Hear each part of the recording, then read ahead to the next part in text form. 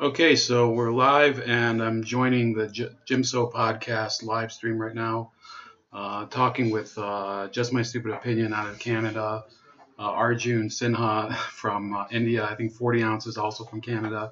So I'm probably the only American on this actual podcast right now. But we're going to be covering the midterms. I don't know if we're going to go the whole night.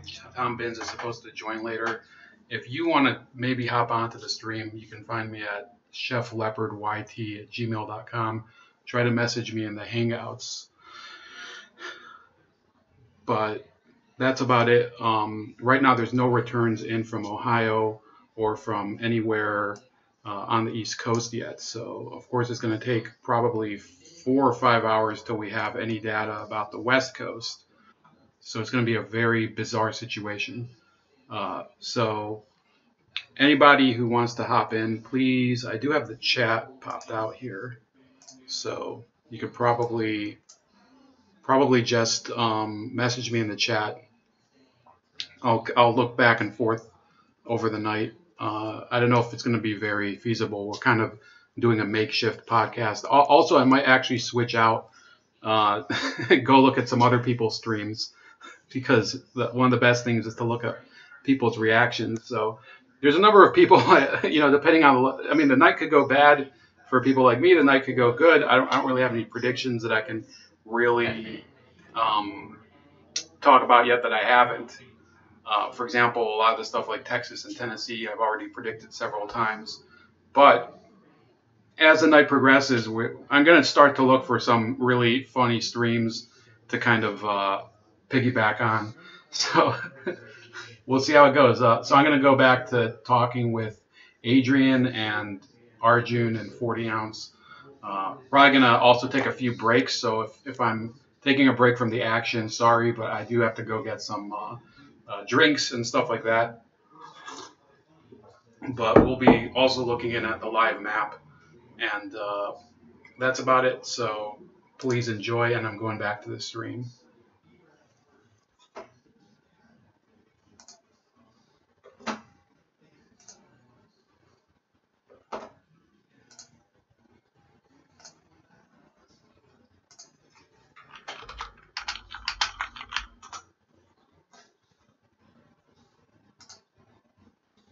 There have been too many people coming forward and saying, I wasn't there, I didn't see it, or I don't believe her. Even people that are supposedly on her side, as you said. Yeah, well, what can you do? I mean, this isn't the first time that we've seen accusations like this that have taken down politicians, and it's just the timing of it a lot of times. I know that from my country, right, there was a politician that ended up getting taken down just before elections happening with this sort of accusations, and it turned out to be that they were, even though it didn't come out and fully say that it was fake, if you looked at the evidence really didn't support the victims that they had been sexually assaulted or raped. So it's not the first time, and it probably won't be the last time that we hear about this sort of thing. But it's just all sorts of things that the Democrats have done in this situation. Like another one that I remember was not too long ago. There was a young girl, I think a teenage girl, who ended up getting murdered by an illegal immigrant. And then I think it was Elizabeth Warren appeared on an interview, and they were asking her about that. And she more or less said that she had more concern for the illegal immigrants. And it's just, if you're going to act this way and you're going to not have a lot of support for the people, not going to support a murder victim or her family, and then you're just going to try and play politics in this, then absolutely this is what you're going to lose the support. I feel like a lot of people, as they're sort of waking up to the problems that we're facing these days, they're starting to see that the Democrats don't actually support them, but they're actually playing to their small interest groups right now. There was something I just saw just today, I think it was, maybe yesterday, last night, where it was from Vox. And they were talking about how the Republicans have steadily moved farther and farther away towards the right. But they pretty much said that the Democrats were staying on the same level. They were saying that the Democrats had pretty much stayed pretty centrist, pretty even throughout the years. But it was the Republicans underneath Bush and then Trump and that were getting more conservative. But we've seen the Democrats openly embrace socialism by now. Like, for Christ's sake, Bernie Sanders would have probably won the Democratic nomination if it hadn't been screwed over by Hillary Clinton. And I know Bold has no love for Bernie Sanders. I think a quote by him was, "If Bernie Sanders was drowning, I would throw him a bottle of water." Oh, I remember that. So thanks for mentioning me. I did want to jump in. I did want to interject on that point, Adrian. But you mentioned Elizabeth Warren, and she's had an awful month.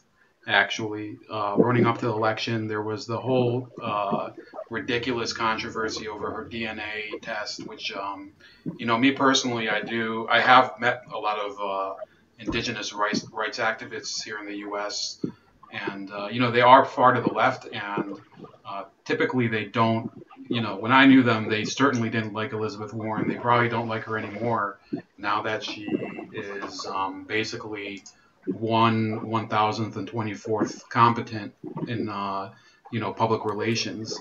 So another thing that happened with Elizabeth Warren that people outside of Massachusetts don't really know is that during a live debate, she was sparring with the Republican candidate Jeff Deal, who, to be honest with you, if you're living in Massachusetts, I wouldn't say vote for him either. There's a third-party candidate named Shiva Ayyadurai from he's actually Indian American, and in any case, so Jeff Deal was in a debate with her, and live he actually said that there's an ethics probe against her because she sent out fundraising mailers using her vote on the Kavanaugh nomination as a leverage in order to gain votes, which is against Senate ethics rules.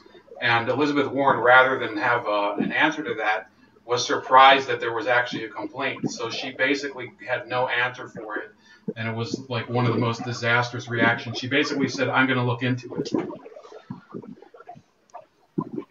Wow, that's the best she can do. That's pretty sad. And yeah, the thing is about these results too, what I found out, probably only a day or two after that she came out to say, "Look, I'm Native American," was the fact that it was a lot of what did she say she was? Cherokee, I think it was. Yes. Yeah. So after she brought out her results, where it said she's at best a 64th% Native American and at worst 1024th Native American, there were Cherokee groups that came out against the Elizabeth Warren and says, "Well, no, if that's your percentage, then you're not Native American." And her supporters were apparently lashed out at these people, were using racial slurs against them. Yet at the same time, there was no criticism of it. Where if this was someone like Trump, and that would be if that was someone like Trump, the media would have jumped all over that. Any sort of political activist groups would have jumped all over that. But instead, there was next to nothing. There was a brief article put into, I don't remember even which source. There was a brief article put in, and then nothing. Crickets. So it just shows this double standard between the Democrats and the Republicans. Even the history of the Democrats is disgusting. If we want to go back there, we can talk about how they were the ones who started the Civil War because one of the main driving forces was slavery. We could talk about how all the Democrats were the original members of the KKK. And they use this example that's like, well, now the Republicans and Democrats have switched. But even if you look back at the policies that were being pushed historically, this doesn't seem to be true, because it always really was that the Democrats were on the left and the Republicans were on the right. The Republicans were more about the party that was about individual liberty and freedoms and these sort of things. And the Democrats were kind of against these ideas. They were like, they can't really say at any point they could consider themselves constitutionalists when there's still a lot of constitutionalists inside of the Democratic government, inside the Republicans right now. I mean, I know a few who right now, Tom, who's going to be joining us in a little bit. He's a constitutionalist. I've said before that if I was in America, I would consider myself a constitutionalist. That would be my policy. Yeah. There is a, I wanted to say this earlier, but I wanted to give Bolt a chance to speak. But you said that recently the Democrats are having problems with socialism. I would contend that they have always had problems with socialism. There were, even in the 60s and 70s, there were socialists that were running for the Senate and for the House. And one of the things that just happened recently is that Black Pigeon Speaks made a video about how when they used to map out the Democrats and Republicans, they used to make the Democrats red and the Republicans blue.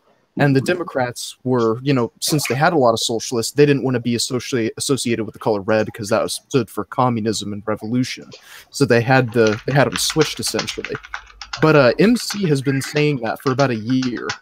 And so I've listened very carefully to MC's ramblings, and he's very correct about that. I mean, for the last 60, 70 years, the Democrats have had huge problems with socialist infiltrators. So this is nothing really new in the grand scheme of things. Okay, yeah, I've been hearing about that a little bit. Sorry, Bold, I just muted you because I was getting some background noise. So just whenever you're ready to talk, just unmute yourself. But yeah, I've been kind of figuring this for a while. I've been listening to a little bit of MC and heard him say that as well. And it definitely, because when we were seeing the Cold War go on, it was the Democrats who had sympathies towards the Soviet Union and other countries at the time, and it wasn't really the Republicans. It's kind of hard to do that when the Republicans have always been on the side of capitalism. Now, the thing is, I've been noticing a lot lately is we've been hearing a lot about this idea that Republicans, conservatives, they're in favor and in the pockets of big business, right? That they're trying to make the rich richer and the poor poorer. But as I've been noticing that a lot of countries that adopt this more progressive policies, mine included, we're starting to see that actually that is a situation where the rich get richer and the poor get poorer. At least here in Canada, there was a report that was released not too long ago saying that the richest have never had it better than they have over the last few years. And I actually am working on one theory that I have on that is because I've also noticed how many big businesses tend to lean left wing. Now, why would they do that if it hurts their own interest? But what I think actually is coming out of that is before, maybe in the past, they were more on the side of capitalism because they would benefit from that. But what ends up happening if you put in a bunch of regulations that if you end up putting in a bunch of regulations that end up creating things like hey, Tom, what's going on? Hey, what's going on, guys? Not too much. Just a midway. Yeah, long time no see. Welcome back to the channel. Good to see you. Absolutely. Good to have you here. So what I was just saying is that I've noticed that that recently we've been seeing that a lot of big businesses tend to lean left. Now, why is that? The theory that I'm working on has to do with the fact that a lot of these policies, these progressive policies that people want to push would actually, such as raising the minimum wage, putting more taxes on businesses. These are things that bigger companies can weather. They can weather the storm. They may not like it, but they can do it. But that tends to destroy small businesses. So what I think is why so many of these companies end up leaning left has to do with the fact that they will actually end up on top of everything. You'll destroy all the smaller competition, leaving only the big monopolies such as Walmart, as for an example, who can dominate the field. So this is why I actually think that a lot of these companies are starting to invest more in Democrats, invest more in left-wing parties in their respective countries, and why they've actually sort of turned against this idea of capitalism and are embracing this idea of socialism right now. But I don't know. Spot on. I think you're spot on. I think it has everything to do with that, where you stifle competition because it's like where people talk about treating social media like public utilities. The problem with that is that you create regulation overburden that only the big companies can actually comply with. And what happens is the small business upstarts, things like that, can't compete anymore. And I think immigration has an issue with it too, with corporations. They actually benefit from floods of immigration, lowers domestic wages, things like that. I think you're spot on with that. That was one thing I was thinking about too, because I've heard this theory that one of the problems with just capitalism is that you want to import small, lower wage, like people who will take lower wages. But you can also do this with an open border policy, which we're seeing right now, especially on the Democratic side. So yeah, no, I had a feeling I was onto something there. So for everybody watching us right now, we have Tom Binns who's just joined us, and this is also Lennon McCarthy. Lennon, welcome to the show. I think this is the first time I've actually talked to you in person. Nice to be on. Thank you. Hey, no problem. So since you two just joined, I was curious on what your predictions were for the election results. Do you think that the Republicans are going to lose the House, win the Senate, or what's going on? Because my prediction was that they're going to win both the House and the Senate. Bold like a leopard and 40 ounce there. They all both think that they'll win the Senate but lose the House. So what are your predictions on it? Go ahead, Tom. Okay, so I think that that's very complex because I think as far as the Senate goes, my prediction has been for about a year now, 53 Republican, 45 Democrat, and then the 2 independents. That's what I think it's going to be. House, my official prediction, I think that anybody claiming one way or the other is taking a serious gamble. I think it's going to be close one way or the other, one side. So I think if the Republicans take and maintain majority, it's going to be by a smaller margin than the Democrats could actually claim victory. So my official numbers were 219 Republican, 216 Democrat. If the Republicans, in fact, if the Democrats take the majority, I have 222 Democrat, 213 Republican. Now, that was the prediction, my final prediction I did, I think, Sunday night. I noticed something very interesting today, which just kind of rolling through just like my personal relationships and as far as like being online is there seems to be a lot of energy that I expected energy, but I feel like it was above and beyond. Like there's a lot of energy amongst, I guess, the right to get out and vote and really like make a staple presence in this midterm that I just didn't see in previous midterms. Even I felt very reminiscent of like the 2016 election. It was very similar to me, that the way that went down. And I think that if I had to guess today, and I don't like to change my prediction too much, but based on that energy, I think it's going to be close. I think the Republicans in my eye today have a better shot at maintaining than they did yesterday, just based on what I've seen. And that could be my own echo chamber bias. You know what I mean? I'll be, I'm strictly in an echo chamber online. So that could just be my own, bias kicking in there. But I do think that energy is made me kind of lean a little more to them actually being able to hold the House. But I think the Senate is 100%. I don't see how they can lose the Senate. At least you admit it, though, because I've heard plenty of left-wing people that say, you got to go out and listen to what the other side is saying too, but you never really hear them really admit that they're in their echo chamber. So at least you admit it. Lennon, what's your thought on the election? Well, I'm with you. I don't have a breakdown of seats, but I'm just saying I think Republicans keep both the House and Senate. And the reason I think that, so like H.A. Goodman's been predicting that forever. So I'm kind of, a little bit riding on his coattails or drinking his Kool-Aid to an extent. But I really think that like the Democratic Party is just completely ridiculously astroturfed by Silicon Valley and the mainstream media. And they're just presenting this whole fake facade of everybody hates Trump. Everybody loves the Democrat. I'm an ex-Democrat. There's tons of people that, some people left and they stayed liberal or whatever, or did something else. But a lot of people gravitated towards Trump. I didn't even vote for him, but like I consider myself a pretty big Trump supporter now. And yeah, I just think the Democratic Party's lying. They're astroturfed. 2 years ago, they said, 90-something% chance Hillary wins. And it's just more of the same bullshit. And then also, another thing is they came up with this talking point about this. I've never heard of this congressional popular vote. What?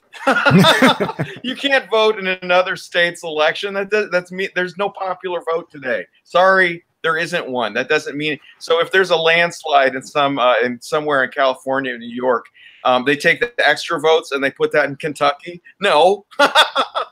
That's the fact that they would bring up a talking point like that out of nowhere at the last minute means they're worried. And Nate Silver is like a strong chance the Democrats win the House, strong chance they don't. And if he's saying that, that means the Democrats are losing. H.A. Goodman, we'll see. If I'm wrong, I'm wrong.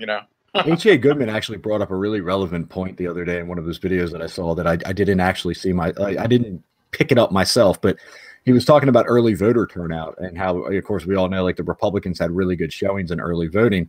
He also brought up the issue that early voting tends to be women more than men. So women tend to show up early voting more than men. So what you're seeing there, basically kind of this theory is what you're seeing that Republican women showed up en masse to vote. And that's telling you that Republican men generally show up on election day. So that was just kind of a little bit of a tell there that I never put together, put those two data points together. Yeah, but I thought I agree.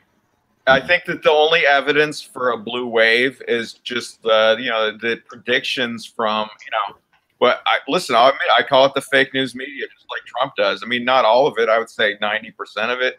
But yeah, the predictions are this AstroTurf stuff with the polls where they oversample Democrats by like 10 points. In what universe does that make sense? It was bullshit 2 years ago, and then since then, millions of people left the party. So yeah, it's ridiculous. Those polls. We've been seeing this walk away movement, and it's really taken steam, especially in a lot of the minority communities. A lot of Black people and Latino people have really been walking away from the Democratic Party. And I think it's because they're starting to see that they don't really represent them. They just want them for their votes, because without the votes of these people, these groups, then they're actually they don't really have much of a platform to stand on. It's already been proven that the Republicans have most of the white vote, and especially if we're talking white men, they have that vote. So now they were relying on the minority vote. So this is actually also the other reason I think we're seeing such open door policy from the Democrats right now. They're doing everything they can to try and manipulate the election results. I mean, one thing that I just came across right before we started going live on the stream was a tweet that was sent out by Project Veritas. And I actually just dropped it in the chat for anybody who wants to check it out. But it says, exposed. Non-citizens voting in Texas, quote, we have tons of them, end quote, says election official on undercover video. So it's just showing again how they've been trying to do this. And I know that Tim Pool also recently put out a video within the last week where he was talking about how Democrats were trying to register non-voters to go vote in this upcoming election. So it's all about changing the rules whenever they lose. Like all the time. They were really pissed off with the Republicans when Obama was in office, and they were trying to they were really pissed off when Obama was in office, and then the Republicans were constantly filibustering them. So they end up deciding, well, we're going to change the rules on that. So it's just what they do constantly. Bold, you pulling something up there? Yeah, this is still early in a lot of the country, but Florida and Ohio are two kind of battleground states. I live in Ohio, actually. So the first result I want to talk about is Donna Shalala in Miami. She's running to take a Republican district. She's a Democrat. So it's a Hillary Clinton leaning district down there. They voted, I think, by 15% for Hillary Clinton, but a Republican was holding the district. So now with, I guess, only the early voting, but 0% of the same-day precincts, she holds 11,000 vote lead. Let me get back up to here if you can see. Can you guys see the screen, by the way? Yeah. So then we got Bill Nelson. That's a very tight race. He's the incumbent senator from Florida. He has a 200,000 vote lead with 17% of the precincts reporting. So that's a 3% lead. So that's supposed to be one of the more tight races going forward. In the governor's race, which has been followed pretty closely, and I know Tom's probably seen a lot of this, Andrew Gillum is leading Ron DeSantis. Gillum has been the subject of a lot of heat for corruption scandals and also a lot of racism controversies. DeSantis has been accused of racism. So we are seeing a lot of votes trickling in from, you see here, Palm Beach. That would be Palm Beach County, Broward County down there. That's where Debbie Wasserman Schultz is. And she's actually not doing very well. I might check back later about that if you guys want. And then there's Miami-Dade area. But if you look at all these areas, these are rural areas. And up here, the Florida Panhandle, those areas are strong red counties. It's basically Alabama, but with more orange juice. So I was just going to mention that. I was going to say that the Panhandle hasn't reported at all, and that's really the Republican stronghold for the state of Florida. So that's interesting that race is that close with Miami-Dade and all that reporting, and then you still have the entire Panhandle to come in. I mean, it's only a 200,000 vote difference on the governor. So that's going to be interesting. Yeah, I think Florida is going to be. I think a lot of people are looking at Florida and Georgia for this race. I'm in Ohio. It's been really sleepy, this race. A lot of people don't really care about voting. They're more interested in scratch tickets and in going to the methadone clinic and other great traditions here. So Sherrod Brown, our incumbent senator, who I don't really like, but I guess if you're a union member, he is a big union rights guy, labor rights guy. So he has a 150,000 vote lead, but that's so far all I see is early voting, even though they're showing the counties. So that's a little strange. And then the governor's district, the governor's race. This is one where I really wanted to vote for the Libertarian, but the Democrat running, Richard Cordray, is basically he's basically like Elizabeth Warren's Lufa. So he's like leading by over 100,000 votes in the early, or no, 89,000 votes in the early voting. So those are those two states. So I'm going to keep looking through the results as the night goes on, and I guess you guys probably are too. So yeah. I'll kick it back to Adrian or whoever. Well, the latest I've seen as I'm looking into this is that, well, actually, that's just changed. I'm just looking at the results right now, and it says the Senate hasn't really changed too much from what we were saying before. It's still 42 for Republicans, 24 Democrats, and 1 for other parties. And then when it comes to the House, it was just a minute ago, it was 10 Republicans, 7 Democrats, but it's now been up to 10 Republicans to 9 Democrats. So it looks like this House is going to be a very close run, actually, as I'm watching this pay off. But hey, Tom, if it keeps going up this way, your prediction's pretty damn close, because you were saying that it was going to at least have 1 independent inside of the Senate, right? Yes, yeah. Well, Bernie Sanders is an independent, and there's also God, I can't think of his name, Kang or Krang or Angus King. Yeah. That effect. Those aliens. Yeah, right.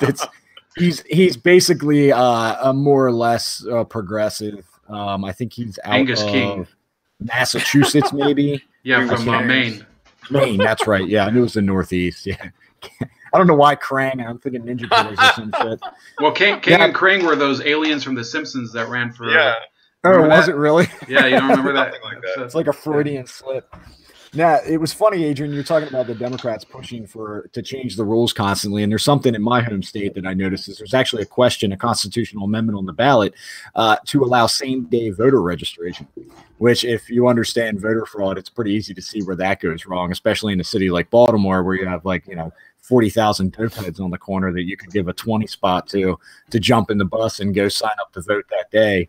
You know what I mean? That is a real critical issue, as I see there with that. And I think there's about 7 to 10. I forget. It was more than I thought when I looked this up. There's a significant portion of the country that actually allows same-day voter registration. Oddly enough, of course, they're all left areas. There's no surprise there, but I find that to be kind of one of the new tactics, because they didn't do so well in Maryland. I mean, they've always done well as far as presidentials, but the governorship has been a rhino Republican. I don't know that I'd even really give him the term as being a Republican, but it's definitely, I see that same angle that you're seeing, is them constantly moving the goalposts on how they can try to defraud and get new votes. And I think a lot of it, if you actually did a video a long time ago on this, it stems from the Democratic Party's dead without immigration. They won't survive 2 generations. It will not happen, because the largest birth rate in this country outside of foreign-born immigrants is white evangelicals who vote astronomically Republican. So just based on birth, it's something like, I think like the Mormons alone double their population every 10 years or something to that effect, or increase by 40. It's a pretty astronomical number. And without that immigration vote, they simply will cease to exist within a couple generations. So honestly, the foundation of their party rests upon having that mass immigration. It doesn't exist without it. Well, one thing I wanted to know too about you guys was, do you allow for just a voter registration card in order to go and vote, or do you require a piece of ID every time you walk into the voting booth? State by state. Yeah, it is. Okay. Because what's one law that they're changing up here right now is that you don't necessarily need a piece of ID. You can go back to voter registration cards and vouching as well, where just somebody who who's already registered, who has an ID, can go in and say, yeah, this is Joe Blow over here. Yeah, What's that? Ironically, IDs are racist. Yeah, they keep saying that this is racist against Mexicans, and they always try to say that America is inhospitable to no, it's the Hispanic culture. But then War days. No, they like to say that it's in order to black people and Mexicans, but I don't live in a shack, and it's like Civil War. They're like 140 years old, and they don't have IDs. Yeah, they think that like Mexico is some hut by the turnpike or something, and I know that's what's always funny to me. The people that claim we're racist all the time, like quite literally believe that black people don't have IDs. Listen, if it was the 1800s, I would totally get that argument. But I think they have IDs now. Yeah, but in Mexico they require voter ID, and I mean we have. I know. I mean, you guys are two of you guys are from Canada. Arjun, you live in India. Do they require voter ID at the polls? He's nodding. So. Yeah, I never heard this issue except in the USA. It's ridiculous. It's racist. Only white people have IDs. They won't even issue them to anyone else. You actually have to get a DNA test to make sure you're white, and it's like a total ethno state. It's like the people realize Trump is literally Hitler. You have to have like an ID to go to the doctor's office. Your doctor needs your ID. Or you need it for cough medicine now. You didn't used to, but you do now. Yeah. But apparently, like some of the over-the-counter, like for Sudafed, for example, you need an ID for that. They don't fuck around. There was a video a long time ago, some kind of street YouTube guy did, where he went to like all these like universities, and it's all these uppity white liberals, and he's asking about voter ID laws, and they're like, no, it's racist because minorities can't get IDs. And then he goes to like Harlem and like asks random black people, do you have an ID? And they're all like, look at him like he's retarded. Like, yeah, of course we have an ID. Like the DMV is right up the street, It's that typical like white liberal echo chamber of. I mean, you need it to buy like cigarettes, not to mention alcohol and cold medicine. It's absurd. I mean, and to do much of anything, to get a job. I mean, you could have like a theoretical like person without an ID, and they have a right to vote and shit. And I kind of get that, but the fact is that people have IDs. I know exactly the video you're talking about there, Tom, because that was the one I saw, and that was where I never really had much of an opinion either way about it. But as soon as you saw that, it's sort of like, well, shit, dude. It doesn't matter whether it's edited or not. I'm sure there might be a few people there that don't have an ID, but you can find that in any sort of demographic. There'll be a few people that don't have a regular ID. But just like this ID, it sort of goes to play on the whole bigotry of low expectations that a lot of the left have. Is all these minority groups need our help. They can't do well without us because of our system we put in place. Bullshit. I mean, not especially a system like in the country that you guys have, because it's pretty much based on merit. That is the whole idea, and it's based on giving people as much freedom as possible. So they don't need the help that everybody tries to claim that they do. There's a lot of other reasons that go into play for different factors, such as why, like, whatever it happens to be. A lot of them have to say, like, well, black people might make less money. Well, so you can look into some data about that. I know one thing is that generally, I think it's more for black women, tend to have tend to spend their money more than a lot of other demographics, a lot of different groups. So that plays a factor into it. But to the people like that, when they've been fed this brainwashing ideology from their professors in gender studies, like they just can't think for themselves. And actually, speaking of that, gentlemen, I was saying to the panel before you all jumped on, is that before we started up live, I was decided to sort of take a look at the Young Turks and see what they were saying on everything. And yeah, you're gonna go there. The opposite. I'm a sucker for punishment. What can I say? But anyway, while that was going on, one of their guys on the panel more or less admitted that progressives are NPCs, because what he ended up saying is he said something along the lines of, well, one thing I hate is when like one progressive guy says to another, it's like says something and then looks at him for approval. It's just like, dude, be yourself. It's like, and I literally comment in the chat, I'm like, did you just admit that progressives are NPCs? Because this is exactly what the meme is about. It's just they can't think for themselves and they're just looking for approval. So I thought that was too perfect. I'm thinking that after everything's done, I might just have to go back and watch them, especially if we hear that it was the blue wave. Oh, dude, if it turns out that the Republicans hold the Senate and the House, I am 100% going back and watching the Young Turks podcast just to see the meltdowns. There's no doubt about it. I might just take clips from their best moments when that happens and just edit them and post them up on my YouTube account, because I know that's going to be, everyone's going to love. Exactly, get some popcorn and just enjoy the show. I mean, their meltdown from the 2016 election was just too good. It was golden. And their thumbs up to thumbs down ratio was, they did have more thumbs up, but it was like 4,000 thumbs up, like 2,000 thumbs down on their stream. And like half the people in their chat are commenting like, make America great again. And I don't think it was trolling. I'm pretty sure it was people on there that were just actually trying to give the Young Turks a hard time. So that was too perfect.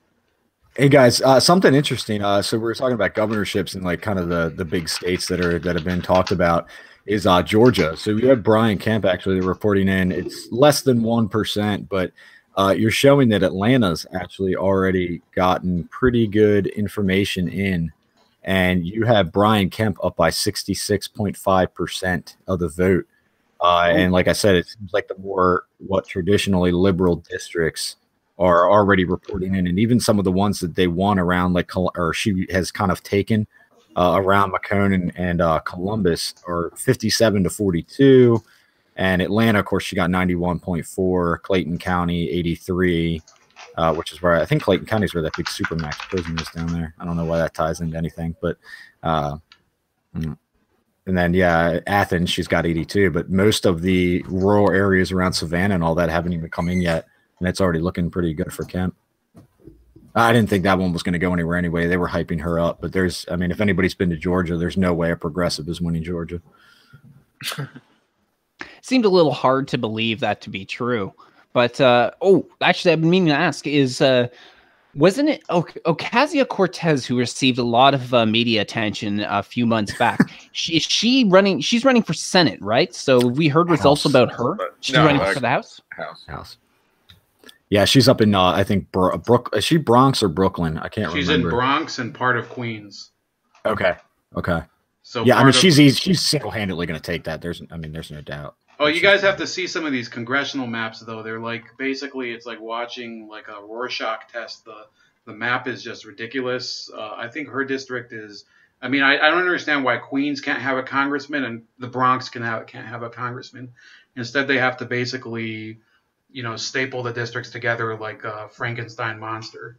If you want to see the most gerrymandered state on the planet, go take a look at Maryland. The way that they draw these districts up to break up the red is it's like slivers that just run up.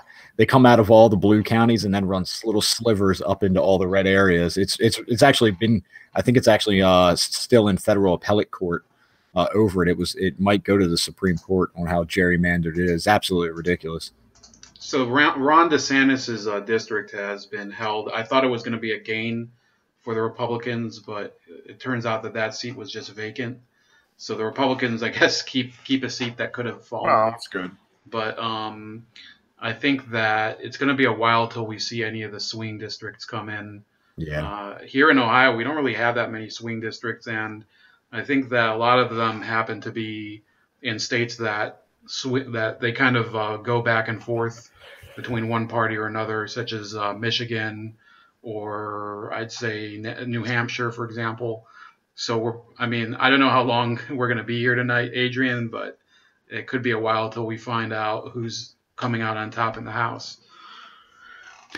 Yeah, we'll probably just go until people are starting to get a little tired of everything, just because I wasn't sure exactly either how long we'd be going on. So we'll probably just wait till people are starting to drop out, and then we'll end it at some point. I didn't figure we would get in all the results. We'll probably just get in a good understanding of where the results are going, just because, they could be, because especially on the West Coast, it could not be for another few hours before we hear the results. So I don't know if everyone wants to be here till midnight or later.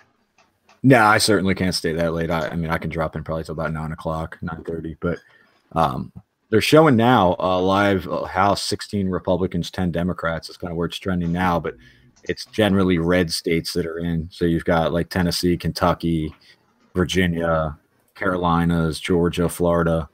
You really haven't seen PA. Well, New Virginia's York. not really red though. No, It's but kind of swing to bluish. yeah. In the House, though, if you look at their House districts, they tend to go kind of red. But yeah, I see your point definitely because Well, it does swing swing state. blue. Yeah, But it went blue last time. I mean, so we'll see. yeah, I mean, it went blue in the presidential election. yeah. Because Virginia's again one of those states. It's one of these East Coast states where you have very rural areas. And Well, then yeah, I used to live there, and it's the northern area and the rest of the state totally different. I lived in Northern Virginia, and that's suburban DC. Yeah, Arlington and everything else, Fairfax. But that's how Maryland is, where you have all around Baltimore, D.C. But as soon as you hit the entire eastern shore, the entire northern sector, all of western Maryland, it's entirely red. If you look at the presidential election by county, there's like 5 counties in Baltimore City that actually voted for Hillary Clinton. The whole rest of the state is red, but it's just the way that the popular vote breaks up. It's kind of democracy. It's lovely. So I have bad news here. I'm going to show this map from, this page from. Do we have to cry if there's a blue wave? Oh, you're going to cry. You're going to cry, Lennon. This is bad news for you. So Debbie Wasserman Schultz looks like she's winning. Oh well, she rigs everything anyway. I know, and Tim Canova. I'm sure it's rigged. I mean, big surprise. I told people, and I know not a lot of people. Queen of rigging elections. Not a lot of people like of course watch right now. I'm actually having a problem because I got a strike. I can't live stream anymore, so all I have is uploads. But I told people a couple of days ago, if you're in Broward County, vote for Tim Canova, even though he's a progressive, because basically somebody like Rita Repulsa from the Power Rangers would be better than Debbie Wasserman Schultz. But it looks like she's probably going to end up pulling it out. And, I guess that kind of means I wish her dad pulled out 60 or 70 years ago. It's like, come on. What'd you get a strike for, Bold? Copyright. No. Yeah. Gotcha.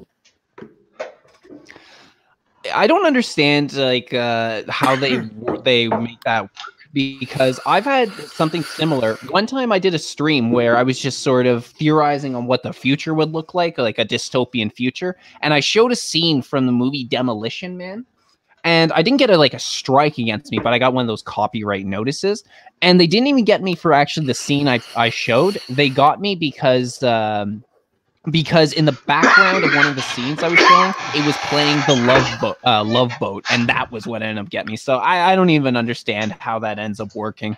I get that. When I did, anytime I live stream events down in DC and there's music on a loudspeaker, I get a copyright infringement notice because of the music in the background.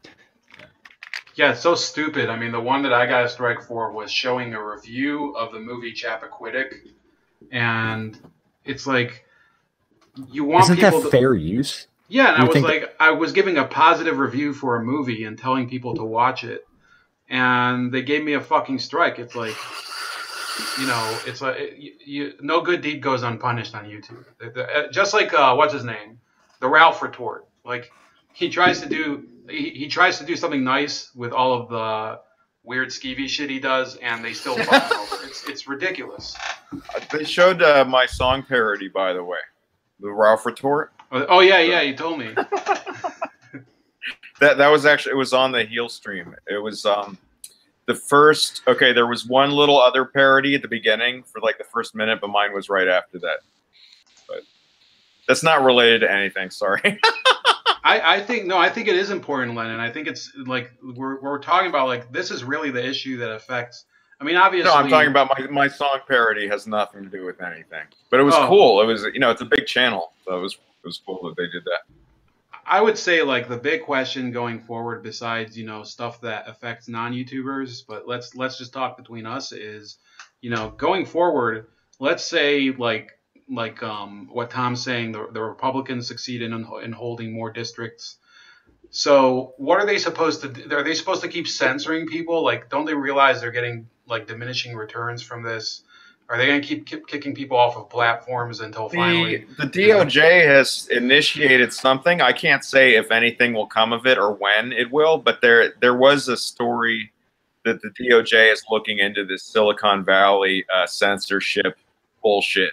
Because if a few Facebook ads from Russians were allegedly election interference, then what about all? Just about all Silicon Valley and mainstream media colluding with the Democrats to censor their opposition and push their own bullshit. I mean, that's definitely interference right there. And, you see how Twitter's been acting lately. It's ridiculous. They're banning people for stuff that's not even offensive now. Oh, they're going to double down. I mean, that's what they do. They're on a suicide mission. And it's all corporation shit. It's like they think that they're going to appease like the general centrist population by censoring anything edgy, and it's like that's the whole reason people go to social media. That's why Gab is growing in popularity, because it's edgy, because it's like you see shit that you're like, holy shit, I can't believe somebody posted it. That's what makes it fun. That's what Facebook used to be fun, because people posted like edgy memes, and then all of a sudden it's like we got to be like family friendly. It's like nobody goes to Chuck E. Cheese on a Friday night to have a good time, right? Like you want to go like somewhere you go see some degenerate shit. Like that's what you want to do, right? But they'll double down. They'll kill themselves. It's a normal cycle. Yeah, I mean, I guess they're going to keep on doing it until I guess the government steps in and tells them they can't. I mean, it's ridiculous, and I'm so sick of the private companies argument, because like I made a meme about this, which was a little wordy for a meme. But it was basically, I'm saying, yeah, all these are private companies. So if you don't like it, just take a few $1 trillion and build your own Silicon Valley. Because the thing that people aren't talking about is they're all working together as a trust. Even if whether or not you can argue if Facebook is a monopoly, if Twitter is a monopoly, if Google is. But they all are working together with the Democrats. I mean, what the fuck? That's obviously not okay. It's not only that. It's not just about having your own. So as we see with Gab as an instance, it's you need a domain register, you need a payment processor, you need hosting services. Like you can't just like go write some C++ code or whatever the hell's the new shit these days and decide to make a social media site. It just doesn't operate. Well, and like an infrastructure. Gab, for example, Gab, for example, has been under attack, and it hasn't been a major threat to Twitter. It's relatively popular, but compared to Twitter, not so much. No. So the fact that they go after it is kind of ridiculous. Well, let me ask you this. To what degree do you believe the Constitution should be applied to private businesses? Because that is something that I've heard knocked around.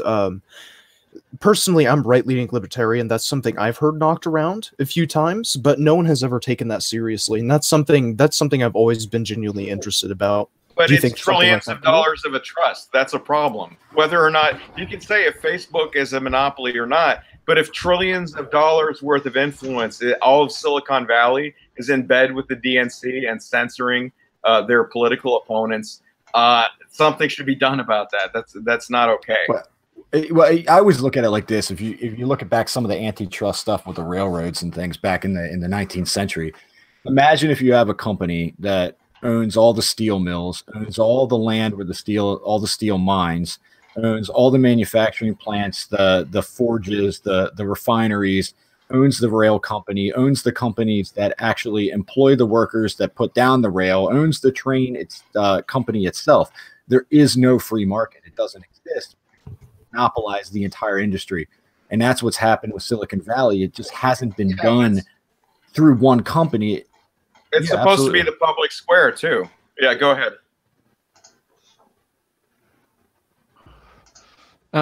No, it's kind of a tough situation, I suppose, because especially if you're kind of on the side where you want less regulation, but it is something definitely, I think Tom makes a good point on that if you really do have a full monopoly control over that industry, and there's nothing really more you can do. And that was actually going to be my point when we were talking about the Gab situation, is that they say, if you don't like Twitter, go make your own social media platform. It's like, okay, well, they did. And then now it's like, well, now you're supposed to make your own social media platform, and you're also supposed to make your own internet service provider in order to support that platform. It's at some point, something's got to give. So I understand, but I think at some point there have to be some regulations put in place in order to avoid this sort of situation that we're seeing. At least on the infrastructure. The infrastructure that the web is built on needs to be not necessarily social media has to be controlled, but there needs to be like a public or some way that you have access to the internet through the infrastructure to be able to at least operate in a free market. But I did hear an argument. I forget the name of the guy that was running for the politician, but he was actually talking about like the U.S. Postal Service. I think it was Sticks, Hex, and Hammer did an interview with him where he was talking about using the U.S. Postal Service being the facilitator of public and I'll try to speed this up, sorry, but essentially be the Postal Service being the facilitator of political speech. That was its initial design, that the Postal Service or something to that effect, maintaining the infrastructure in which you can build upon. I don't know how I agree with that, being more of a libertarian myself too, but I think it's a complex issue that we need to have discussions about, and no one's really discussing it, like 40 said. Well, at least on the bright side, Gab is back now. I didn't even realize it until Bold put out a video on it, and that's when I realized it was finally back, because they were saying it was going to take a lot longer than that. I thought it was going to be a few weeks, but I think at most. Arjun keeps trying to jump in. We keep cutting him off. Oh, I'm sorry, Arjun. Go ahead, bud. Go ahead, man. I'm sorry about that. Oh, you're muted. Hold on.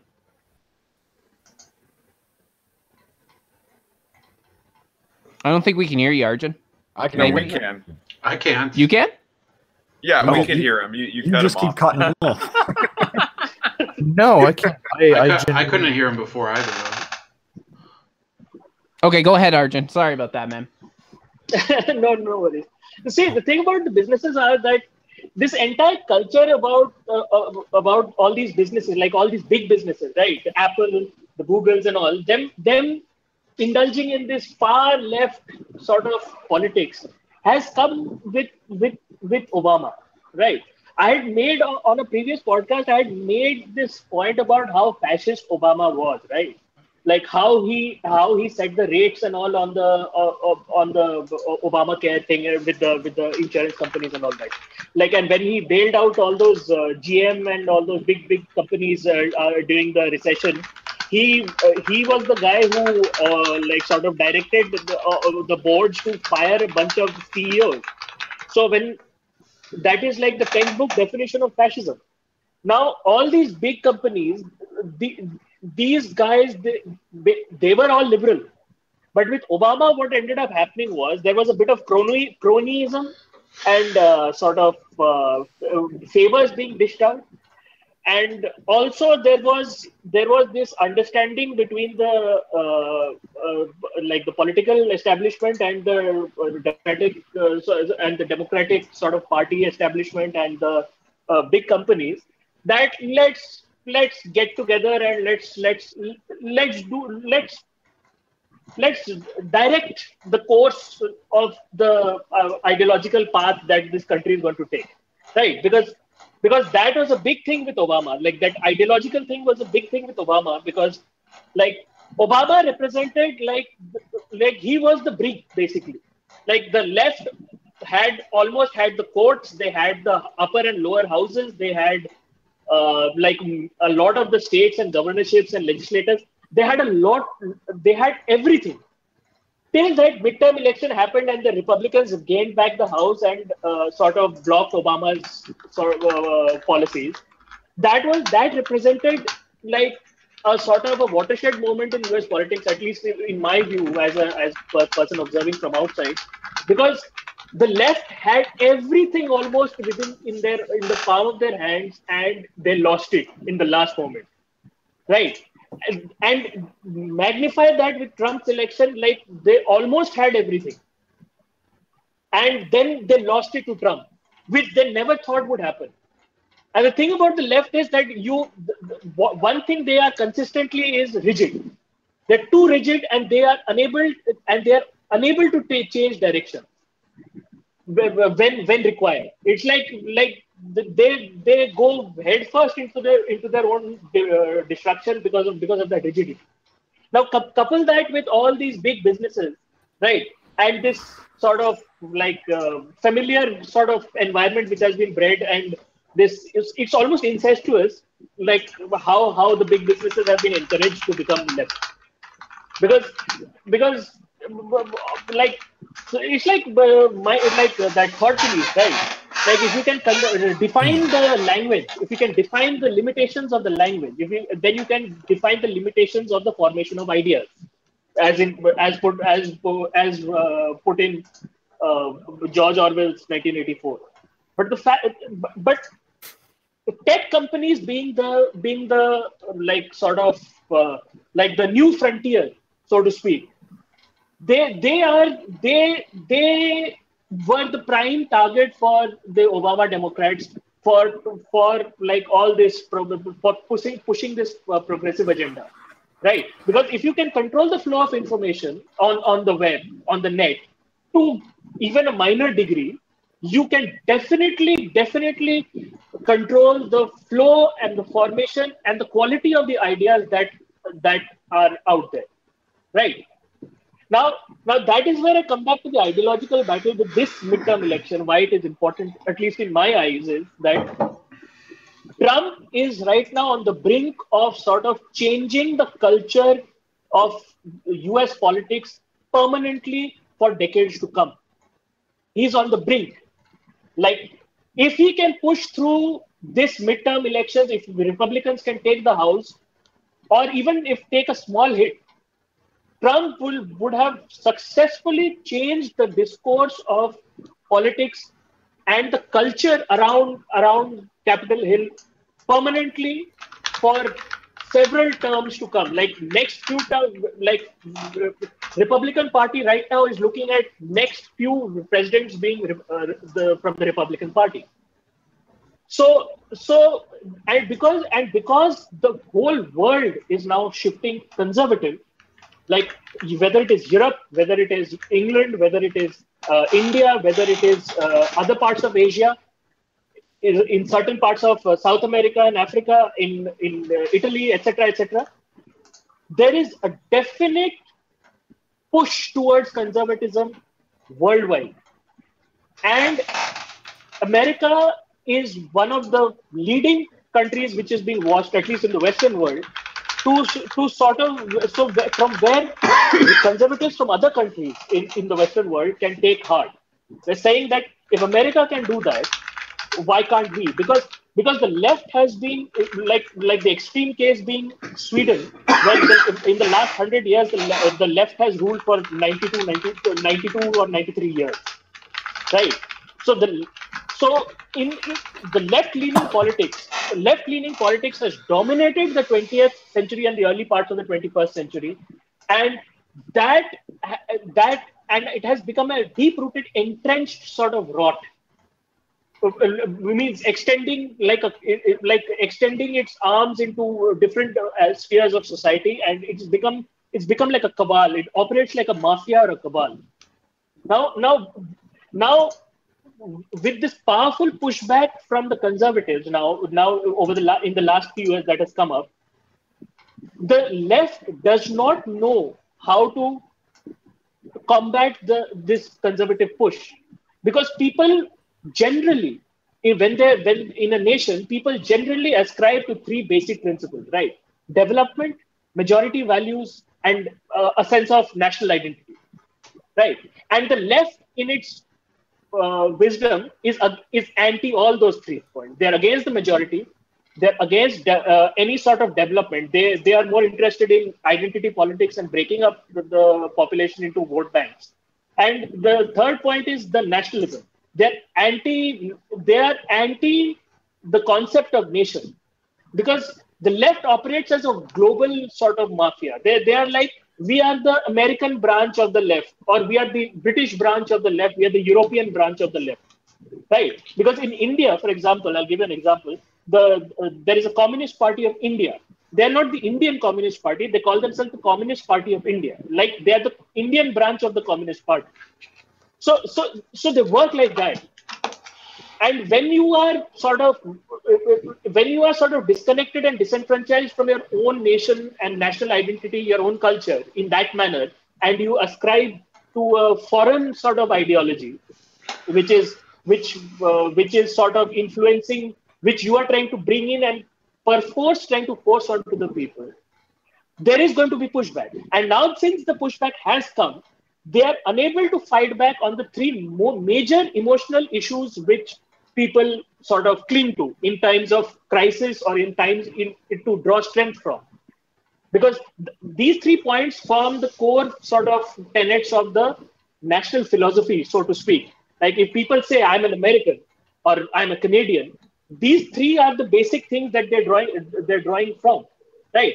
And not so. So when the left is trying to replace things like religion with state, they're trying to sort of like distract the population through like popular culture and things like that, like absolutely unconnected, unanchored sort of this set of moral codes, which does not have anything to do with the local culture or population. They are now finding themselves in this sort of situation, that is in this election, where that this has become like a sort of a do or die test for them, that if they do take the house, they will take, it's like it will be a breath of fresh air for them, because they are now looking at utter annihilation for decades to come. They will become like they will become like the Tea Party, or they will become like one of those fringe elements. They will become like the Green Party.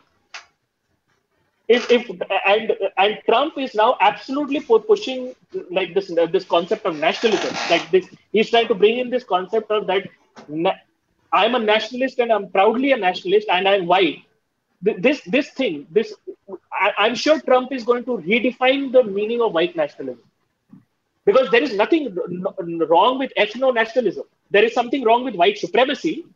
If you say that whites are better than other races, that is wrong. But there is nothing wrong with saying that I'm a white and I'm a white nationalist.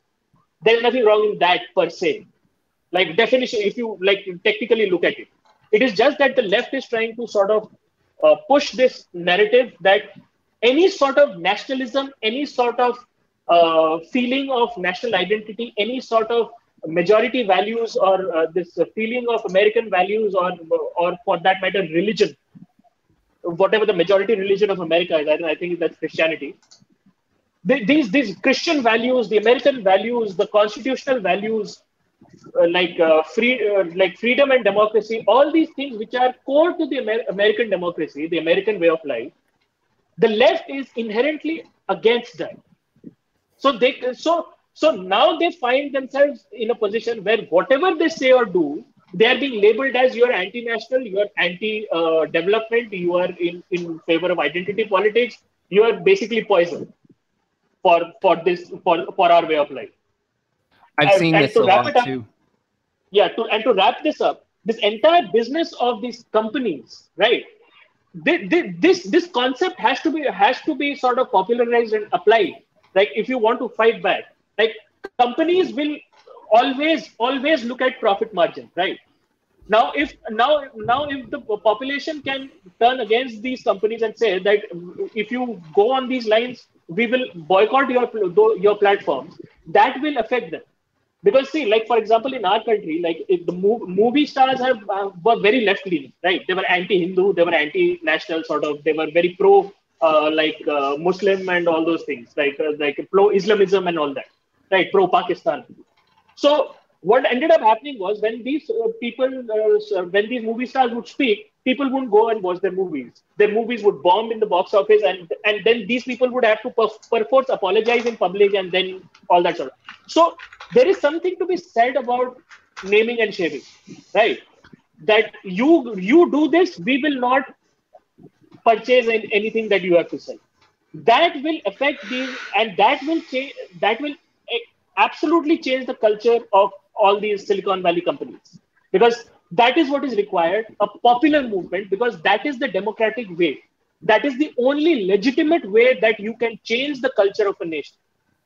And that's what we're seeing right now, actually, because I know that we're starting to see is like the NFL was starting to do their whole "we're going to kneel during the national anthem." Suddenly, they started bombing, and their ratings did terribly, to the point where I might be wrong on this, but I think I heard an NFL team is getting got axed this year. I think I might have heard something about that.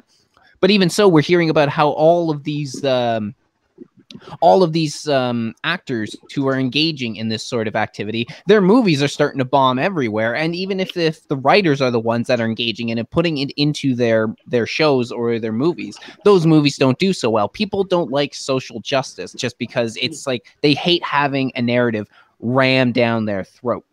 And I want to take this opportunity to welcome Mad Dodge to the stream. I think we lost Tom. I'm going to message him and see if he's done for the night or whether he had to go do something. But anyway, Mad Dodge, welcome to the U.S. midterm stream. Yeah, how's it going? Yeah, that's exactly what we were talking about on the Red Eye. So, yeah, same topic. I'm still watching the results come in, and not much yet. Well, I've asked everyone else this, so I'm going to ask you as well. What is your prediction coming up for the end of the election? Because I ended up saying I think that the Republicans will keep the House and the Senate. 40 and Tom ended up saying that they felt that it was going to be the Senate was won, but the House would be lost. And I think Bold also said that as well. So what's your prediction? I'm thinking the Republicans will hold both, but barely. I'm really watching the governor's race in Oregon. I really want Brown out.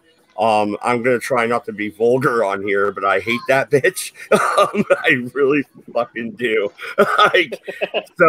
No, the first time in 8 to 10 years I voted Republican. I voted for the Republican governor, the guy running for governor. And if they push me to vote Republican, there's a problem here. So I'm waiting for the results to come in from Oregon. My wife and I both voted 4 or 5 days ago. We have mail-in ballots, so. Okay, fair enough. I've been hearing a lot too, actually. A lot of Americans, as they've been talking about this, they were talking about how it was electronic ballot machines that were ended up doing this for them, or actually electronic ballots themselves. And I'd never like hearing about this because those things are very easy to hack and have problems with them. Because there was forget the name of the channel, but there was a YouTube channel that was saying that there was a convention where a bunch of hackers got together. And in there they had electronic voting machines, and they ended up using like a 2002 Macintosh. They managed to hack these machines, so it just shows how it's so easy to do, and you really can't. It's so easy to do, and it's just right for voter manipulation. But for some reason, we're actually starting to see that these machines are becoming more and more popular. In my provincial election back in June, we were hearing so much about how Russia hacked the U.S. election. We need to take more precautions. But then they decided to use these electronic ballot machines, which just seems like it's an oxymoron. If you're so worried about manipulation, then why would you go for a system that is so much easier to use? So I thought that was ridiculous when I saw it. Bold, do you want to give us a brief? Oh, sorry. Go ahead, 40, and then we'll go to Bold for the updates. Of course. Yes, I'll just make this as quick as humanly possible. So if you go to WSBTV.com, that is the local website for the Atlanta News. And what's funny is that on November 5th, the Democratic Party of Georgia allegedly, keep that in mind, allegedly hacked the voter registry. And the governor called it a desperate ploy. So it's not as though I posted this earlier in the side chat for our the Google Hangout, not the YouTube chat, but I posted this earlier when we were talking about some of the dirty tactics, and I was going to mention that LA at one point had a 130-something% voter turnout rate, which is technically impossible. But yes, just in the last couple days, it has been to the Democratic Party's detriment that they've actually tried some of these underhanded tactics, not necessarily just resurrecting the dead in and of itself, but also trying to hack some of these voting machines that everyone is so wary about.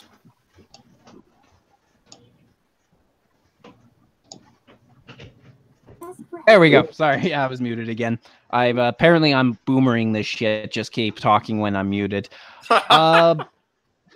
Bold, do you want to give us an update on how things are going? Yeah, if you can see my screen here, this is a key district that Trump and Rand Paul both campaigned in order to keep right now it looks like it's going to go down to the wire. It's in Kentucky. The Lexington area, if you know Lexington, it's where the University of Kentucky is, so it's one of the more liberal parts of Kentucky. You can see the counties over here. So Fayette County is the largest county. It's got about 8% of the vote left to count. That's the Democratic-leaning district. But the rest of the county will probably, I mean, it's more rural, so it could be that the Republicans hold this seat. You have 2 seats that have already been picked up by the Democrats, one in Virginia, the 10th, with Barbara Comstock. That was very closely watched and was expected for the Democrats to take. Then there's another one, I mentioned it earlier. They're calling it, and I don't know if it's gonna really go down the wire, because that's the one in Miami. Donna Shalala, the former CEO of the Clinton Foundation, is likely to win against Maria Elvira Salazar. Salazar actually has a controversy in the Cuban community because she apparently gave kind of a sympathetic interview a few years ago to Fidel Castro, and that doesn't go down very well even among any Cuban Americans. So she kind of tried to rebrand herself as a classic anti-communist in Miami, but a lot of the Cuban people that I follow that have a lot of social media don't really believe her. So I don't know why they would think that Donna Shalala, who led the University of Miami during some of its worst scandals, and is basically, that's just her at the University of Miami, but that she also has issues, of course, being the Health and Human Services Secretary under President Clinton. Although, that wasn't the most scandal-ridden department of his administration. There are no white stains on blue fabric over there that I know of. But another result, we're watching Ohio. They're calling with almost none of the precincts in, but Sherrod Brown, my senator, is likely to hold the seat. He has a commanding lead over Jim Renacci, who I think really screwed up his campaign by publishing unverified sexual harassment claims against Sherrod Brown. I actually spoke out, said that this was not going to work and it was a stupid idea. And then there was the Ohio governor race is narrowing right now with Mike DeWine and Richard Cordray. Look at Florida. I don't know if you're looking at that one too, Tom, very closely, but I'm looking at Texas, and I'm watching Texas, which is interesting. If I'll let you finish with Florida, and I'll go into Texas. So in Florida, both the governor and the Senate race, Ron DeSantis has pulled ahead in Florida. It looks like that's going to be a tough one because a lot of the GOP counties, which are more sparsely populated, they're not all counted, but the ones that have been fully declared are from those counties. So it's going to be kind of the GOP is going to be trying to wait for all those rural counties to come in. Meanwhile, the urban counties where the Democrats are here, this is where Jacksonville is. That's going to be actually it's much more narrow than people would think, though. So Tallahassee, of course, is voting for Gillum, and then in the Senate race, Rick Scott has a little more of a comfortable edge over Bill Nelson, the incumbent. So that could be a very sore black eye for Bill Nelson. And by the way, black eye is a common idiom in English, not like monkey it up. So please don't accuse me of racism, Andrew. So I'll turn it over to you, Tom. Yeah, if you look at Texas, they're actually coming in reporting with 1%, showing that Beto O'Rourke is at 51.1%. 1%. What I find interesting though, if you look at, can you guys see my screen? Yes. Yeah. Okay. So if you actually look over to the 2016, this is going to be a small image, but 2016 presidential election by district, all the counties that actually went Trump aren't even in yet. So this actually looks pretty good for Ted Cruz, in my opinion. Then you have the districts that have actually gone in already for O'Rourke. A lot of those are already coming in. And then you have that whole middle and northern section of Texas, which hasn't even reported in yet. And it's that close at this point. I mean, it's 100,000. I think that looks good for Cruz, actually. Yeah, I mean, Texas for me, at least for the last, oh gosh, I can't remember when that statement was made. I think 5 or so years ago, but there was a bit of a leak from the DNC saying that they were going to put forward an effort to actually turn Texas blue for the next couple elections. Not a lot of people remember that statement, surprisingly. But I had just remembered that statement when Adrian brought up the link from Project Veritas saying that they were going to increase the illegal immigration flow into Texas. And so, to be honest, I wouldn't be surprised if Ted Cruz wins by a narrow margin. I mean, I don't think that he's not going to win. That's relatively impossible. It's Texas. But that is something that has kind of lingered in the back of my mind for a few years, but it rarely comes to fruition. I think Texas is a lot closer to flipping blue than a lot of people think. I think that it's hanging on by a thread, realistically. Tom, you're looking at that map still, right? Is that the Libertarian candidate in third place? What was his percentage? I'm just curious. Yeah, 15,000 votes. Hey, that's better than nothing. It's Texas. I think of where I can get them 40. I know. Talked to you because we actually had quite a significant amount of Libertarians run in Maryland this year, and I usually toss it their way, but I didn't this year. I down ticketed R because I had to try to win it. I admitted earlier, I straight fucking voted Republican for governor. I can't stand Kate Brown so bad she made me grab my nose and freaking circle the dot. That was the Republican. Yeah, I had to do the same thing. There was a pretty decent Libertarian candidate for governor, but because of Richard Cordray, who is basically, I know people that hate him to the bone because of his association with Elizabeth Warren and his tenure at the CFPB. So I ended up voting for Mike DeWine, who I think is not going to be a good governor at all. And the only two Libertarians I voted for were in the auditor and state secretary of state race, which, most people don't really care about. Yeah, well, I voted Republican for governor, and then I went Libertarian down, and then I really cared about a couple of the propositions that were on the ballot. They wanted to tax groceries, which I thought was ridiculous, obviously. So I voted no on that. And they want to defund abortion, which I voted yes on. So I'm really waiting for the Oregon results to come in for the propositions and the governor's race. So we'll see. You want to defund abortion? Are you sure you're not a Republican? I hate public funds going for murder of babies. Sorry. I think that's rat. Yep, I said it. Mad Dog Republican confirmed. All right, let's move on.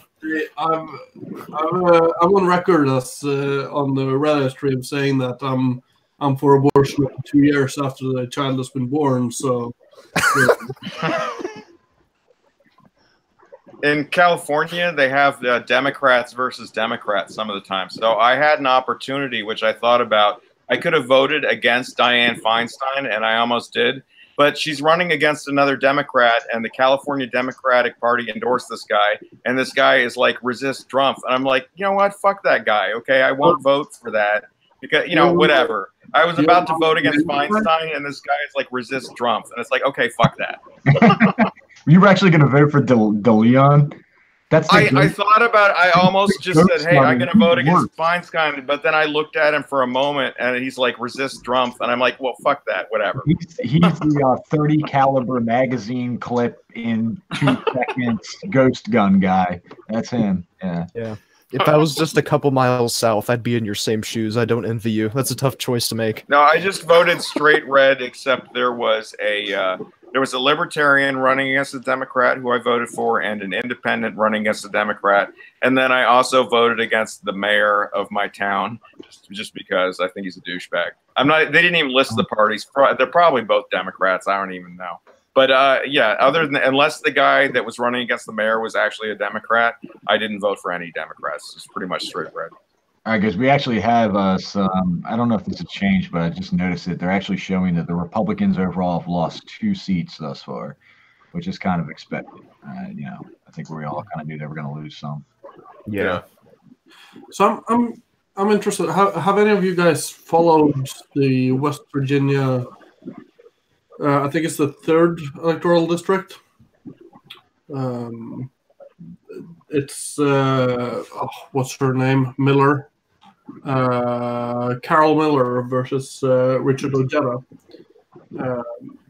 And Richard Ojeda is a Democrat that openly endorsed Trump, and he is running on a very anti lobbyist platform. I haven't followed that one at all. I've been following the Senate out there, but not any House districts. Which I wouldn't be surprised if Manchin wins. I mean, people have this idea, like West Virginia is very unemployed, so it tends to go Democrat a little bit. So I wouldn't be surprised if Manchin holds on to that one. I think Manchin probably saved any chance that he had when he voted against his party with the Kavanaugh hearing. Yeah, for sure. Yeah, I think I see here that seat that he's talking about is narrowly the Republican is ahead. Miller is ahead right now, and they don't have many of the precincts in. So yeah, Ojeda probably has a good chance of winning that race. Yeah, I'm rooting for the guy. I've seen some of his ads and I've followed him a little bit in the last couple of days, and I haven't been this hyped for a politician in a very long time. It's too bad he's not over in your country. Yeah. So, yeah, we're actually in quite a different or in quite a situation than ourselves right now. So, where are you located? What now? So I'm located in Norway. Norway. Oh, okay, gotcha. Yeah, we just had the Christian Center Party decided to side with the right, with the government that is currently in power instead of siding with the left. So, I have an interesting race to report on. With it's a lot of early voting, it looks like, but Marsha Blackburn. So it's only 3.4%, but this is maybe an indicator. She has a 61 to 37 split right now. So it looks like Taylor Swift, her influence on the race. I mean, she had that song. It's my favorite song of hers. All You Had to Do Was Stay. I think they're gonna have to make a remix called All You Had to Do Was Shut the Fuck Up. So I really thought Taylor was going to make the difference on that race. I really felt that her intellectual input into politics was just going to swing everybody. That's surprising. The thing is that I think people in Tennessee are, people shit on them, but it's actually a lot of people in that state are very well. They follow their politics much more closely than here. I mean, Ohio, nobody ever talks about.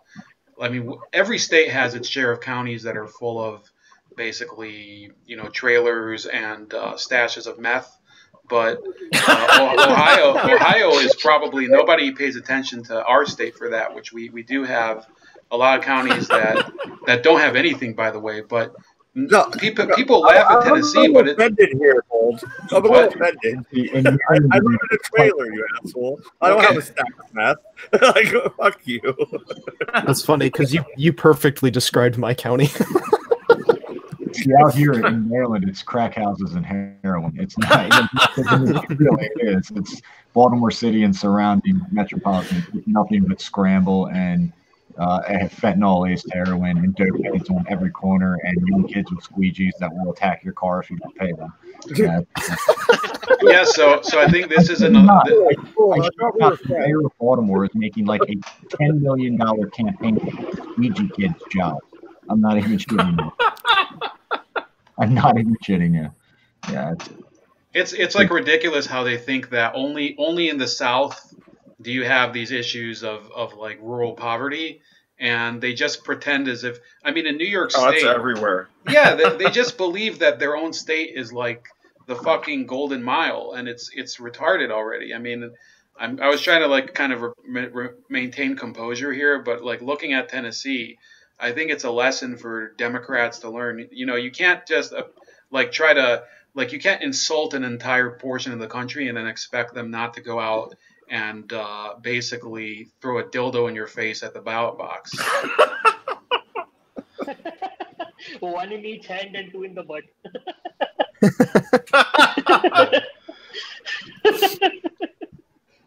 Yeah, here it is, guys. Mayor Pugh to launch $2 million program aimed to get squeegee boys off the streets. I shit you not. Oh my gosh, that is. Yeah. I'm handing out Ethernet cords to everybody that wants one. The rafters are this way. That's it. That's all I'm saying. Public service announcement. God damn it, you're the last person that should be talking shit about people's internet. Wait, can I ask Tom a question? Because I have wait, real quick, 40. I think you misunderstood. The Ethernet cord is supposed to be tied into a noose, and the rafter. Oh, sorry. I thought that was a jab at people's internet connection. Never mind. Never tracked the statements. So I wanted to ask. Maybe applicable because I doubt he understands what the hell an Ethernet cable even is. So Tom lives in Maryland, and he has the former head of the NAACP running for governor. And I actually watched that debate. And what do people in Maryland take Ben Jealous seriously? Because I thought he behaved like a fucking child the entire time. Here's the thing with him, and here's the thing. Larry Hogan, who I don't like, right? I get that he's a necessary evil in the state because you're never going to get a legitimate, like, conservative to ever win. He is very, very well liked, Larry Hogan, even amongst most Democrats, because he's a centrist, right? He's a center, maybe a little center left on social policies, a little center right on economic policies. Ben Jealous is going to get the Montgomery County, PG County, Howard County, socialist DC area. Larry Hogan's going to storm and take pretty much the rest of the state. I don't see Ben Jealous doing well at all outside of that DC, Silver Spring, Bethesda kind of area. It's just not going to happen.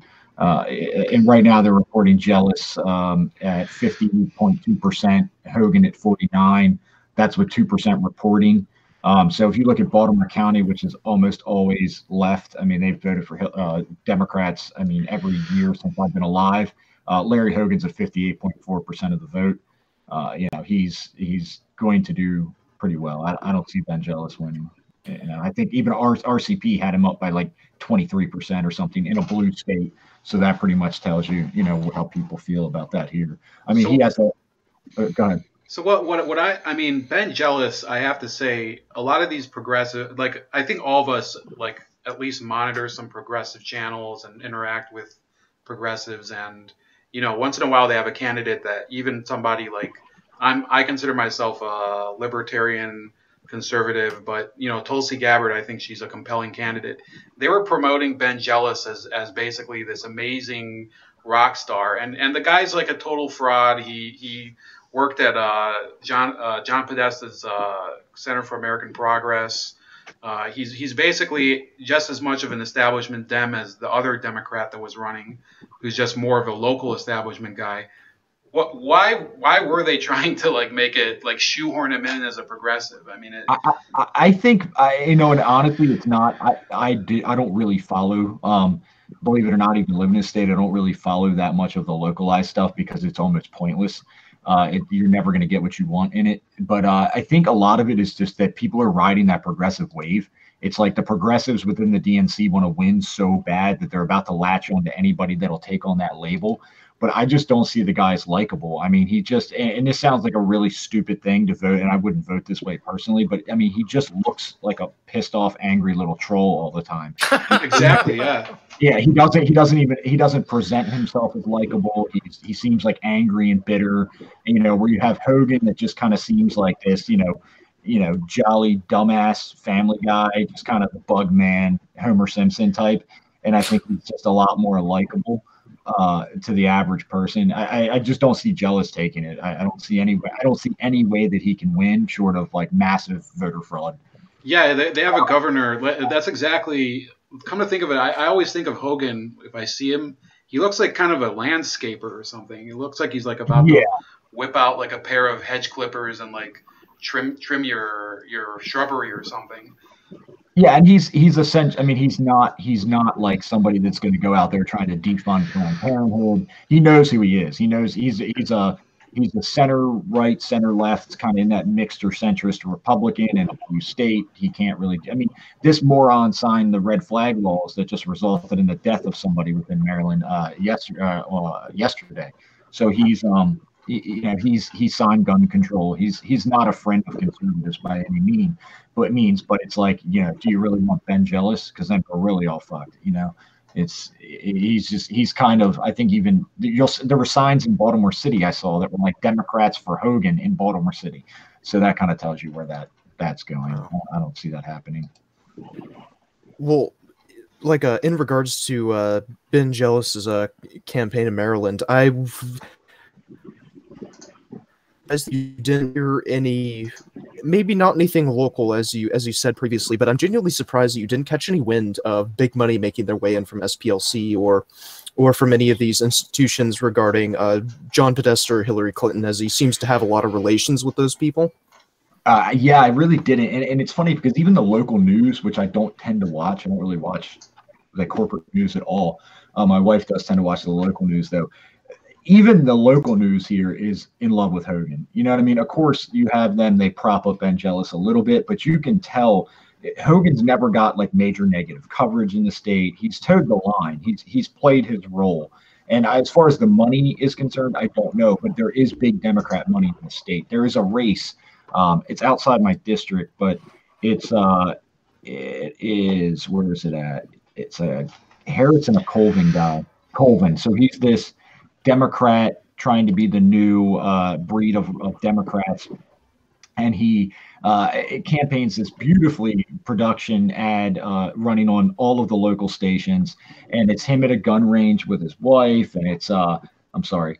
And she's shooting guns and he's shooting guns. And this is an area that's a pretty rural area that he's trying to win. And he's trying to play it up like he's this like conservative friendly. You go to his website, he's like for assault weapons bans and everything else. But there's signs everywhere. This upstart guy never had anything in politics.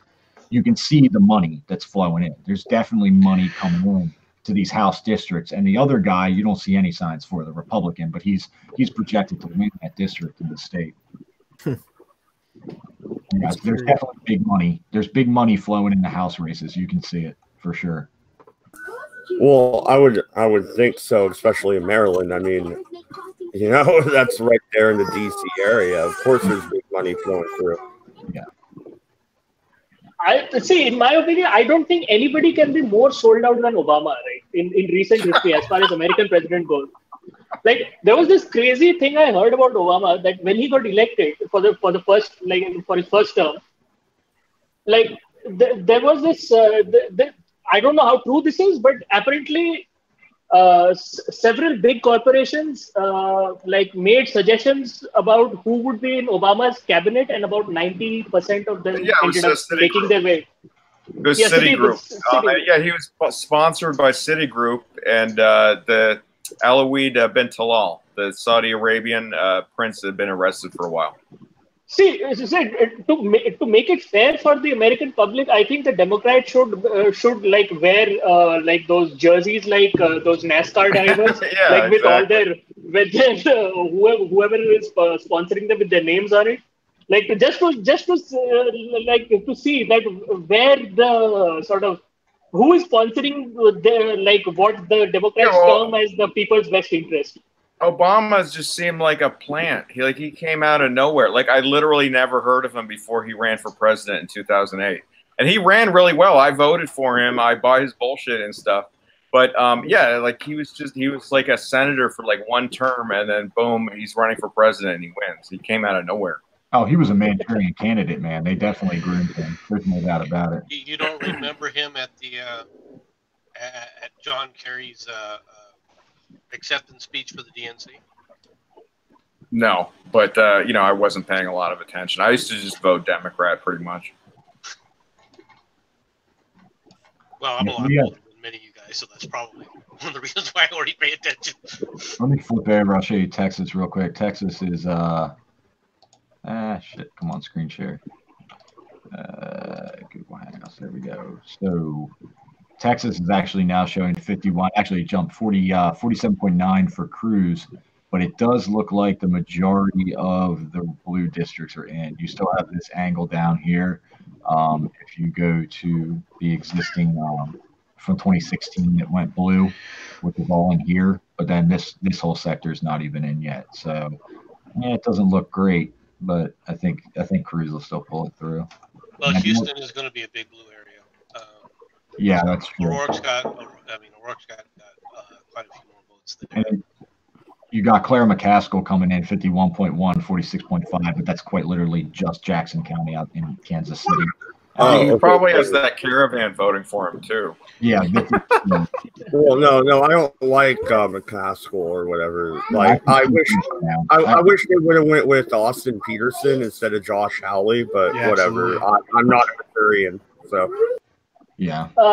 One thing I would like to ask, like, to anyone of who can answer this, like, for all the international coverage that I've been seeing about the U.S. midterm elections, I'm seeing that the Democrats are not running on a single policy matter. They seem to be all running on a number of emotional issues, but very, very little to do with policy.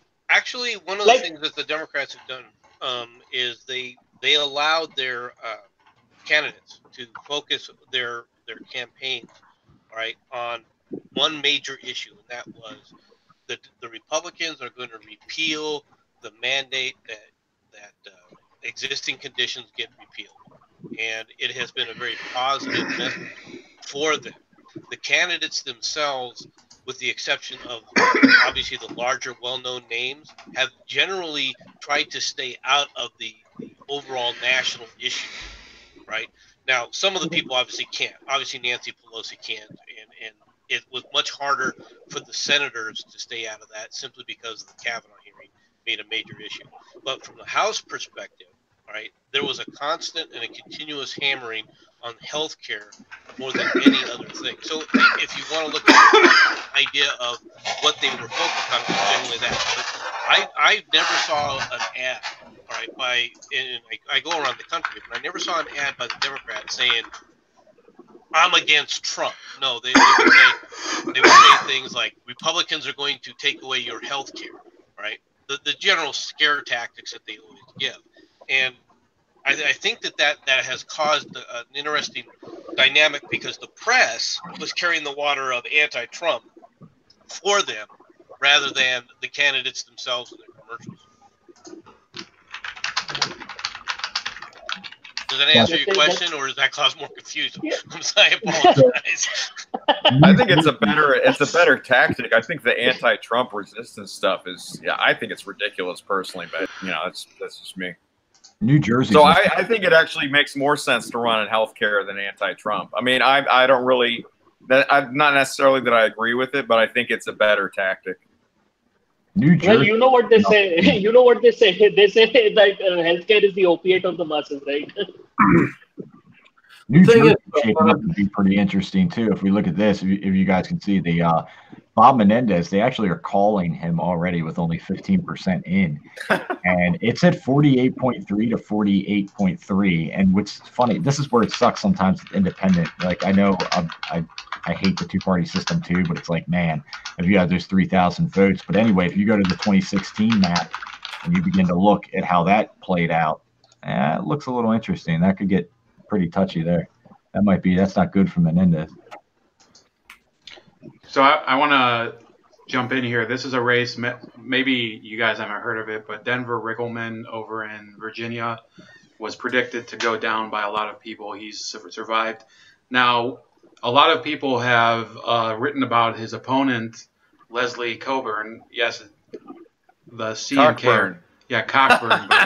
but I guess she's married to an Irishman, and I guess over there that's the C is like silent or something. But in any case, so she's lost, and so she's kind of that makes sense. Yeah, she's kind of a far left person on foreign policy, like very critical of U.S. foreign aid to Egypt, Israel, and all of that.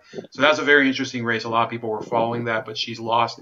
But one of the reasons I think she lost was because she went and attacked her opponent because apparently he did some Bigfoot porn jokes. Yeah. And what? I guess I remember that. Karma has come back. What? She's not. Yeah, you guys don't remember. One of you guys has got to have seen this. I would have guessed that Mad Dodge would have known about it. But no, I brought that up on the Red Eye a long time ago. Oh, you did? Yeah. Okay, yeah. Maybe. They did. They always make fun of me about Bigfoot. I live in Oregon. I know. Bigfoot porn for the win. We now can say that even though that's he a lives vote in for Oregon, Bigfoot porn. Even though he lives in Oregon now, he has a representative over in Virginia. So congratulations, Mad Dodge. You got to devote party. Yeah, the What? Bigfoot party. Here we go. It sounds like one of those Brazilian joke candidates. Oh my That god. should be the name of this stream. Bigfoot Backlash over attacking the Bigfoot porn. But the thing is that some of these districts that were predicted to fall, the one in Kentucky that I mentioned earlier has gone to they're calling it for the GOP. So it's getting a little narrower so far. I mean, it's still early in the evening. It's only 9 o'clock Eastern time, and 6 Pacific, right? So, And, sorry, you're referring to the House, correct? yeah, the House. Their goal is to win the House. Well, I'm wondering in the Senate is Rand Paul. I believe he's up for re-election. How's he doing? No, he got reelected in 2016. Yeah. Oh, he's next cycle. Okay, He's in 2022. He's going to be up. North Dakota is looking good too. It's only 3% reporting, but you have Kevin Kramer at 66.2 and Heidi Heitkamp at only 33.8. Heitkamp is done. I don't think Heitkamp made so many mistakes. I'll tell you, the one that's really interesting to me is Joe Donnelly and Mike Braun. I expected Mike Braun to win, but the margins are pretty substantial. I mean, there's a 53.9% Mike Braun and 42% Joe Donnelly. I mean, it's only 50% in. But nevertheless, I mean, that's better than I expected.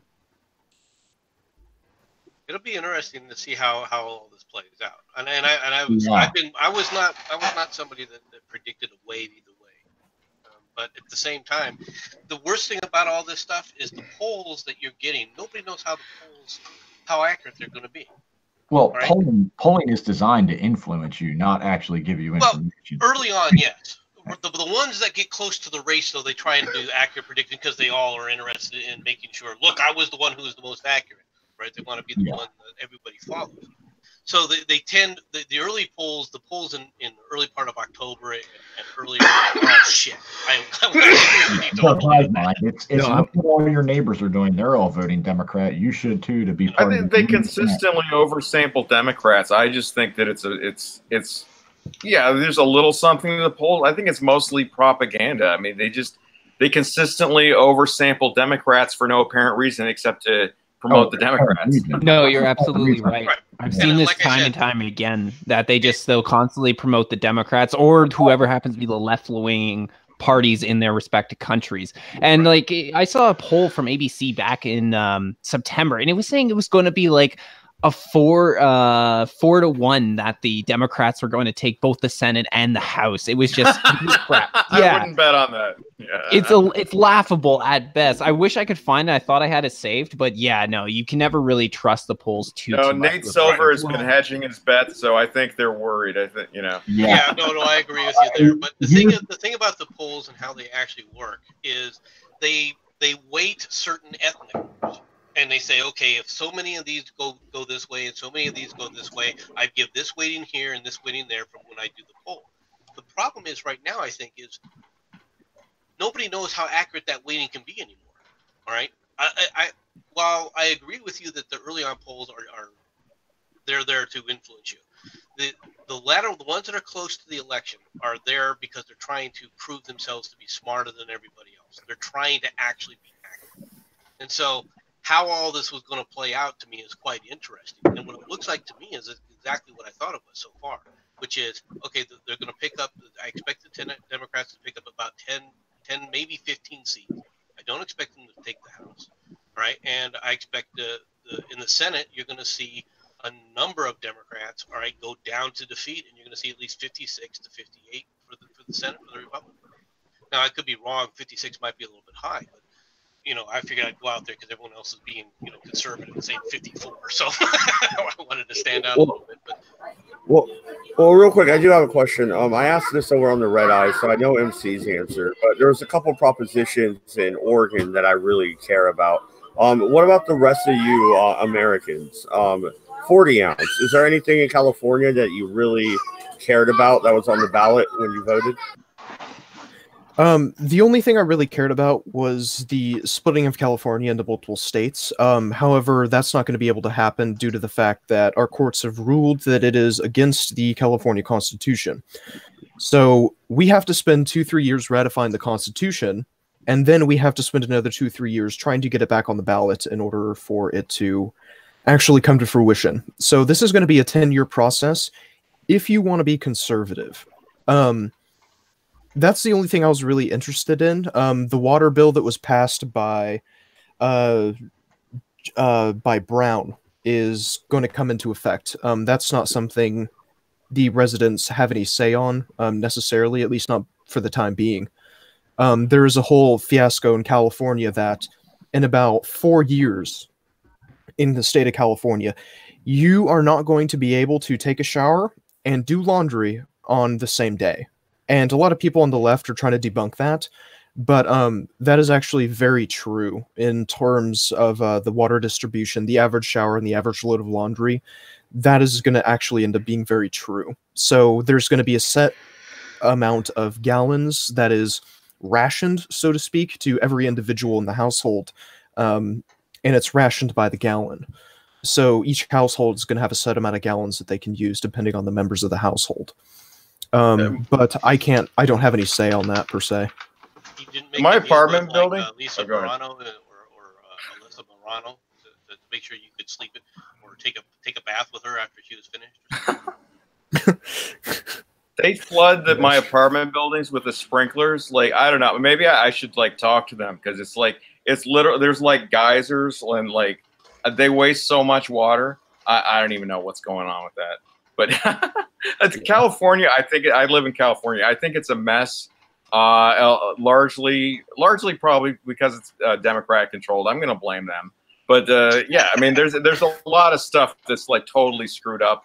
I voted on a few issues. There weren't any that were major for me, though.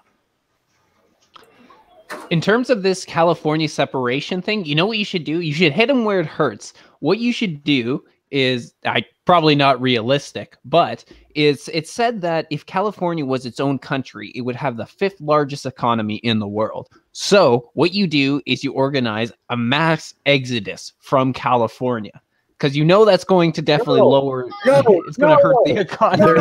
They're yes. just I know where Matt's going at with the this. same time. They're all going to keep Oregon. them there. Keep them there.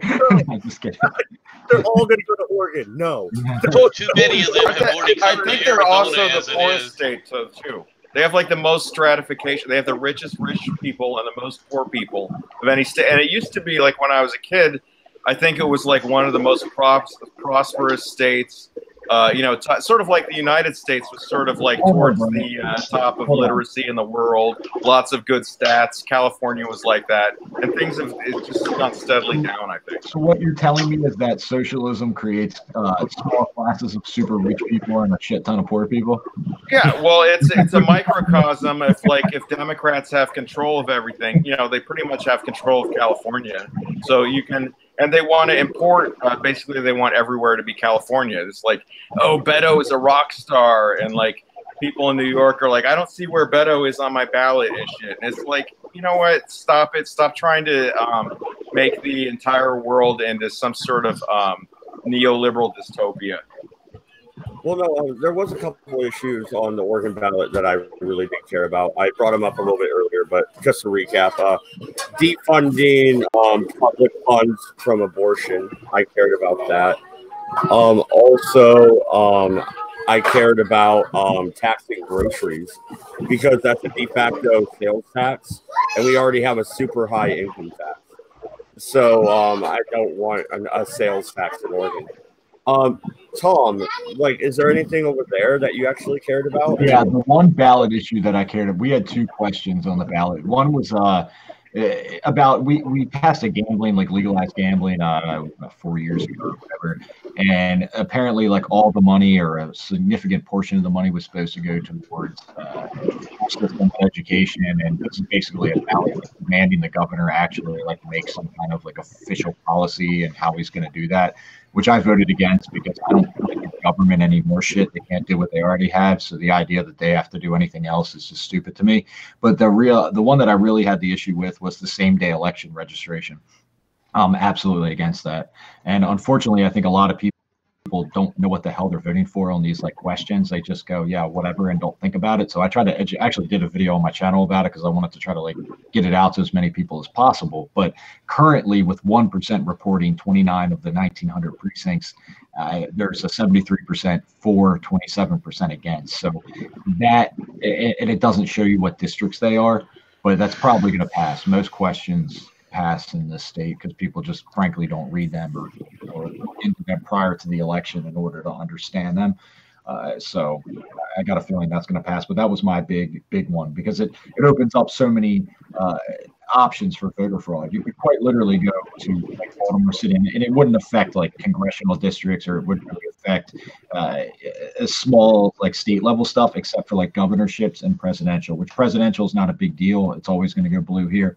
But as far as governorships, you could just go down and like quite literally round up heroin addicts off the street, drag them into the polling station, give them $20. You know what I mean? It's not outside the realm of possibility that could happen. Maybe not in mass numbers of tens of thousands or anything. That's grassroots Democratic Party activism right there. Exactly. You know?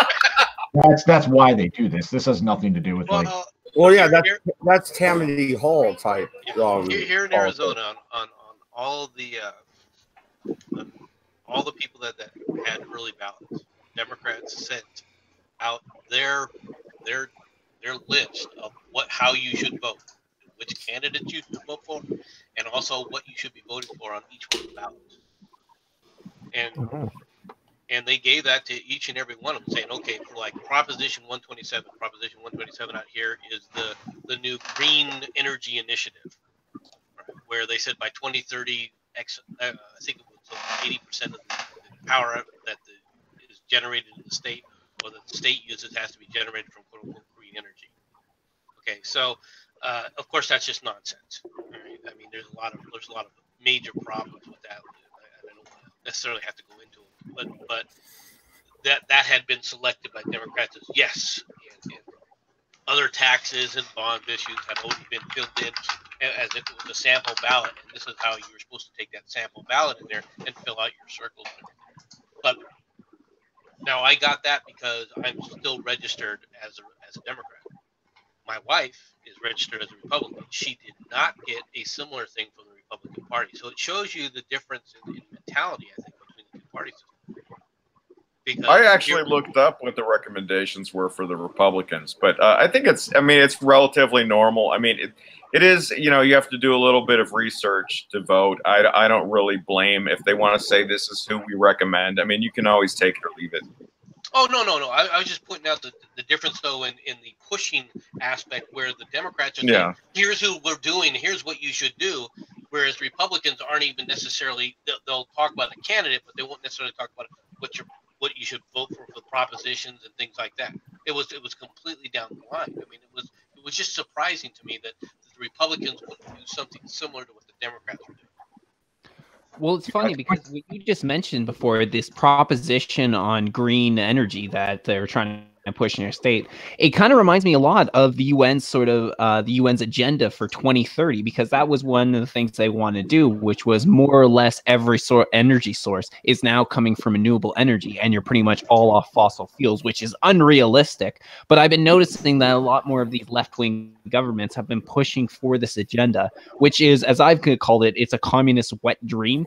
The 2030 agenda. It really is if you look into what it is. So I just find that funny that it's not just up here for me, but I'm hearing a lot more people talking about this sort of thing, about how these policies are getting pushed in other countries as well. Hey guys, and I think we have an update.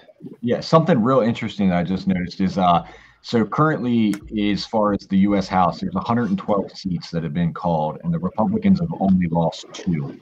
So if you were to extrapolate that out to the full 435, and this probably won't go this way, but if you were to try to push that out, you're looking at a loss of 8 seats, which is absolutely nothing, which is better than expected. Yeah, I think I expected the Republicans to lose some seats, but yeah, I'm still going with them holding on to both houses. We'll see. Yeah, 112 seats in, and now we're talking they've only actually lost 2. That's good. That's yeah. Well, I think the bellwether of how good they're going to do is going to come from Wisconsin. Wisconsin, I think. No, Yeah. another thing about that, losing only 8 seats, that just means that all the states which used to vote Democrat but voted for Trump in the 2016 elections, they haven't really changed their voting pattern after 2 years of Trump, which should be a concern for the Democrats. Am I right or am I right? Yeah, I don't think he's lost. I don't think he's lost very many supporters at all. I mean, we have the media constantly lying and saying he's unpopular, and there's never Trumpers, but they were there from the beginning.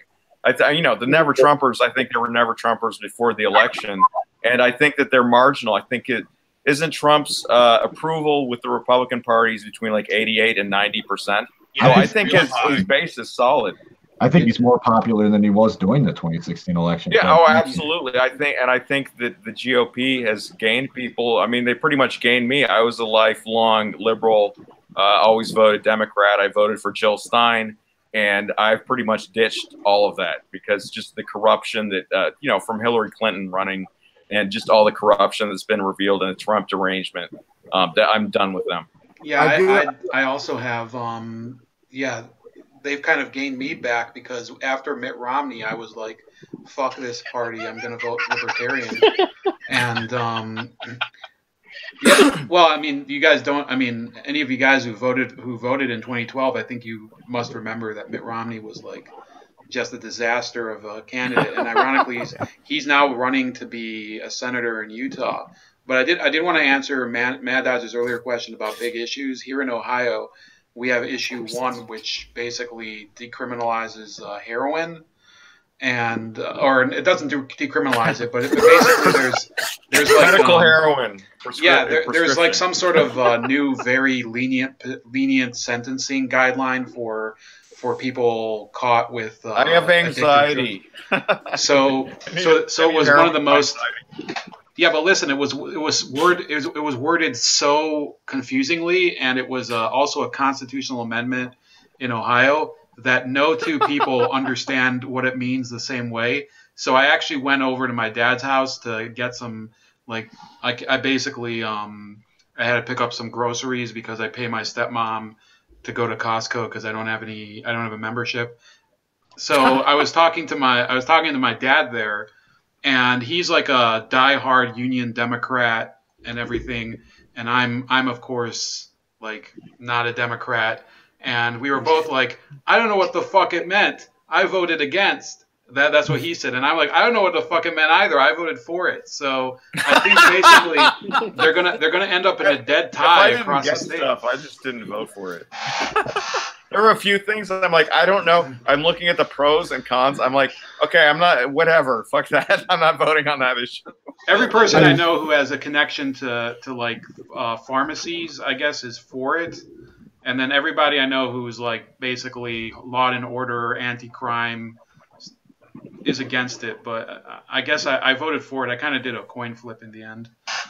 So if you guys have looked, Florida's actually looking pretty good. Ron DeSantis is at 3.8 million votes. Andrew Gunn 3.7 with 90% in. U.S. Senate Rick Scott at 3.8 million or 3.887. Bill Nelson at 3.823. So there's a 64,000 vote there with 90% in. So I mean that could change, but are you at New York Times? Because I'm at Politico and it only has 80% for the governor's race. Yeah, I'm at New York Times. Okay, so now I have 85% in the governor's race, and yeah, Gillum is down by over 170,000. I think Gillum is not going to get elected. So I think he's a pretty bad candidate. So they don't have that speedometer thing going for the New York Times this time? Well, no, I have a question though. What about the race in New York for the Senate? Do you think Gary Johnson has a chance, or not New York, but New Mexico? Does Gary Johnson have a chance? Yeah. That's a great question, man. I was thinking about that yesterday. Let me go He's check. got 14%. I mean, he's got 14%. See, but that's that unfortunate thing where it's like, man, as much as I'd love libertarians to get it, sometimes it's like, ugh, you know what I mean? Like, if that could be, that 14% could be what flips for. Well, what's the rules in there? because different states have different rules for something like that. So if neither side gets a plurality, 50%, some of the What's states say what's retarded is Politico. Politico has called that race for the Democrat, and he's trailing by 6%. What the fuck? Do you have to make it that obvious? I mean, do they think like we all have like scuba brain damage or something? What the fuck is going on? AP calls the Democrats win the congressional popular vote. They call Maryland Ben Probably because there are a lot of blue votes expected to come in from the different districts. They called Ben Cardin in Maryland with 0% reported. They hadn't even closed, they hadn't even closed the polls yet. I think they do that. Sometimes they do it based on the early voting, but still, I mean, you don't know how do you predict how people go to and vote? I mean, you can't just assume. Well, you need some percentage in. Well, real quick though, real quick, MC. When it comes to New Mexico, though, Gary Johnson was the governor. Yes, he ran as a Republican when he was governor, but he has name recognition. A lot of people know him. He was knocking on doors. He might still freaking put a dent in this one. I think he screwed himself in the presidential. Keep your wet dream alive. I know, Wanda. Just keep it alive. Yeah, keep on dreaming. Mr. Where is Aleppo is gonna win the fucking New Mexico. By the way, what's CNN's like coverage of this? Like, have they handed both houses to the Democrats? Oh, probably. Good question, actually. Let's check out what CNN is saying. But to point out the whole thing about what people expect, like, for example, the race for Bernie Sanders could have been called days ago because everyone knew he was going to win. Yeah, I mean, that's some of this stuff like the Cardin one. There's no way, as much as I actually like Tony Campbell, he's a guy running, he's like a veteran and everything, running Republican, he doesn't really stand a chance. You know what I mean? There's just, you would have to have a serious change in zeitgeist in the state to have, that happen. Yeah. So it is possible to call. Yeah, it is. Even though if they are trailing at this point, it might be possible to be like, yeah, but we still expect this person to regain that. So Leah Vukmir is actually up 58% to 41 with Tammy Baldwin, but I mean, it's super early. It's like 1%. You have, what's interesting is Madison County, which usually goes pretty blue, or I'm sorry, Dane County. You had 31% for Vukmir.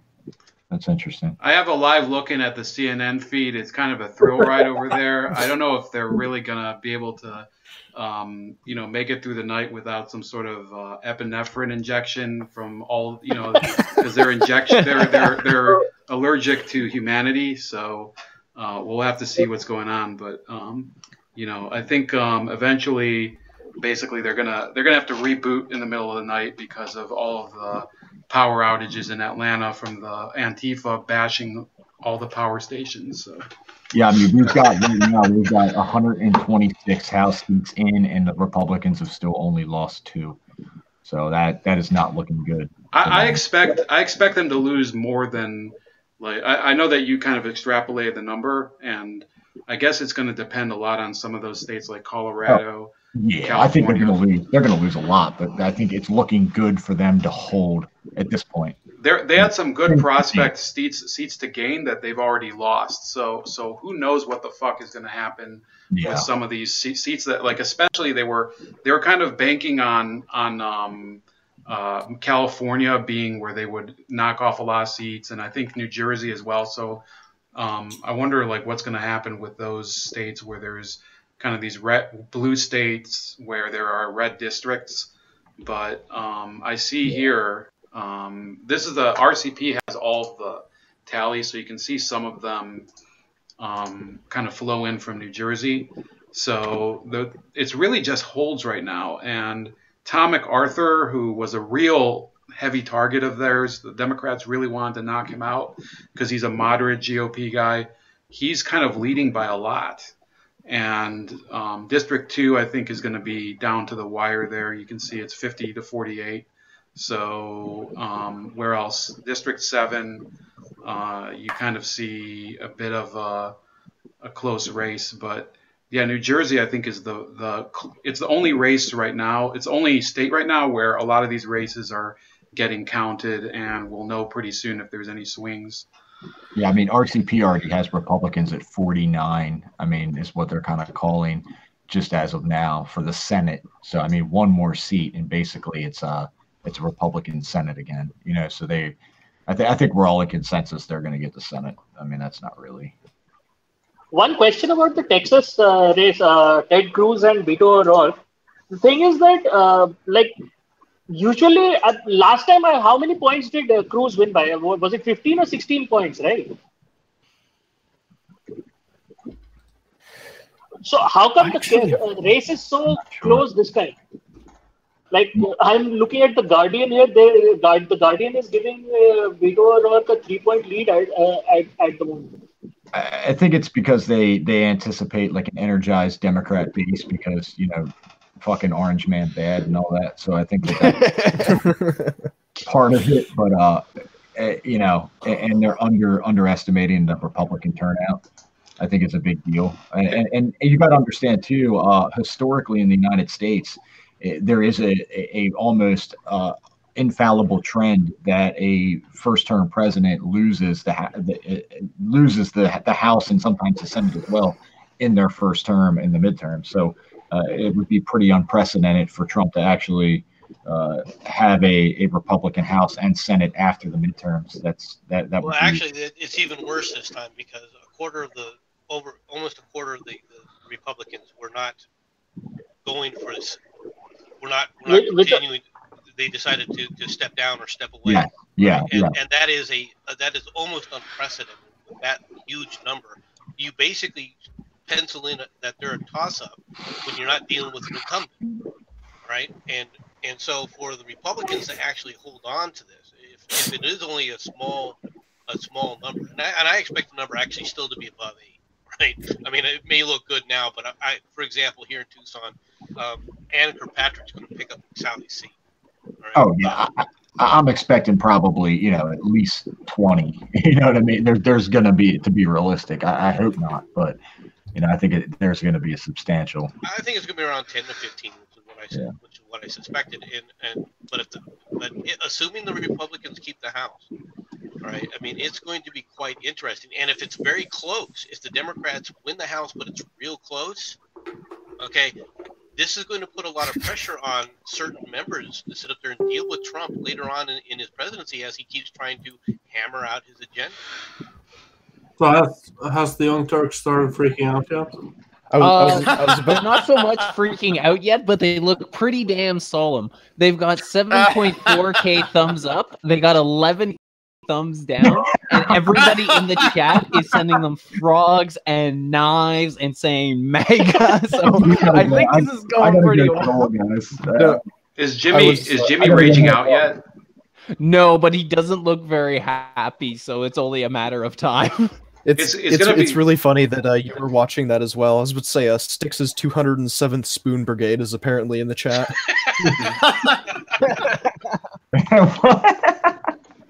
The Spoon Brigade. Yeah, the Spoon Brigade. That's hilarious. In Texas, if you look at the map, a lot of the rural counties haven't even started counting yet. So, yeah, Beto has the beta early vote, but I don't think that he's going to hold on because you can see. Did you just say Beta O'Rourke? Yeah, Beta. I actually call him. I call him Puto O'Rourke. Like puto in Spanish kind of means faggot. So. Yeah, it looks like Houston started coming in, which is what's holding up his lead. But once that's finished, his big core is basically over. Yeah, he has DFW and he has Houston and he has some of the collar of the area around southern Texas, around the border, and then after that he's really got slim pickings around the rest of the state.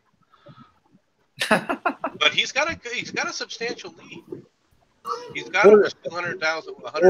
Yeah, but there's only 4.4% of the precincts reporting. I think more of the ones reported too. I'm looking at this map though, bold. It's all the counties on the southern border that are voting blue. Why would that be? It's a coincidence. Total coincidence, man. No idea. Please let me know when you figure that one out. But he's actually Yeah, earning watching- less. He's actually I think he's going to earn less in those counties than he was depending on, because he really needs to. I mean, here, this is on the border. This is Brewster County, and Cruz is at 47% there. Okay, he's got, and by the way, the Democrats lost a state Senate seat there earlier this year, and then this is Valverde County, and he's only ahead by 4 points there against Ted Cruz. I mean, I think people think that Mexicans love the Democrats. I mean, really, the Democrats are like the Moochie college roommate to the Mexicans, and they're just needy and grabby, and they always eat their Doritos and whatever and ask them for more. And I think eventually a lot of these voters are going to say, well, I don't even need to go out and vote. I can basically, or I can vote for whoever the fuck I want.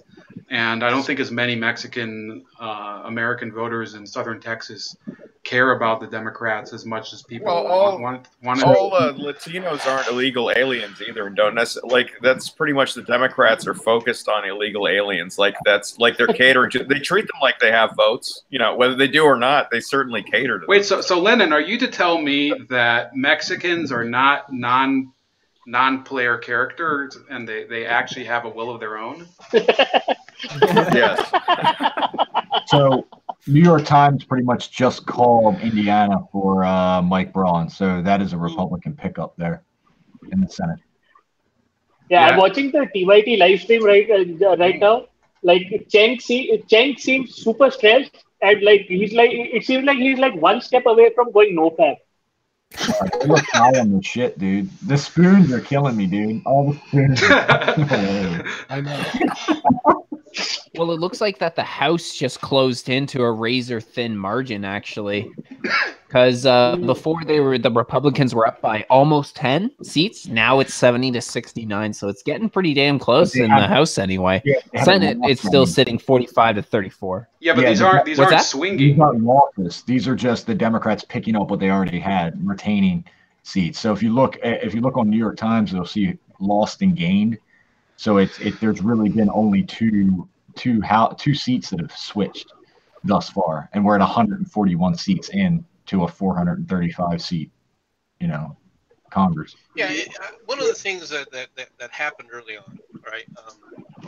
Early in the year, how we're going to start talking about the races and how they're going to go. We started talking about the Senate. There were people saying, well, the Republican majority in the Senate is razor thin. It's going to be easy to flip them. And I said, and I went out to go after people to correct them, saying, look, the problem that you have is look how many Democrat senators have to hold on to their seats versus the Republicans. I'm not saying it's impossible, but it's impossible. You had a 2 to 3. You had over almost out of the 33. I think you had 20 something Republican or Senate Democrats that were up for re-election. 21, 22 of those seats. All right, where the Republicans only had to hold 10. All right, I mean it's a massive advantage to be in that kind of a position, and it's just a consequence of how our election process works. So I had immediately said, I said, there's no way the Republicans are going to lose the Senate. They may not have a very large majority, but they were always on odds of keeping the Senate. And the whole thing about they're going to be a blue wave and it's going to take the Senate, it's just silly. It was just silly to begin with. The House, of course, is a different matter. And this is the thing that people don't realize. I mean, the United States is a very broad country, and there are a lot of different issues that are always at play. All right? As much as people wanted this to be a national election, all right, but especially when it comes to the House, in the House, I'm telling you, local issues still dominate for the most part. This is not the referendum on the president as much as he may say it is, and it's not a referendum on Republicans or the Democrats either. It's just a matter of general politics. I almost hope Texas is not safe Republican and then Cruz gets knocked out. Who's playing sticks? Meadows now only ahead. Oh, sorry, forgot to mute. No problem. For a second, I thought Sticks was joining our show. I was like, wow. Yeah, sorry about that. I thought I was muted, to be honest. I am impressed because he's got 25,000 people watching his stream right now. Yeah. In that office. And unfortunately, the Democratic Party Where did that couldn't spoon thing start from? He likes spoon clanks. knuckle drag. Now instead of you looking at the world at what is and try to understand why on earth people do this, you wag your finger at people. I didn't even know that. I thought he played the spoons or something. Good luck with that. Good luck with that. Spoon man. You are one of the people that have the tear because you didn't get your vote. I actually just want people pointing it out and House turned into a meme. That's pretty funny. So this is not me being an absolutist on this point. Wear a shirt, though, but I do look at the world and try to wear understand a why shirt, people but nowadays are when so you look at them, magnificently that's fucking all he themselves I with think all it's too Republicans. cold in Vermont. As opposed to shaming them and saying they should vote for some invertebrate. I relate. It's okay. I understand. Just saying. I mean, he might impress his female Save fans. Sam Cedar's work wife. Abused work wife. Have you seen the Save the world. And by the way, nobody. while we're talking about this, I want to thank people like who supported Cenk has female fans, really? my Well, GoFundMe. not Cenk. Sticks Hexenhammer. Oh, right. That GoFundMe account I'm like, I'm watching the TYT stream and like I'm like only. is now Cenk shirtless? in That's my disgusting, bro. description box. Cenk has a lot of Buffalo fans. And I want to take a second to thank The dirty people Turk. that have Whoa. contributed. I'm trying to get $1,000 to donate to the Did I do I a want to save racism? racist comments for the Red Eye stream. Trust me. I was about to say. I was going to say, did I do a racism? Yeah, it's not a good. Do you have a license for that comment? He's still Whoa, not whoa, sure whoa, if the whoa. Armenian This isn't genocide the happened or UK. not. Hey, you guys are gonna fall under those rules soon. Don't worry. Shit, you're probably right. That's the worst part of it. People go to prison for calling people by the wrong pronouns there, right? Well, hey, Canada, don't you want to just be annexed into the United States? I don't want would the like a Canadians. direct We gotta move. have some place to ship over freaking these ridiculous nut jobs. I don't. Well, I keep telling you the shares got to go. We'll give her over to you. Canada Van's got doesn't to want go. those people. I Canada just, doesn't want them. I just want a direct link to Alaska. That way I can just drive all the way through and I don't have to hand over a passport. It just seems easier. Well, if we annexed Mexico, we wouldn't have a border problem because it'd be the same country. That's the only way. Either you build a wall and enforce the border, or we just become one country and don't worry about it. You know, and Mad, we do have boats that can cross water. You know, that's Yeah, well, that's true. Oh, dude, I checked the. No, but price I of don't buy the ferry. argument that the wall doesn't do anything. I get that people can go around it, but it's still a deterrent to an extent. Well, no, and I checked the price of the ferry out of Bellingham, Washington, and it's pretty fucking spendy. I'd rather drive. Besides, it's probably a nice drive. it's crazy. I mean, yeah, I'm sure it's a nice drive. I didn't think it would be that expensive to take like a ferry or something over. That's interesting. I mean, because like the southernmost tip of It's like 2,500 or some shit. When I checked, that was a few years ago. It was expensive, man. oh gosh. What's going on in Ohio? The house is Yeah. like right now sitting at 8274.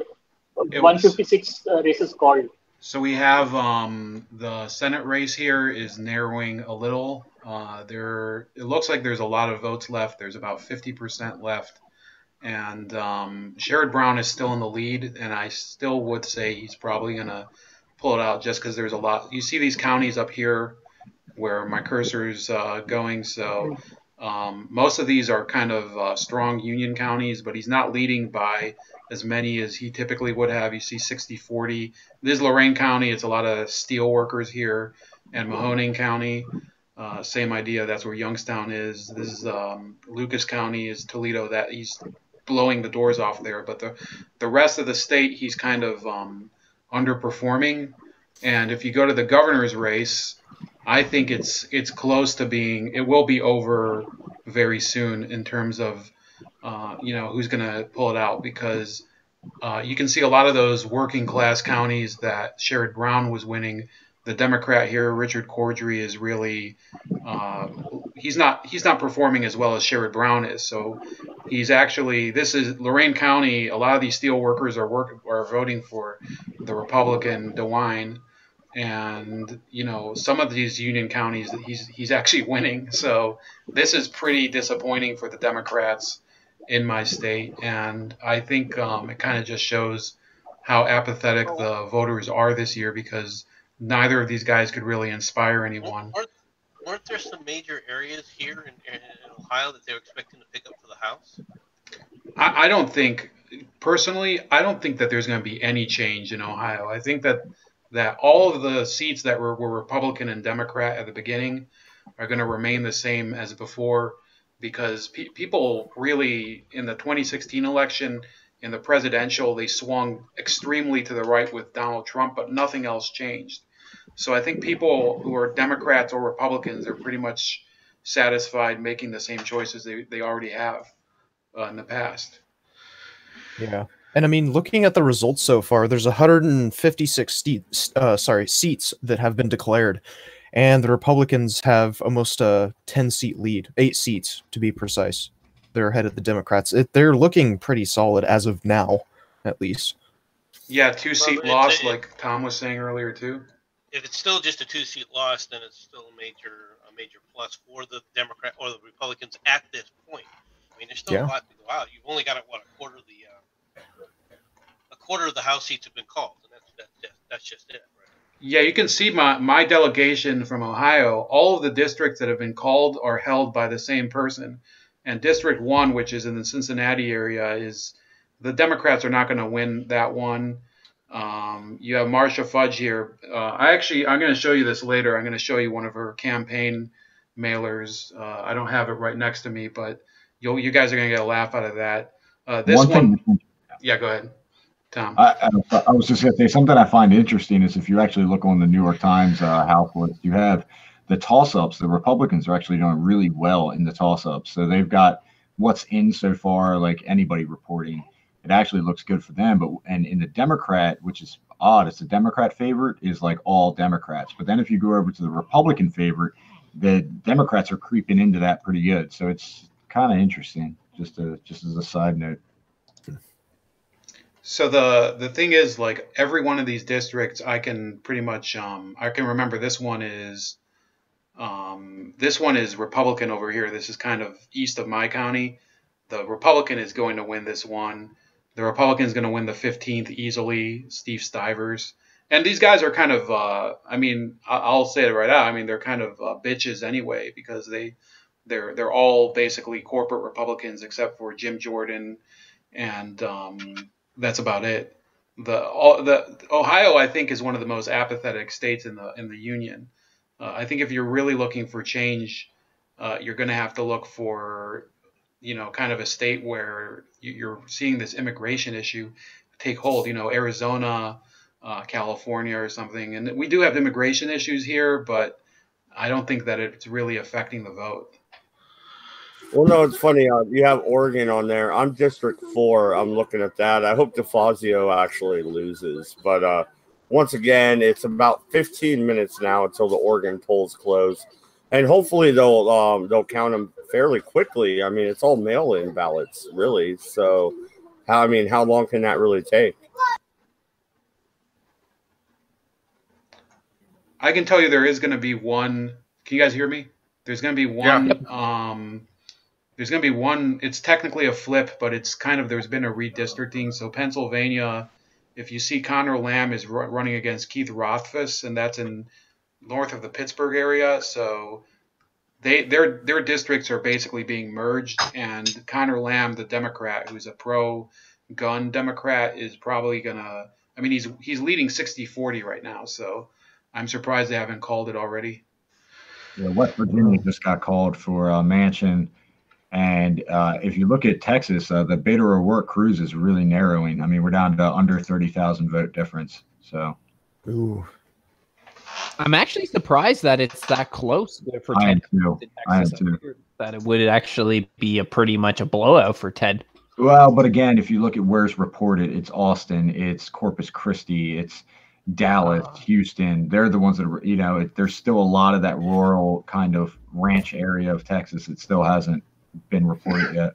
Yeah, especially so it's all the Austin. Californians coming over to Texas then that are voting blue. Yeah, exactly. They leave California because the system is so screwed up, and then they vote for the exact same damn people. It blows me mind. I'm honestly not that surprised that it is currently so close between them because, you know, Ted Cruz is a notoriously horrible politician. So, what do you mean? I like Ted Cruz. Mad Dad, you like Ted Cruz? I didn't know that. I like him. I like him on a few issues. There's a few. You like the Zodiac Killer? He actually tweeted that out on Halloween. It's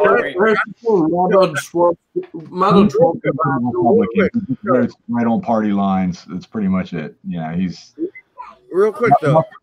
That's kind of why I like Ted Cruz, is because he made a joke on Halloween and he shared the fucking letter from the Zodiac Killer, and he shared it on Twitter. Like, come on, that's great self-awareness. Yeah, that's why I like him, because he's like a troll himself. Like, he looks like a troll too, but he does like I think looks like Grandpa Munster a little bit. Yeah, yesterday Jim Carrey painted a painting of Ted Cruz as a vampire, and Ted Cruz like tweeted back, he's like, "That's very nice, but as you know, vampires are dead, and you know who the dead vote for." Ooh. Yeah, nice. I think Ted Cruz has someone else manage his Twitter account, because I just can't see him being that funny. He's just so docile. I don't know, man. I mean, for me, one of the things that made me on Twitter. One thing for me that made me actually kind of like Ted Cruz a little more was actually recently is that, because I'm not religious, I'm an atheist, but I found it hilarious when he was getting harassed at the airport and he just looks at that progressive, he's like, "God bless you," just to fuck with them, just to fuck with them. I love that moment. I mean, I'm not an aficionado. I basically like him, but you know, I never used to pay attention to politics. I would just vote Democrat until 2016, and then I started paying attention. Let's all keep in mind that this is a man who ate a booger during a presidential debate. Let's just all keep that in mind. Still better than Jeb Bush, though. Please clap. Please clap. Something back a few years ago, it was under Obama. He filibustered something, and he gets up there and reads a fucking story to his kids. I'm like, dude, can you play the like cocky role anymore? It was funny, but it's like, who does that? Who filibusters like some drone strike bill or some Syrian war by reading freaking nursery to your kid? My favorite Cruz moment is the political ad they had with the Duck Dynasty guy. They're out hunting ducks, and you just hear the duck sounds. It's amazing. Well, no, you said who filibusters some drone strike thing. I was just like Rand Paul, but no, you finished it with a little differently. Yeah. I mean, no, I'm all about filibustering drone striking, but yeah, reading nursery rhymes to your kids. It was just like, it was funny. You're playing up that Evangelicon family idol pretty hard. I think that they should need to change the filibuster rules back to the old days, where you have to sit up there and be there to filibuster. You have to sit up there, be on the floor, actually engage in the filibuster. I agree with you for the most part, but I do think if you have someone else that will come in and help, like Rand Paul had, you can go to the goddamn bathroom, brother. Like, I mean, seriously. Well, no, the old way they used to do it is that they would get up there and one person would be reading for hours on end, and then he would give up the rest of his time or his seat for the next one, and the next one would do the same thing. And they would just go round and round and round like that. Yeah, but filibustering at the same time, it's like these Antifa people that go out there and like stand in front of ICE offices and don't let the guy. You're getting fucking moved eventually, okay? Like it's a political stunt. You know what I mean? Like I get it, and I support it when it's like my people doing it, and Rand Paul would get up there and stuff. But it's like at the end of the day, they're going to vote. You know what I mean? Like you're not. What was Elizabeth Warren reading? Well, no, but they've killed but they have basically killed by not stopping cloture and just accepting the filibuster. I think that's one of the problems is the fact that they can stop cloture permanently just with the threat of a filibuster rather than actually being forced to go through with it. You actually go through it, like put the cat that are in with the piss bag and stand there for 18 hours. Yeah. Well, that's the thing, though. If you could switch off back and forth, and you can go, and you're pushed up against the whenever they're going to vote on the budget or whatever, and the government shutdown, and you can push past that and actually cause the shutdown and get something done. That's good. Or maybe it's close to Christmas and they're about ready to go on vacation, and you can push it to the limit where they're like, "Fuck it, we're going home." Why not filibuster?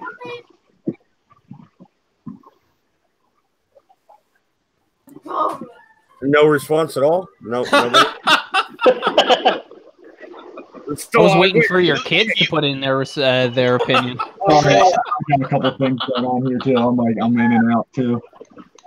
You had the floor, Mad Dodge. Come on now. You had the floor. You should have taken it. Oh, what was Elizabeth Warren talking about? I forgot what she was. Was it Martin Luther King speeches, or what was she talking about when she was filibustering? Like, I don't know, a year or so ago. Okay, so I remember what that was. She was starting to throw some shade. I don't remember. It was against a specific member of the Senate. It might have been Lindsey Graham or something. And she started reading off some quote from Coretta Scott King. Okay. And Mitch was like, no, you're going to have to shut the fuck up.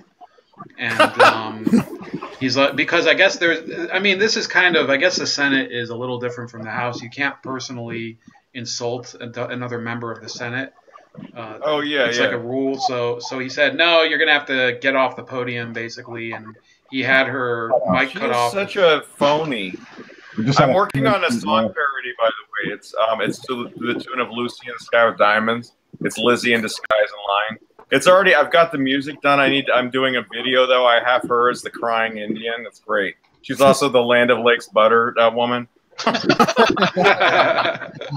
You're 1000th Indian now. I'm not sure which one it was. I don't know if you caught which one it was, Bull, but the Republicans did lose a third seat in the House. I have, Politico's saying 5, and the one that they lost that I can see is the 22nd district of Florida, which is Carlos Curbelo over in, I think it's in northern Miami-Dade County. So that's kind of unfortunate. I was predicting more Cuban, like hardcore Cuban voters would go out and support some of those guys. But I think that if you notice, I don't know if you guys are, you follow some of these immigrant communities, but sometimes the second generation of the Cuban Americans doesn't really care about, they don't have the same lockstep belief that socialism is the reason that Cuba failed. So that there are a lot of actual progressive voters among second generation Cubans in Miami. I think it's a bit strange, but it's something that I've heard about a lot. So that would be over here, Florida 26th district. So they're saying that it's a pickup. It's a lot closer than that, though. It's only 1.4% lead with 90% in. So it's feasible that it could flip back to the Republicans, but I wouldn't predict it now. So yeah, that's the one that I see. There's actually 2 more that are being reported as Dem pickups, but I don't see where they are yet on the RCP map.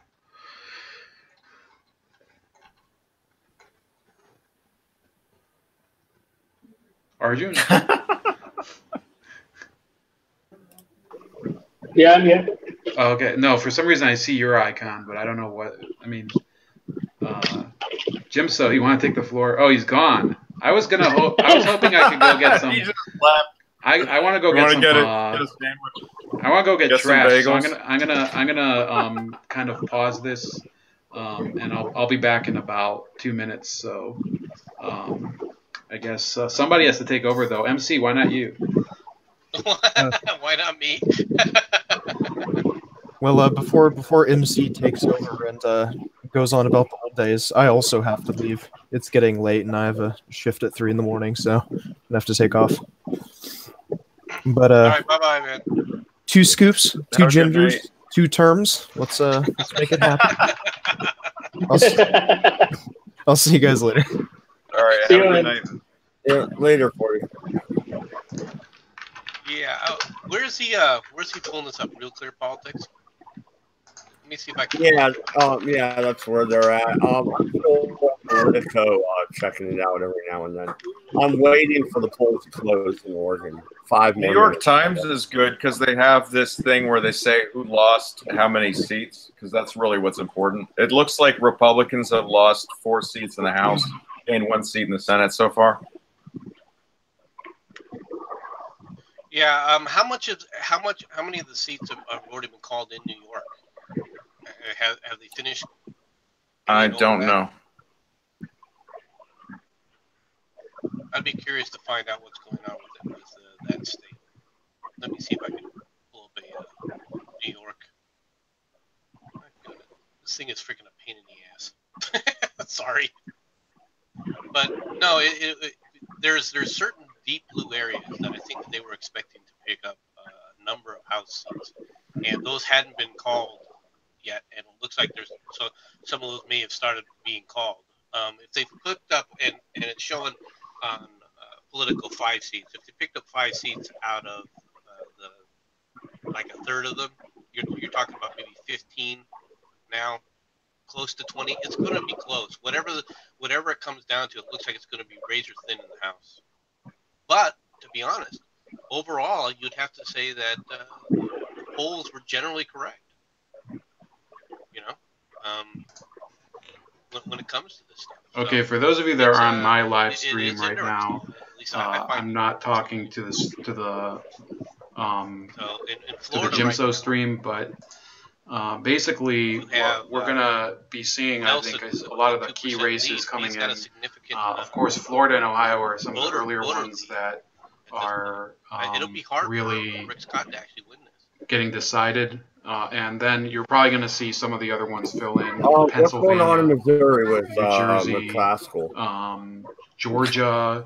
You're going to see some of the other states in the Mid-Atlantic Claire, whatever, however you want to filling say in. So it's going to be a little more interesting. I'm going to mute myself. You won't be able to hear me, but you will be able to hear their stream. And, this is funny. Basically, do you guys know Michael Brooks? In the guy in Michigan? Hold on, I'm gonna go listen to these guys. No, he's like a oh shit, what's the name of his show? He's like some progressive, like he sometimes has some members of TYT on them. He's on the David Pakman show. He's David Pakman's work wife. Oh yeah. He is so salty on Twitter right now. It's hilarious. He says, if you voted for Brian Kemp over Stacey Abrams, you legit need to be put in a gulag. If you voted for DeSantis over Gilliam, you are not on Team Human. He's so salty on Twitter. It's hilarious. I noticed the New York Times is predicting 95% chance of Democrats winning the House and then 95% for Republicans winning the Senate. But 95, I don't know. We'll see what happens. That's they say it's 4 seats so far that Democrats won. I don't see 95%. I mean, it's a possibility. I don't think it's that. That sounds like those Hillary Clinton numbers they were predicting. Politico is now saying that the Senate, that the Democrats have picked up 7 seats now. In the House. What? Democrats picked up 7 seats in the Senate. No, in the House. Oh, okay. Yeah, okay, let me refresh this. I was only seeing was it 4 or 5 from the New York Times. It says 5 in the New York Times, but yeah, I'm wondering if it might be more accurate.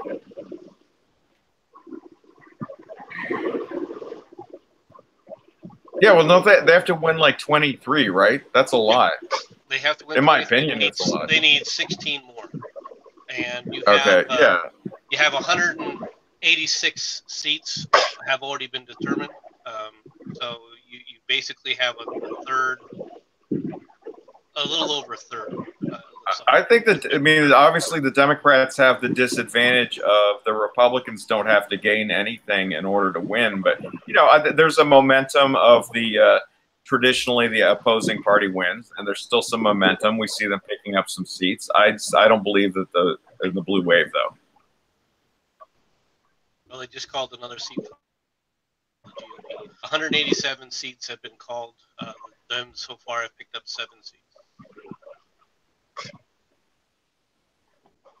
I think what's carrying, you know, why the Democrats are winning any seats is more from historically that's what happens than from, I think, the resist stuff. I think that stuff is not working that well.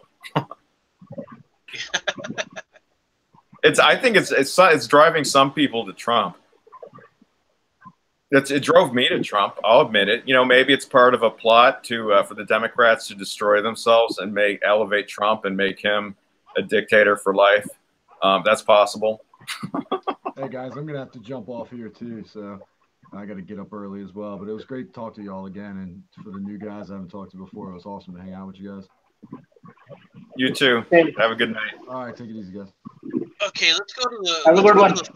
Go to Florida right now. Rick Scott with 97.8% of the precincts reporting. Rick Scott has approximately what is that, about 50,000 vote lead? Yeah, I think the Rick Scott picks up this seat. Okay, so I tried to load up. DeSantis has approximately a 90,000 lead, 88,000 approximately, or 84,000.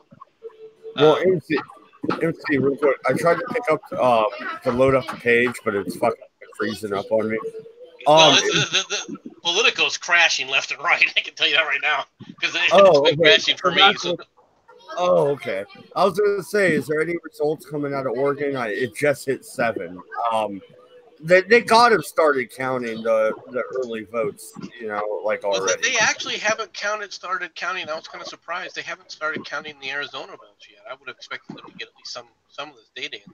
They haven't. I believe they've counted 75 ballots in Oregon and 15 pot roaches. So. Sorry, man. Well, I'm just wondering, did Bigfoot vote? Bigfoot porn is from the porno movie he was making, right? Apparently, that's a winning item there. Bigfoot porn. But yeah, Adrian, how long are you gonna push through with this? I'm not leaving yet. I'm still down. I'm just wondering, are you gonna wait for the West Coast? They just announced another seat for the Democrats in the House. Pretty much, we're just going to keep going until people are starting to sign off, and then I'll probably end it. Probably when we're down to about 3 people or so. That's probably when we'll end it. Because like Survivor or something. A little bit. Survivor election night. Purge election night. That'll work. But yeah, no, just because if people are still down to go and go for a little while, then I don't see any reason of ending it quite yet. I see we've lost a few people since I've been gone. I see Tom left and 40 as well. So when people are starting to get tired tomorrow, so fair enough. Yeah, I know he already left once for a little bit, so I wasn't sure if he was going to come back. But we'll just keep going for now. Well, how dare he let real life intrude? You know what that's like. Well, you know what's really interesting is the vote in Louisiana isn't coming in quite yet either, and it should be via the time zone. Yeah, they're Central Time Zone, aren't they? If they take a really long time, that probably means the Republicans are winning. Like if they don't want, like remember on the Young Turks on election night, where for a long time they were stuck at like a 99% chance of Trump winning. That was the funniest part when they're like, Come on, it's okay. They're saying it's like 99.9% chance that Trump's the president, but maybe he's not. The funniest thing about that night was he said, it's 51%. It's 51. Come on, people. Well, now they just updated it to 54. Stop reading that. I was laughing. Yeah, so if they take a really long time to report it, that might be a good sign. I wonder if they learned their lessons on polls that night, because they were so happy when it was 95% Hillary, and then as soon as it flipped, they were just so pissed off about the whole thing. Well, Nate Silver learned his lesson. He's like, yeah, either the Democrats win or they don't. They're like, wow, that's pretty bold. Beto is now behind in Texas, by the way. Good. Well, how much of the vote how much of the percentage of vote is a little less than 15. Okay, well that's a long ways away. And he has a long way to fall, bro. You know, these scandals don't do anything to the Democrats because the media just ignores them. Like that he's like basically funding that caravan from Honduras. I mean, that's pretty dodgy. Well, I understand you can cheer them on from the sidelines if you're an ultra liberal, but to fund them, that's pretty dodgy. Every time there's a scandal like that, they'll nuance it and try to say, well, you know, there's if they report it, yeah, they'll try to say, well, he didn't exactly fund it, you know, he took out kind of a debit card, and then he kind of took out a lot of money from Ethereum and packed it, and they'll concoct some sort of retarded canard that says, oh, but he didn't really fund it because basically he hid the money up his ass, and that kind of launders it. That's the way we relate to a Democratic scandal.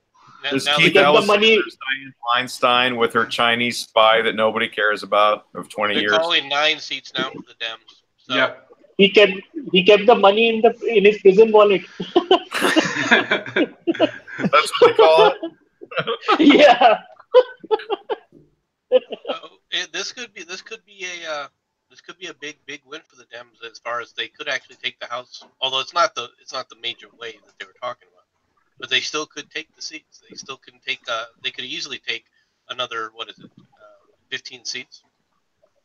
It's well within the strike. I don't know. The political climate in Oregon is getting so fucking hardcore. I wouldn't be surprised to see some Republicans win here. And now they said 10. So. Yep. With that being said, I mean, that would swing a couple of seats in the House if Oregon went a little bit more red. Yeah, but what about that congressional popular vote? That's really important. I mean, I'm really concerned about that. I've never heard that concept floated before. I mean, that's also another desperation move, and they floated that like the day before or something, or very recently that came up as a talking point. Rachel Maddow went into it like it was a real thing. Oh, and let's talk about the popular vote for Congress. What? There's no such thing. Shut up. Well, I don't exactly expect A+ reporting from Rachel Maddow. She's done a lot of crap already. I mean, Bold and I Bold took the lead on that one, but we were investigating that story with what the hell's his name, Bold? Mattis. Mattis, thank you, John Mattis. There was a lot of crap going on there with the whole Russia gate, where he was saying that it's like, oh yeah, they were infiltrating Bernie Sanders group, and then it turns out that a number of the people there were actually just Bernie Sanders supporters, one being an ex-vet that he accused of being a Russian spy. He's basically a Brock bot that infiltrated the Bernie Sanders group that didn't want anything to do with him. Because exactly. I was a Bernie Sanders supporter at the time of the primary.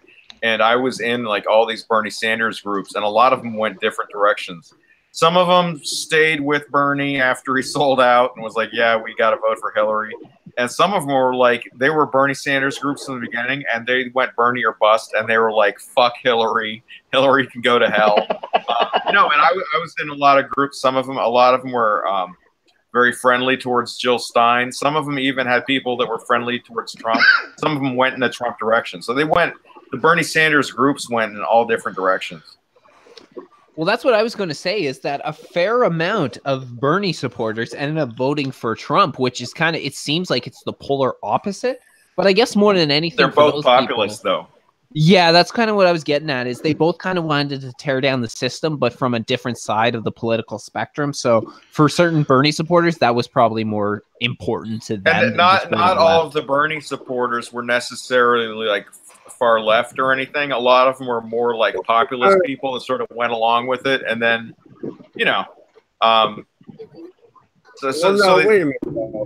When it comes to Bernie Sanders and populism, don't you think Trump was more of a populist type candidate than Bernie Sanders? Bernie Sanders was, before he before he showed his true colors at the convention, I thought he did a great job. I mean, I was on the same page as him. I don't really go for that socialist stuff now. But, you know, what he was saying, I agree with him about when he criticizes crony capitalism. And he had a lot of good points. He has less of them now. But, you know, because he pushes the DNC shit. But he utterly destroyed Hillary Clinton when he ran against her in the primary. It was ridiculous. I was ready to vote for Hillary. I was just like, voting Democrat. And then I saw Bernie Sanders go against Hillary Clinton, and he without even getting into, like he said, he didn't care about her emails, for example. He didn't even get into any territory that was controversial. He just destroyed her on being like a two-faced neoliberal phony. He completely destroyed her. Well, he just told the truth. I just now noticed, Adrian, dude, nice Sons of Anarchy hat. I have one as well. I don't think it's the same hat, but I do have a SOA hat. Thank you. Yeah, absolutely. Great show there. It's too bad that it's done now, but yeah, no, I loved that show when it was coming out. The last episode could fuck off, but other than that, great show all the way. You didn't like the way they did in Jax? Yeah. Oh, suicide? Are you kidding me? No, I didn't like that. Fair enough. I understand. Still, that second last one where he like actually put a bullet in his mother's head was just crazy. And I'm not spoiling anything for anybody because it's long past after the end of the show. We are. I just spoiled the very end of the whole series for everybody. You know what? If you haven't seen it by the end of the 1 year after it's come out, I don't think you're allowed to. People are allowed to accuse you of spoiling the end of the show. So. I hate when people drop it casually though, when it's relatively new, and they just like bump. Sometimes if it's been out for a while, it's your own fault though. You know, I've never watched it, and I'm probably never going to, so it's fine. Well, no, can I really spoil The Last Jedi for you? I mean, really? Like, is that possible right now? But then it sucked. Yeah.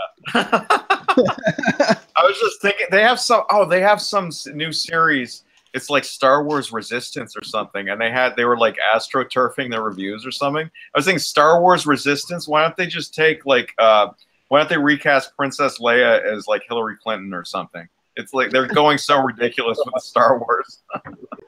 Oh, Hillary Clinton stars in Star Wars, the last fucking feminist.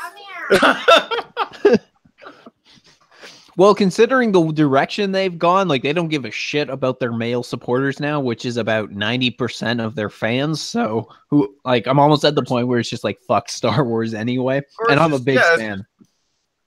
They could have just, I don't know. I think they just, it's not even just going SJW, because some of it, it's like you don't even necessarily have to be that aware of it. It doesn't have, it depends on how it's done. Like, I think that the newer movies are generally poorly written.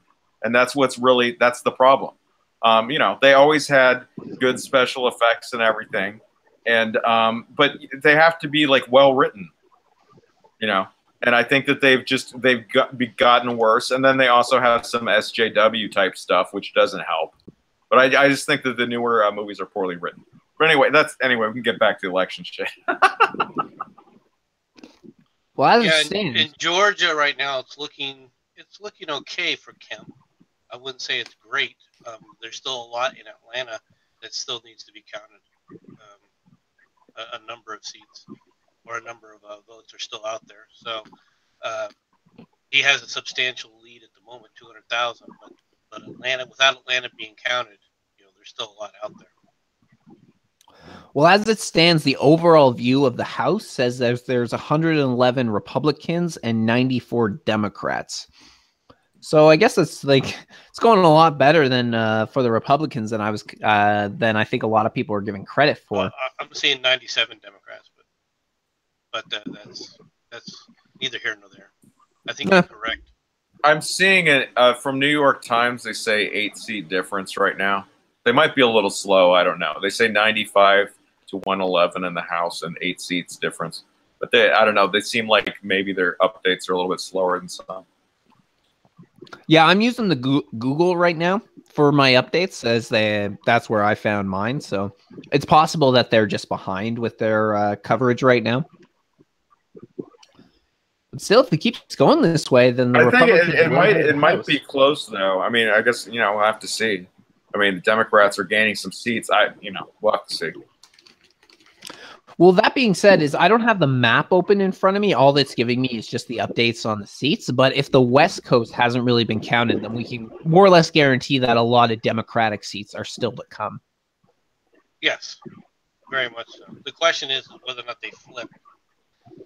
But and like I said, in Tucson, they're going to lose. The Republicans are definitely going to lose the seat in Tucson. Well, a lot of them are like Democrats that are incumbents, and they're just going to win again. It doesn't really change anything. I mean, not the Democrats. I mean, the Republicans are going to lose the seat because Tucson is going to flip. Because I'm just saying. Martha McSally was our representative, and she's running for Senate, so she can't run for the House. So that left it open, and the Republican challenger, is just a twit. So she had virtually no chance as soon as she opened her mouth. That's your area, AMC? Yeah. I live in Tucson.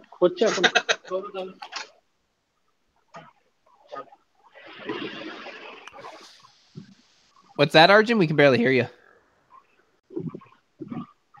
No, I didn't say anything.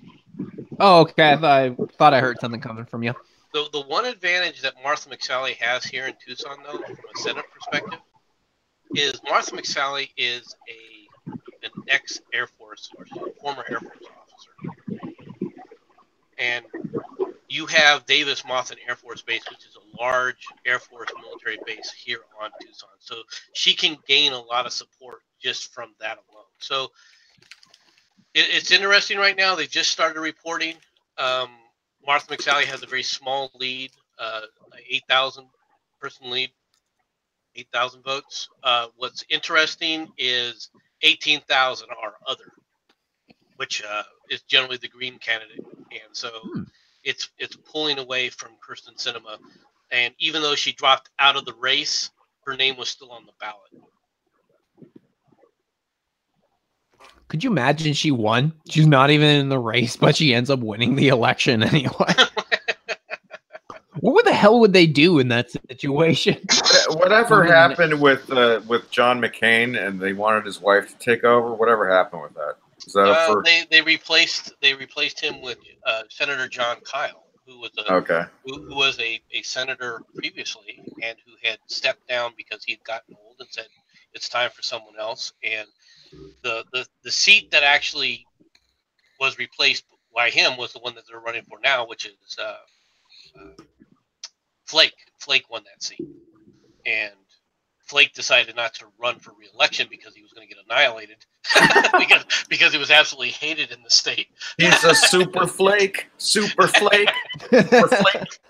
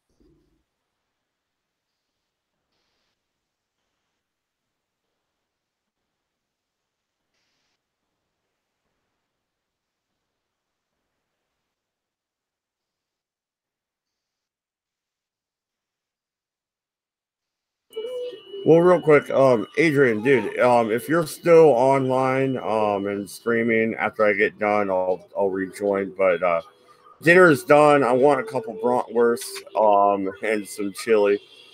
So I'm gonna bounce and eat dinner. Take it easy, man.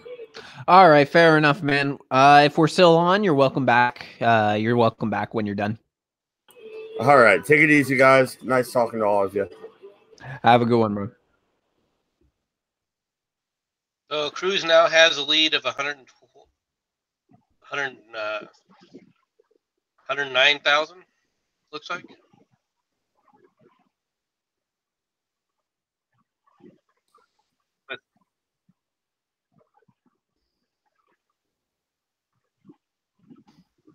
Well, how much are those is Houston in? How much is still left for Houston? Because Houston's it's a major population area, and I'm curious to see what they are.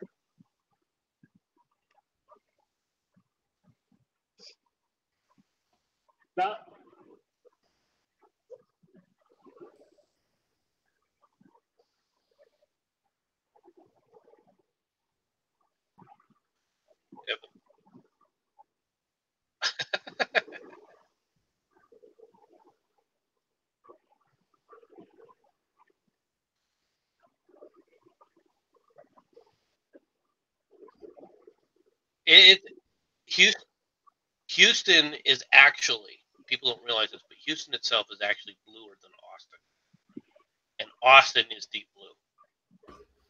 And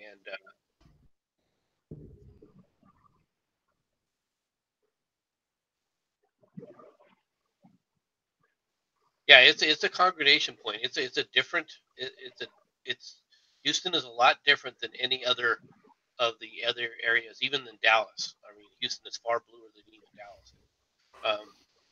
So it doesn't surprise me that obviously that O'Rourke is winning there. All right, it's just that there is a lot of that is not a good sign for him. Yeah, that's not a good sign.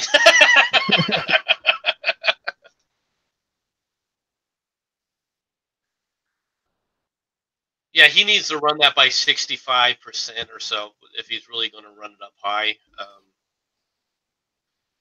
He needs to start doing a lot better, or it's going to be over. Now, granted, there's still a long ways to go. The counting, I mean, it's just more or less just beginning. It looks like.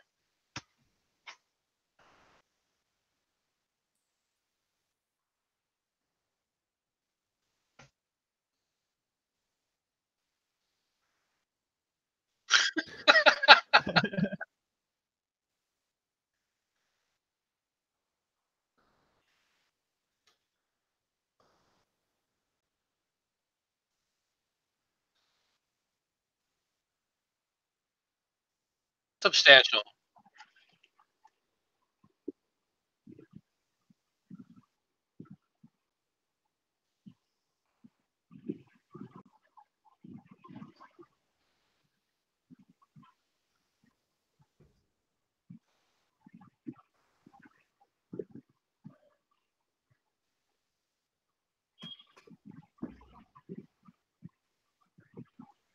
Well, it caused us to pay attention to it, though. You have to admit that. I mean, all of us are paying attention to it. If he loses and then run for president, that's hilarious. Like he lost, but now he's such a rock star that he's the presidential front runner. I mean, skateboard. He definitely could be, because, like it or not, I mean, he got a ton of money poured into him. He's not going to be hurting, at the end of this. Well, he might be better than Elizabeth Warren or Joe Biden or some of the other bad. Yeah, choices. he believe it or not, he is well positioned, all right, monetarily wise, to make waves. I think Bernie Sanders, I don't think it's happening, but I think if he was the Democratic nominee, he would have the best chance. I don't think it's happening. I think Trump's winning, but we'll have to see what happens. I think most of the Democratic possibilities are ridiculous. The election is a long ways away. Let's be perfectly honest. We don't know what's going to happen with that, because the election is so far away. There's so many things that to really handicap an election from 2 years out.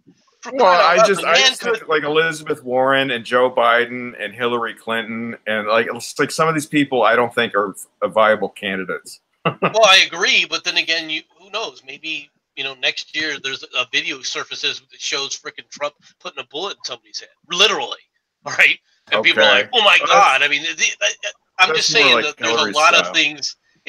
I'm not saying it's going to happen. I'm just saying that we don't know how far out this is. I mean, let's be perfectly honest. How old is Trump? He's in his 70s, right? He's like 71, 72. I mean, yeah. What if he has a heart attack and dies? I mean, it's possible. I mean, it's possible he lives another 20 years, though. I mean, look at fucking Jimmy Carter. You have a point. You definitely have a point when it comes to that. I'm not going to argue there. They got that billionaire money. They get themselves a heart transplant or something like that. Get himself like a Gundam suit. Like I just imagine like John McCain's like in like a cyborg body right now somewhere.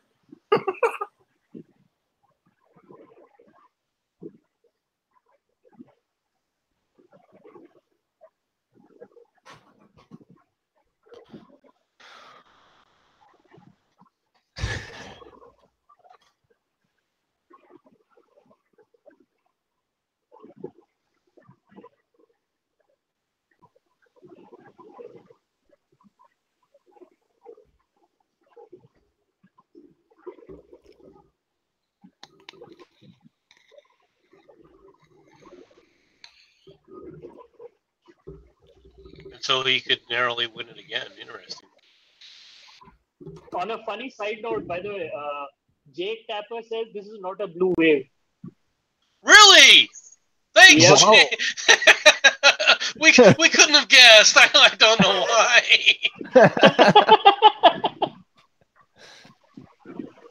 The idea that there was going to be a blue wave was all just talking points anyway. But you could also say from this, with what we've seen so far, there's definitely not a red wave. No, I think mostly things will probably stay the same, but that if they do, that means the Republicans win. So yeah, a red wave I think is an exaggeration. I mean, I don't think that's not happening unless you call just keeping the status quo a red wave, which I wouldn't really call it that. But yeah, if the Republicans hold on to both houses, though, that means essentially the Republicans win. Oh, I think if the Republicans even lose the House by just a few, like maybe. Well, that's not really a blue wave either. That means no, it's not a blue wave. But what's more is at that point right there, this becomes a major interesting issue. Can Nancy Pelosi actually keep her caucus enough together? All right, to be the Speaker of the House, because.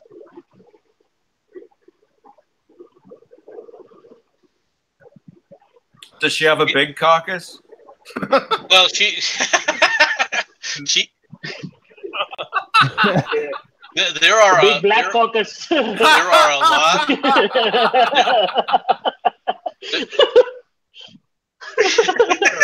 He gets a pass. Yeah. The thing is that a number of people, all right, like Ocasio, for example, was asked, is she going to vote for frickin' Pelosi for Speaker of the House? And she refused to answer. And there are other people who had said, I will not vote for Nancy Pelosi as Speaker of the House. I think Nancy Pelosi's out of it. I think it's retirement time. But whatever. I expect her to be in politics for many years to come. But in my opinion, Well, if she can't, it is interesting because if she can't convince them to make her speaker, I actually would expect her to sit up and have a tantrum and step down.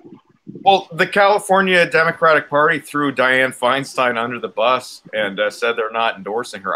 I don't know. I mean, she's an incumbent. She'll probably win anyway.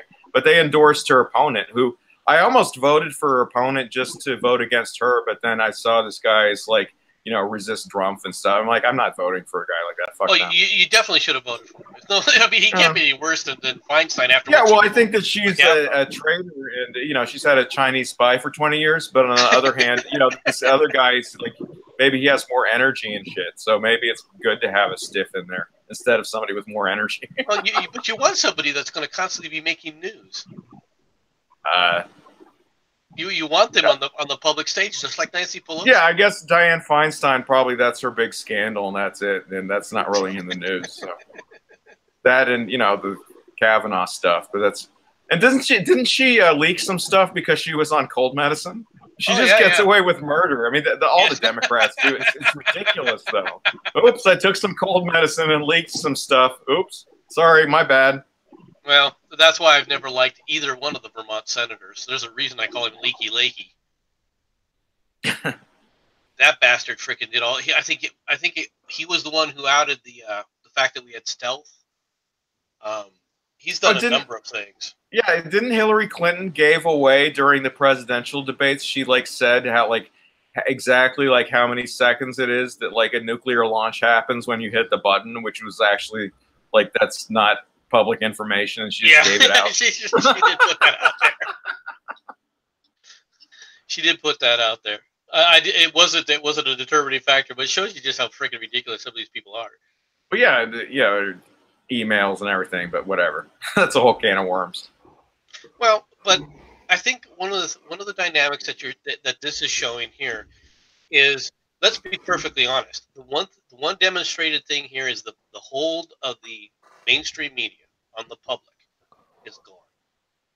Their ability to drive the narrative has been absolutely shattered, and this election is demonstrating it just as much as Trump's election victory. Yeah, well, to Trump's detractors, I mean, a lot of them don't get it, but you know, like Caitlin Johnstone's a progressive, you know, and I disagree with her on some stuff, but at least she says, hey, you know, Trump has a point when he calls the mainstream media fake news. They are actually lying. And I think that that's a good, you know, Trump doesn't do everything right. You know, I wish he would, you know, free Julian Assange and do some other stuff better. But on the other hand, him calling the news fake news every day, I think that that's fine because they are lying and they just keep on doing it. You know, for the most part, not all of them. I think Assange is kind of hurting his own case at this point, to be honest.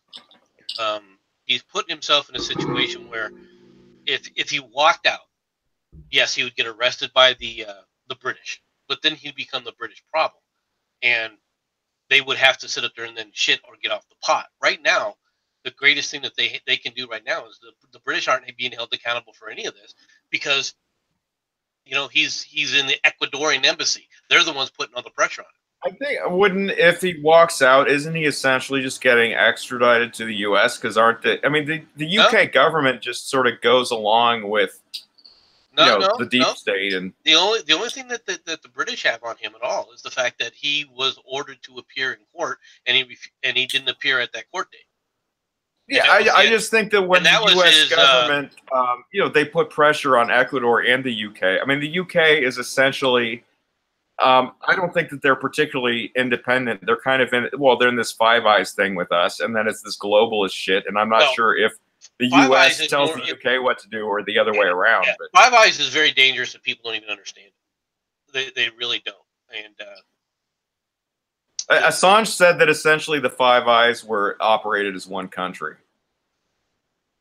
Not exactly, but close enough. All right, It's not totally independent. They share information is what they do, and what happens. Yeah, but I would say that the governments are not totally independent of each other. Well, no, they share information, but it's gone to the point now where what they basically are doing is saying, okay, is it illegal for the United States to, according to the Constitution, to spy on British subjects? And the answer is, of course, no. They're not U.S. citizens. The Constitution doesn't apply. But that doesn't stop them from then turning around and going to the British government and going where it is illegal for them to spy on their own citizens, saying, "Hey, I have this information for you." Yeah, well, then the British spy on the U.S. citizens. Exactly, and, it's nonsense, and it's controlled opposition, or basically they're operating. It's the same people, and they're saying, "Oh, but it's them doing it." Yeah, it's exactly what's happening. It's the same kind of nonsense that goes on, and this stuff is dangerous, especially when you've got all the Five Eyes, which are Canada, the United States, Great Britain, Australia, and New Zealand.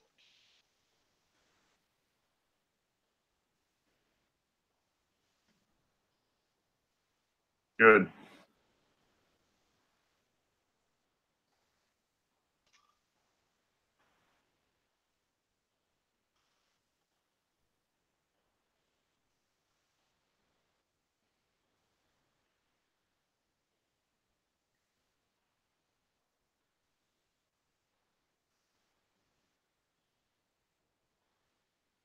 Because they don't want to.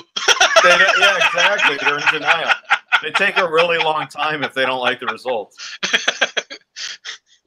The other reason is, to be honest, is everybody remembers what happened with Al Gore and George Bush, where they called it and then changed it and then called it and then changed it again. And when it comes to Florida, nobody wants to be wrong again.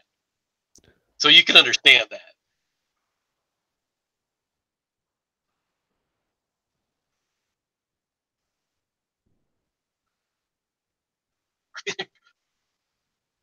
Corruption at its best.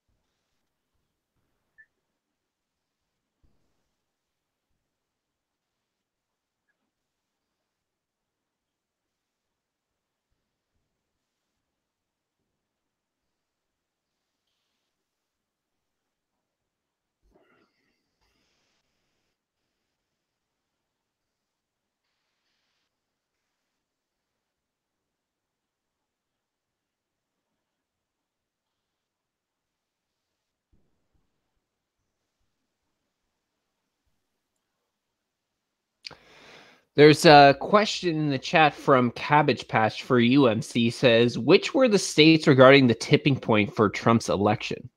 Michigan and another? Michigan and Pennsylvania were the two biggest. Michigan, Pennsylvania, and Wisconsin. And that's why I was curious about what was going to happen with Wisconsin. But it looks like Wisconsin is just staying exactly where they were.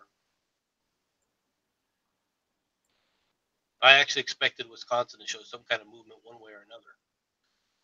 But it doesn't look like there's anything involved in that.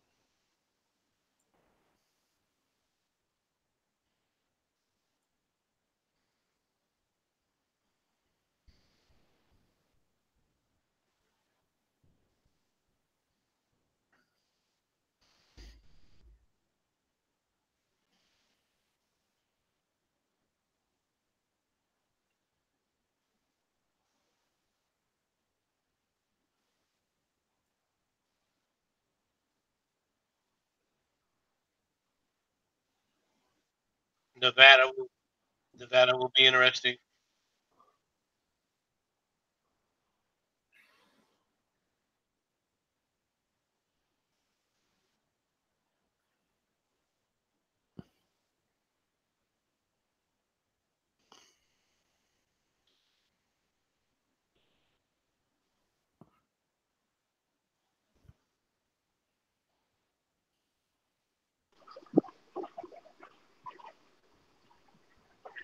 Well, they've been trying 3 separate times to get rid of him. They finally did it.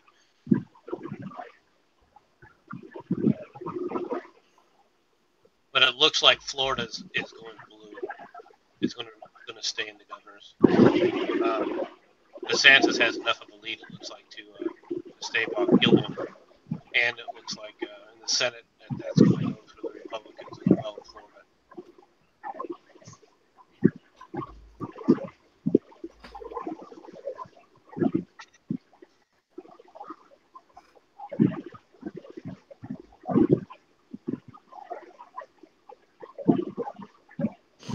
Then they magically find a bunch of ballots. Oh, we magically found a bunch of ballots. they do that. That is true.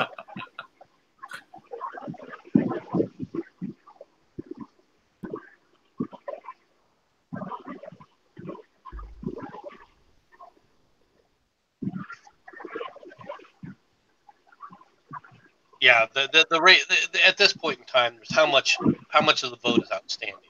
There's not enough of the vote outstanding to actually drive this, I don't think.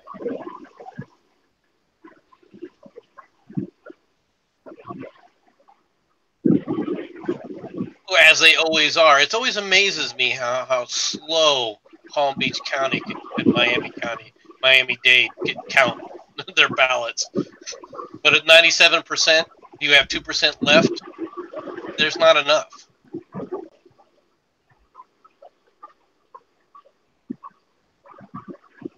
Yeah, it's not. You're not gonna make up 80,000 with what is essentially 100,000 votes left to count.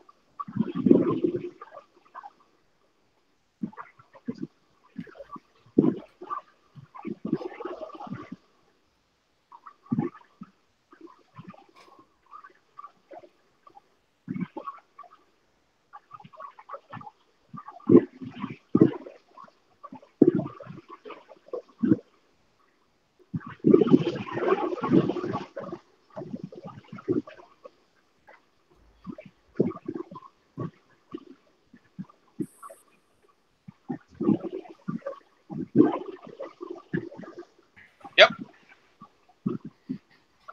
And Arizona right now, this is going to be a close race between Sinema and McCauley all the way down the line. McCauley has about a 9,000 vote lead, but it's only 6% are voting or reporting. Polls are still open in Nevada. Polls are still open in California and Washington, Oregon, Idaho. Looks like.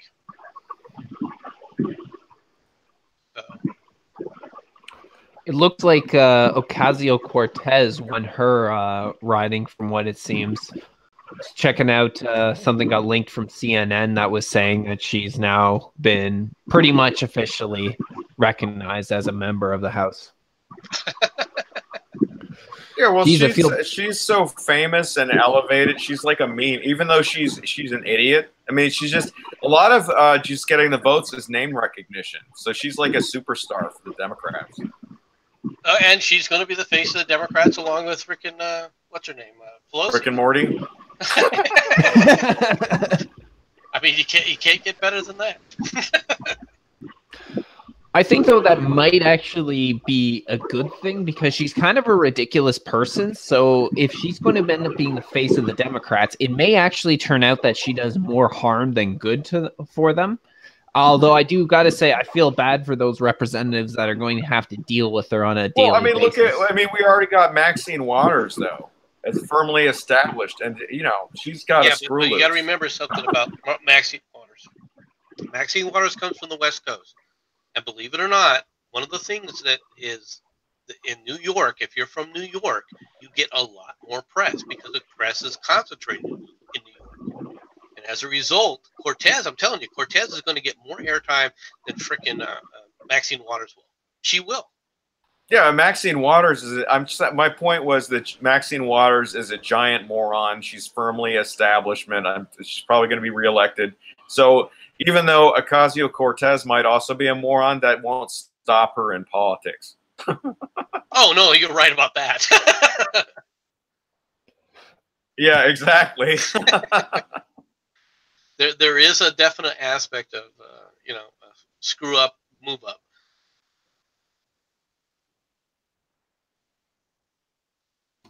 Have they called Michigan already? For the Senate.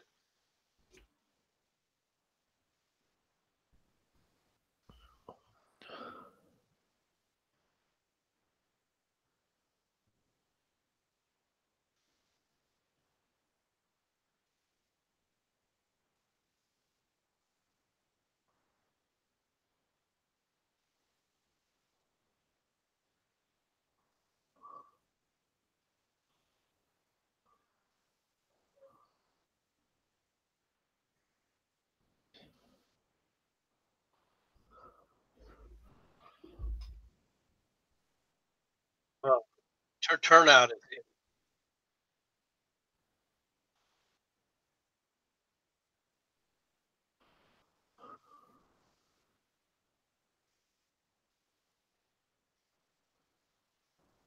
There's still a lot of counties that aren't reporting yet, at least according to the list. I can you? Oh, is Arjun muted? I think Arjun might be muted. No, I'm not muted. Arjun? Oh, okay. I thought you were talking. Okay, I can hear him. Never mind. I'm not muted. All right.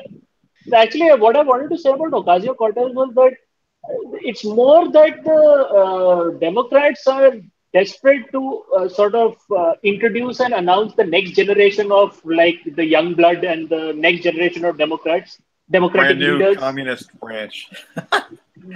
she's a communist, but she's also establishment at the same time. It's awesome. Yeah, and the crazy eyes don't help. I don't know. I mean, there's still a lot of counties in the West, in Western Michigan and the Upper Peninsula, that haven't been counted.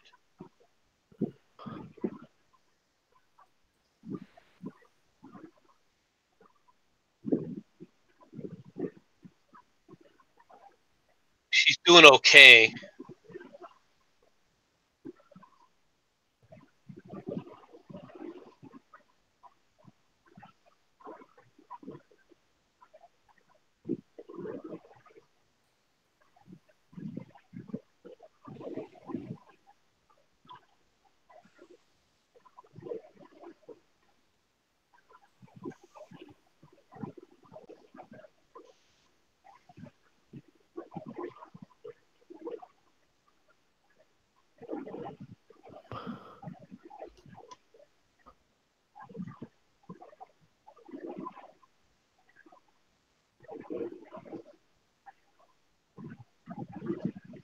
Well, yeah, but the one disadvantage the Democrats are going to have coming to the 2020 election is he basically the state has started to pick up. I mean, a lot of the manufacturing base has started to come back, especially like in Ohio, and I don't think you can underestimate just how much of an effect that's going to have in a presidential race. Now, in this race, we still don't know. I think there's just too many counties that are still open.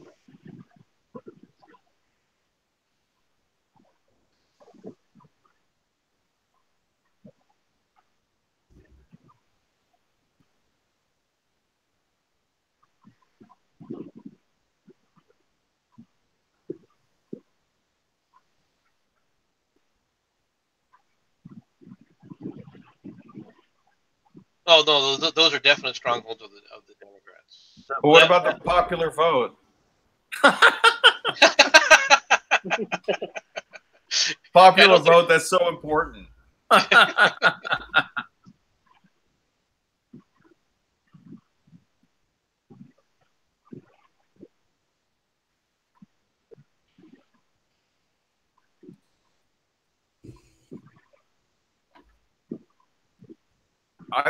Maybe the New York Times is slow. I just like their interface, but they seem to be. They a do little have bit a behind. cool. They do have a. Gotta give It says 12, but maybe they're behind. Maybe it's more. Either that or they haven't called it. I mean, you're using different dynamics. Yeah, I mean, some of them might be. Yeah, some of the ones might be projecting a little bit. They could be wrong too. Republicans have 50 seats in the Senate now. 89 seats declared.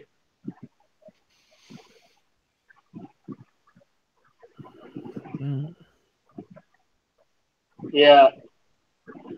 And the Democrats can't. They seem to have gained 2 seats though. I mean, they can't get him out of office. They can impeach him if they win the House. They can absolutely impeach him, but if they don't have the Senate, it doesn't mean anything.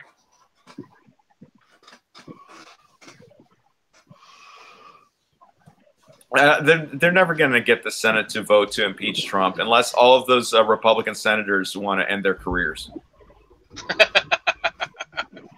I mean, that's because the voters are. If the voters didn't give a shit about Trump, then absolutely the GOP would just throw him under the bus.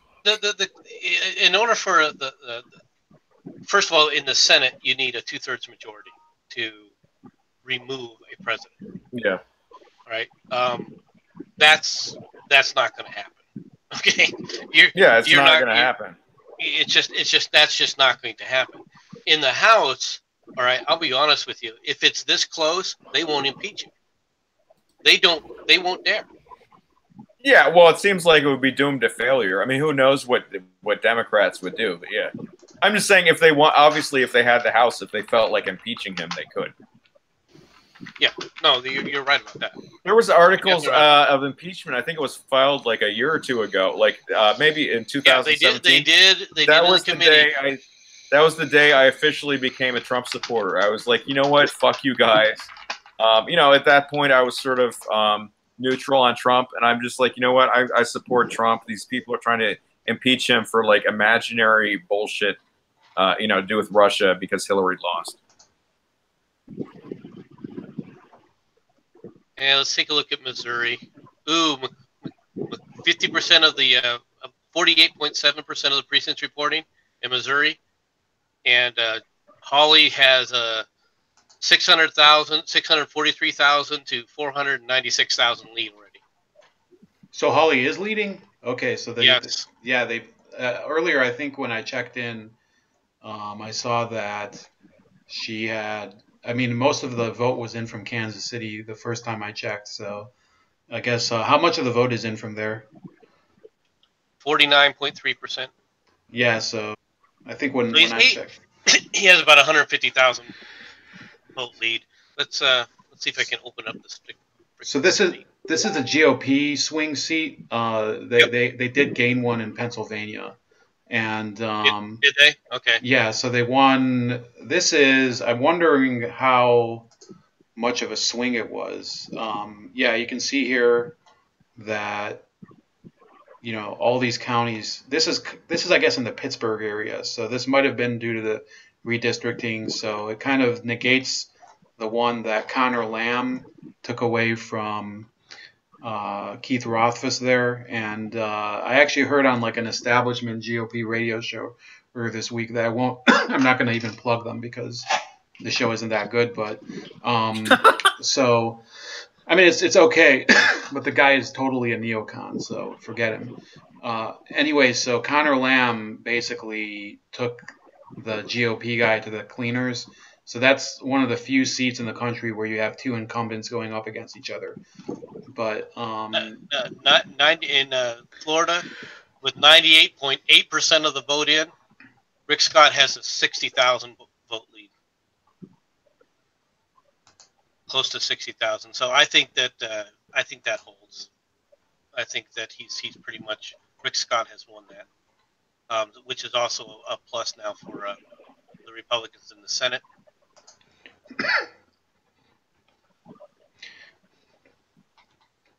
Okay, the Republicans have also, in Tennessee, those of you that care about, you know, Taylor Swift and everything, so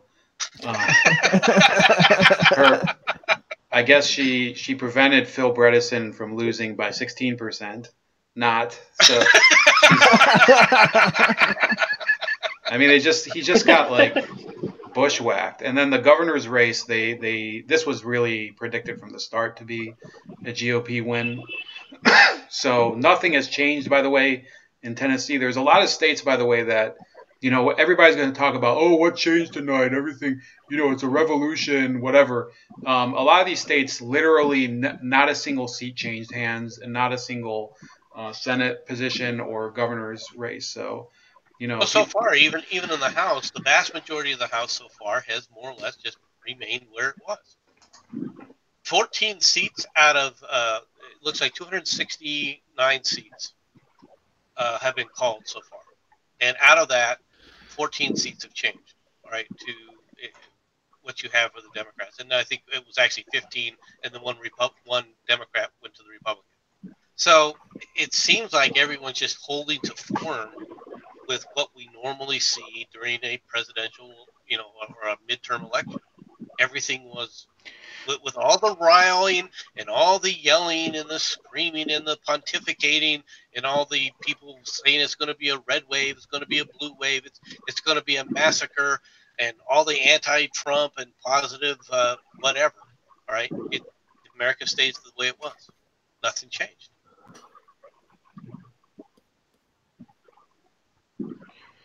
Yeah, I mean I pretty much thought that was going to happen. I've been hashtagging red wave. You know, I'm a little bit partisan though, But yeah, I mean, my general prediction was most things were going to stay the same, and I'm not surprised, of course, that the Democrats are gaining seats, though.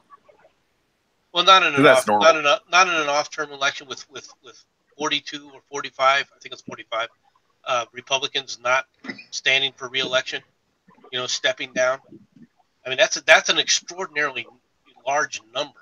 All right, to just walk away and say, okay, I'm not going to run for re-election.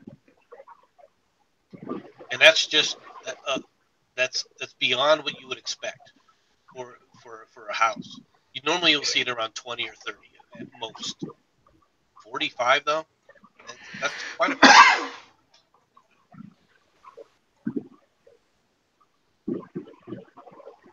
How come I can't go into the districts with this thing?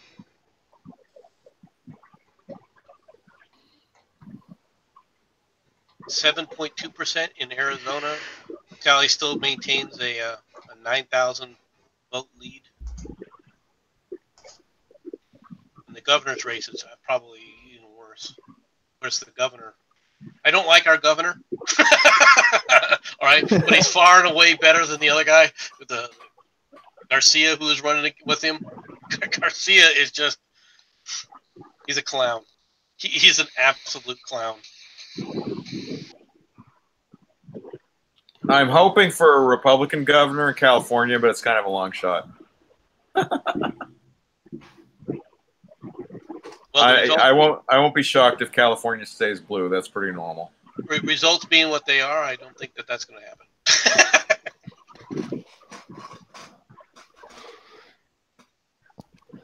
Sorry, dude. Sorry, Lennon. You're going to have to stay with more people shitting on the grounds over there.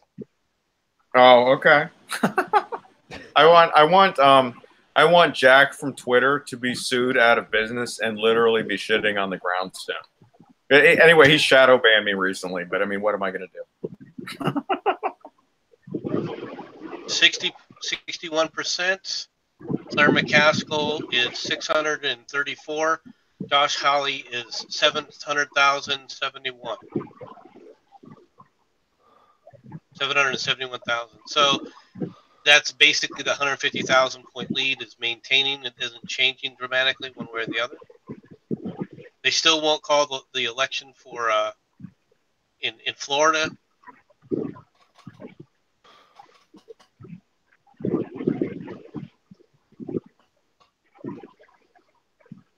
Yep. So you're starting to get some of the results from Montana. So John Tester, the Democrat, is leading by 12 points for the Senate race. And I think but the thing is with Montana, like a lot of the state is like literally hidden behind mountains and shit. So we'll see which districts are coming in, because there's a few college towns there which are probably going to come in a lot faster. So it's got a pretty small population, doesn't it? Yeah, it's going to be. I remember the House race was up for grabs a couple years ago, and I don't see any. First of all, I don't see any county results here, which is really strange. And then, so there's 15% now reporting from there. Now the Montana House seat. So this is from RCP. It is narrowing down, and I think most people. So they're not even going by county here. This is kind of annoying, but yeah, I think eventually this Greg Gianforti, the body slam dude, is going to end up winning it in the end. But who knows? And Trump fully endorsed it too. Hey man, I mean, I think Trump kind of in the back of his mind wishes that he could pull some Greg Gianforti action. And body slam. I love the actual wrestling footage of Trump.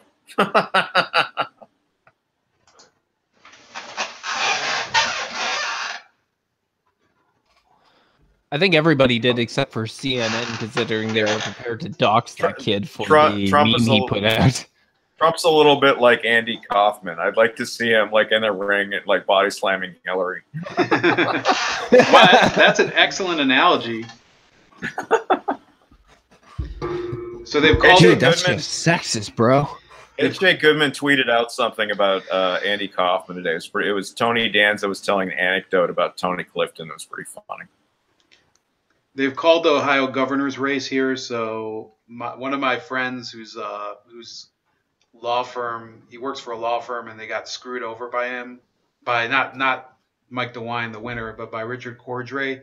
He's probably popping the champagne right now because, you know, he really hates the guy. He was saying that if Richard Cordray had won, here I'm even reading his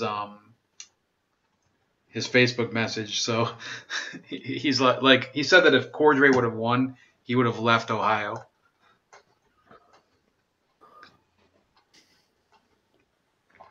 When is Barbara Streisand gonna move to Canada? Because I don't even know why that was a news story. Because she said she was gonna do it. I actually wrote like a post that said, "Why Canada? We should send her to Chechnya."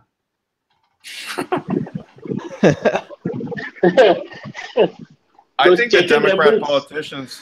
I think the Democrats should run for office in Mexico or Venezuela or somewhere because they don't have an allegiance to America.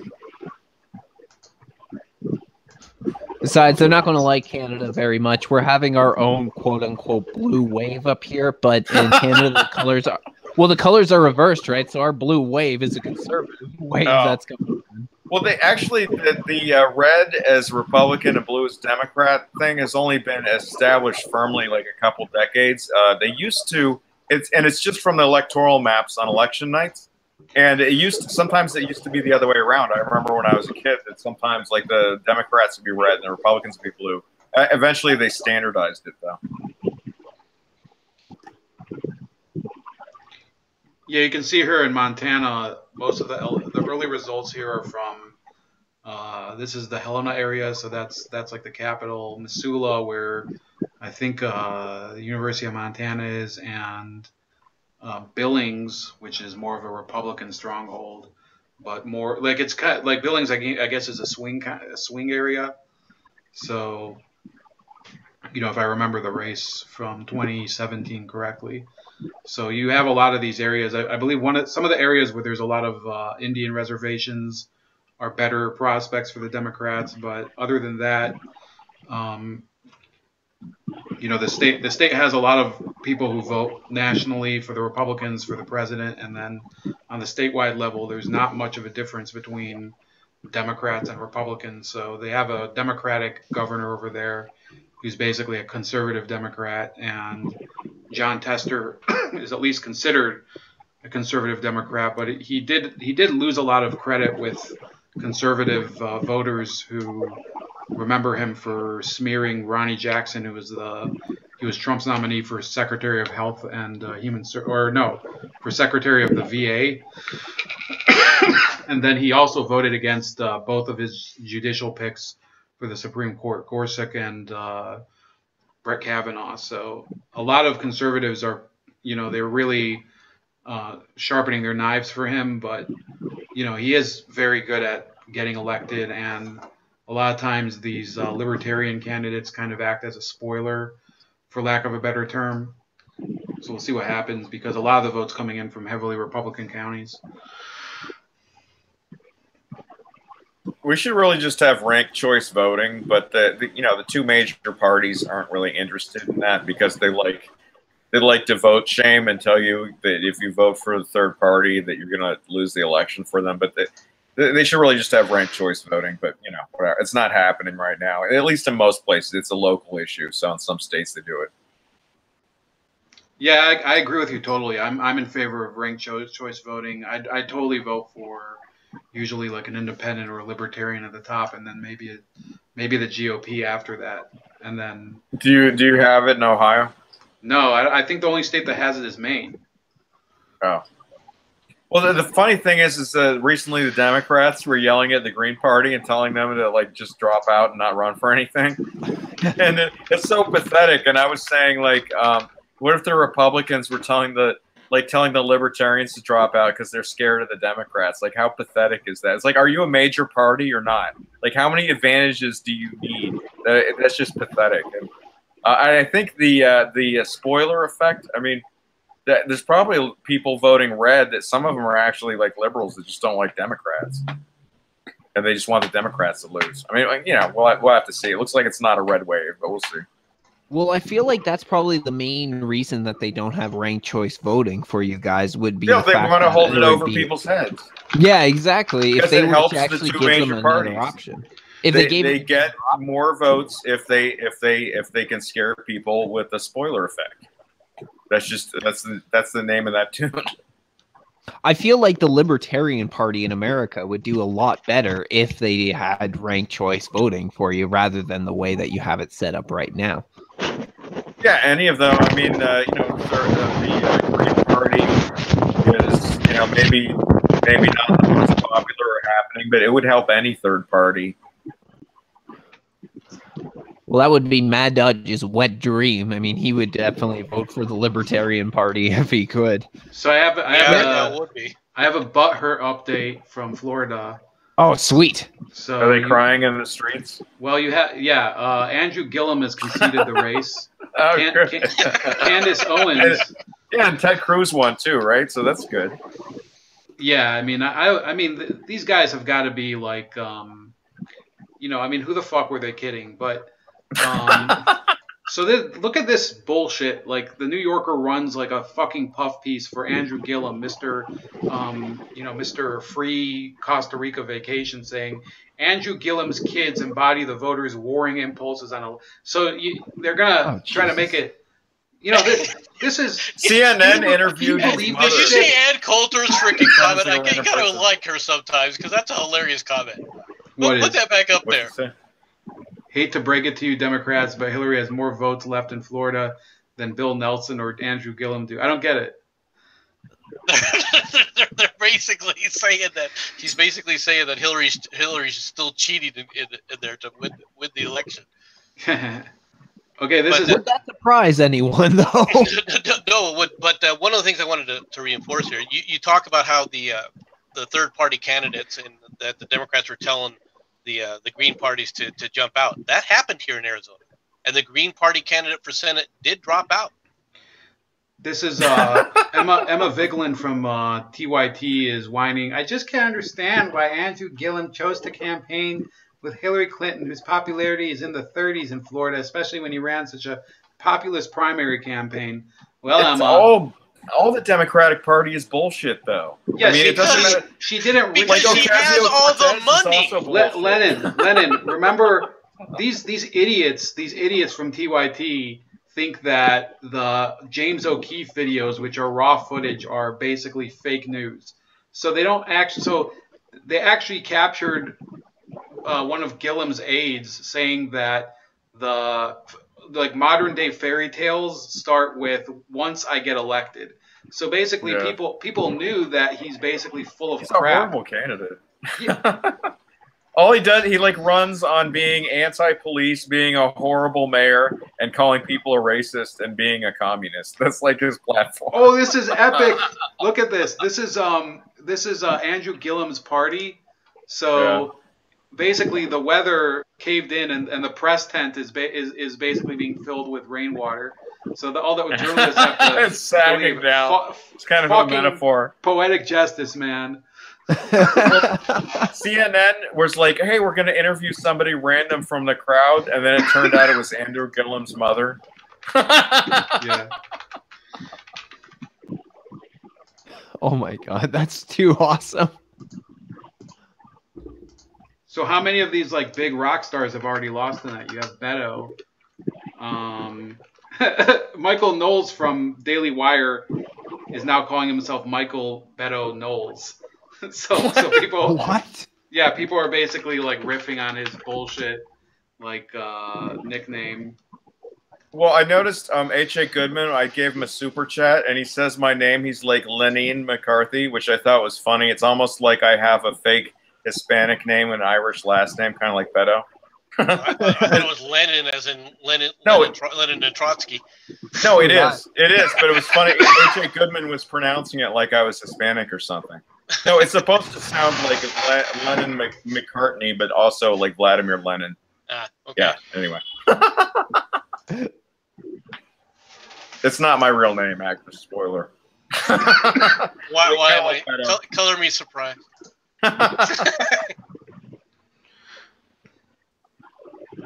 So yeah, on the statewide level, the Democrats have a number of like big disappointments, but they still have a few governor pickups and really no Senate pickups, which I guess was expected. So really, I guess their entire night is riding on whether they can win the House, because all of their so-called, trailblazing candidates, the big minority people, what's her name from Stacey Abrams from Georgia is just toast. And Cruz, I guess they're still counting the votes, but he's 3 points ahead, I guess. So a lot of people were predicting that the margin would be much, much bigger, but we'll see if that even happens. They're predicting. Politico is predicting that the House is going to flip. Yeah, I'd say at this point it probably will. I don't see many districts flipping to the Republicans, which I think that's the only way. You can't play defense the whole time and expect to win. So no, you can't. Let me see here. So yeah, right now on Real Clear, I don't know which one you're using, MC, but it's 14-14. It's a 14-point pickup for the Democrats in the House. So they're not. Far. Yeah, so far we don't know yet what's going to happen with these Western states, and I think your state especially will be pretty closely watched. Well, I can tell you they're going to pick up. Like I said, they definitely have a pickup here, at least one pickup, possibly two here in Arizona. But I expect just one, to be honest, and that's this seat here in Tucson, the Tucson area, Arizona too. The question will be just what does Cochise County do? Cochise County encompasses Fort Huachuca, which could lean heavily to McSally. But like I was saying before, McSally isn't very well liked in the state. Now, I will say this: so far from what I'm seeing in here in Pima County, Christian Cinema is somewhat underperforming, at least at the moment. Now that could change over time because it's still a lot of votes to count. And it's just started. But she should have had a lot more. Her percentage should be in this like 68, 69%. In Oklahoma, they have 3 districts that are at or near 100%, and they haven't called it. It's like, what the hell? And one of them, I guess, is going to the Democrats. So, I mean, what is it like? It must be some sort of like. I mean, I think at least some of these might be a glitch.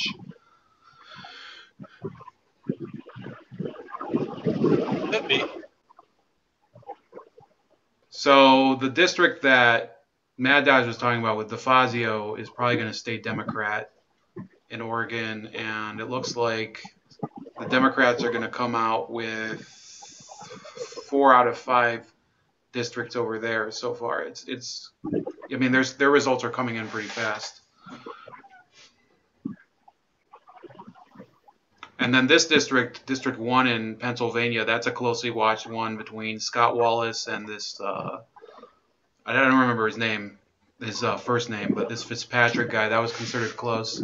So that one, if the GOP holds it, there's going to be no more gains for the Democrats in Pennsylvania, but 4 of their pickups are in Pennsylvania, and that was exactly where a lot of those races were predicted to be. Actually, you know what? Yeah, so District 17 where Connor Lamb won that I mentioned earlier. So technically 5 of the Democrats' 14 pickups are just from the state of Pennsylvania.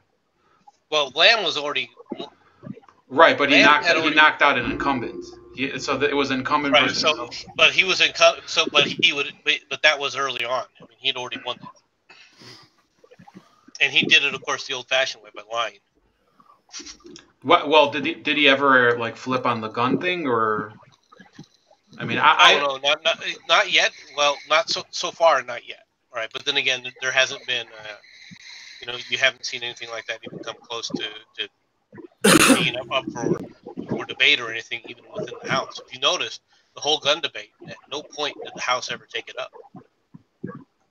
this District 7 over in Texas could be a problem for the GOP. So I know that this is a Houston area district, so that might go to the Democrats. Other than that, I don't know if there's any other ones. There was one, Pete Sessions. Let me find that one. He was running there. He has a very difficult district to hold. So yeah, he's trailing by 6 points in District 32. So yeah, there are 2 districts that could flip over to the Democrats in Texas. Other than that, Utah looks like most of it will remain the same. Actually, no, the Republicans may lose District 4. So the Democrats may knock out a black female Republican Mormon and kill diversity forever in the state of Utah. So that was Mia Love. She's actually kind of a never Trumper. So just putting it out there. Who else do we have here? There's this guy, David Brott, over in Virginia. That would be a gain for the Democrats, and it might actually, I mean, it's a 0.6% difference, so that might be one that ends up getting recounted or something. But that, I think, will go to the Democrats. So I'm seeing that there's at least 5 more seats that will probably flip to them. And there was 1 seat in Minnesota that I think is for sure going to go flip to the Republicans. So it's going to be a rough night for the GOP if they can't flip another district besides that. So let me see. The other ones that I was following, and I was studying the map for some of the, basically for the past month or so. So these 2 in Nevada, the Nevada 3rd and 4th, those are the ones that they have to win in order to kind of blunt the Democratic advance. So it could happen. I still am standing by my prediction that the Democrats narrowly win the House. And I think most people, like most normal people, would probably say it's a good prudent prediction there. So, those people saying, oh, it's a blue wave. Well, you look at a lot of these districts, basically what you see is the realigning of a lot of the suburban people, the people that are watchers of CNN and MSNBC that may have traditionally, or even Fox News that may have traditionally voted Republican out of, inertia. They're realigning to the Democrats, and then the Democrats are going to be kind of a party of just people who watch mainstream media and people who kind of need guidelines every day on what their genitalia mean, they need basically a gender horoscope. So that there's 2 big demographics to draw from. What do you guys think? You guys are kind of quiet there. What's up with you guys? Because we're all looking at things. That's just really what we're all doing, I think, right now. I'm going to be crying in the street. What do you say, Arjun? I'm looking for Bigfoot porn.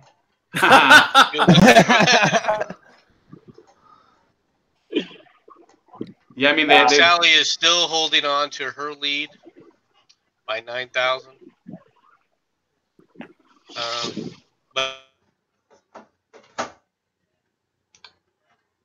But they're still. They were already calling. Looks like Feinstein has won. Of course. with 1.7% of the precincts reporting. This is your fault, Lennon. It doesn't matter how corrupt the Democrats are. They won't go away. I figured that it doesn't even matter. No, I mean, yeah, I could vote against her and she'd probably stay in office anyway. And then if she didn't, I'd have this jerk off, resist Trump asshole that I probably like, why did I vote for that guy? So I just fuck it. I'm not going to vote for you. Fuck that. Leave that up to the Democrats. So what you're saying is the Democrats are like herpes; they just won't go away. Or like herpes Hillary. What's the difference? What's the difference between Hillary and herpes? What? Herpes doesn't kill people.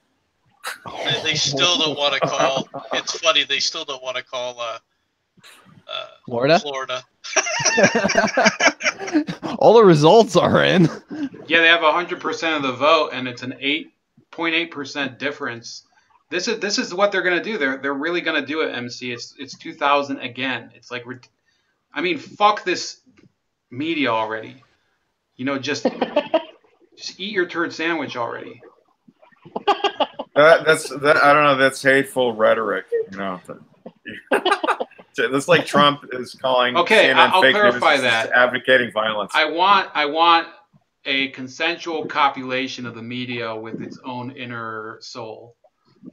Okay.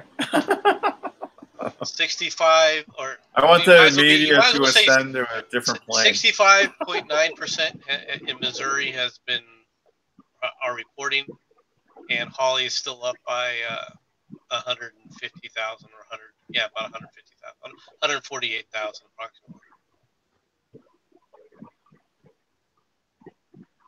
So it's looking good. McCaskill's gone. It looks like Arizona's going to be way late. I don't know why we're so slow getting these counts in. Well, I can't fit. Okay, so they're not on daylight savings time, but that shouldn't matter because it just ended. So never mind. Well, no, we're not. So yeah, well, that's one thing that they do that's right. There was actually there was a measure in California, and it wasn't to change it, but it was to make it possible if California wanted in the future to do something different with daylight savings time, it would be possible. I voted yes on that. I think that it's just dumb. It sucks. There's no reason to change the clock twice a year every year. I mean, it messes up with people's circadian rhythm. It's stupid. Well, the reason for it is long past. Yeah, well, it took off in World War II, I think, but then they had wartime as well. World War I, actually. Oh yeah, okay. That's like when they first implemented. When they first started dealing with electricity, and we were trying to. Well, yeah, in Arizona they did some studies and found out that it actually wastes energy, with air conditioning and whatnot, which is why they stopped doing it.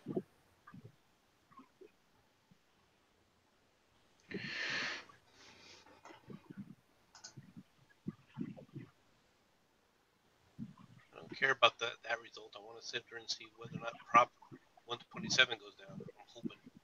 There's a lot of stupid people here in Arizona.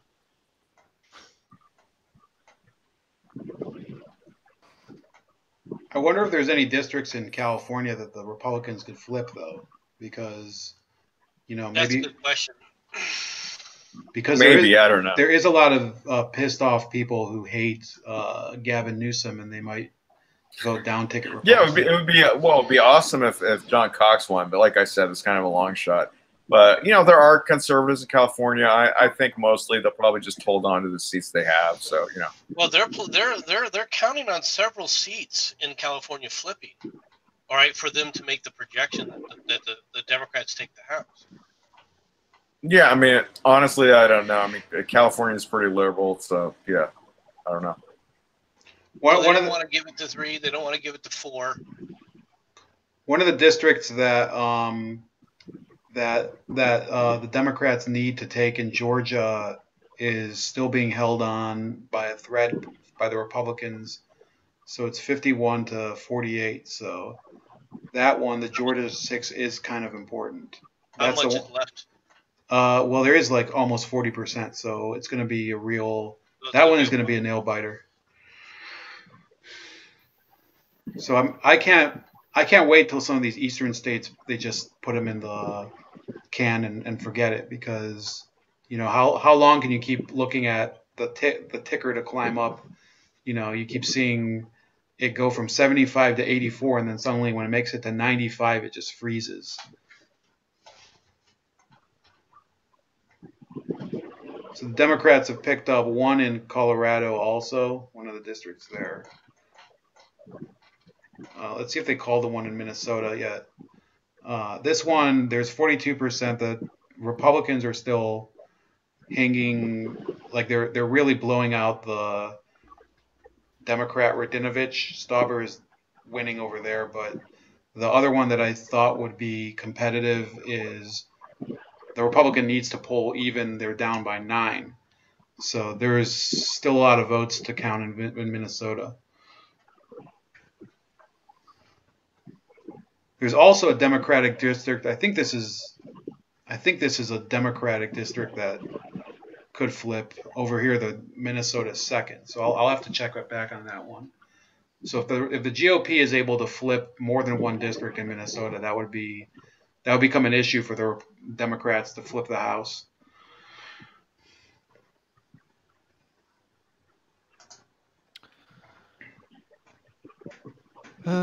Well, as I'm watching this, I think my prediction might be starting to get to lose, because I was predicting they keep the House on this, and for a long time they were keeping that 10-seat advantage over the Democrats, but it looks like it's 151 to 145 now. So if it keeps going this way, and it looks like it will, especially with California still yet to be counted, it looks like that it will go to the Democrats. So I guess I was wrong on that. Well, a lot of the rural seats in California are very heavily Republican. So, their whole. Yeah.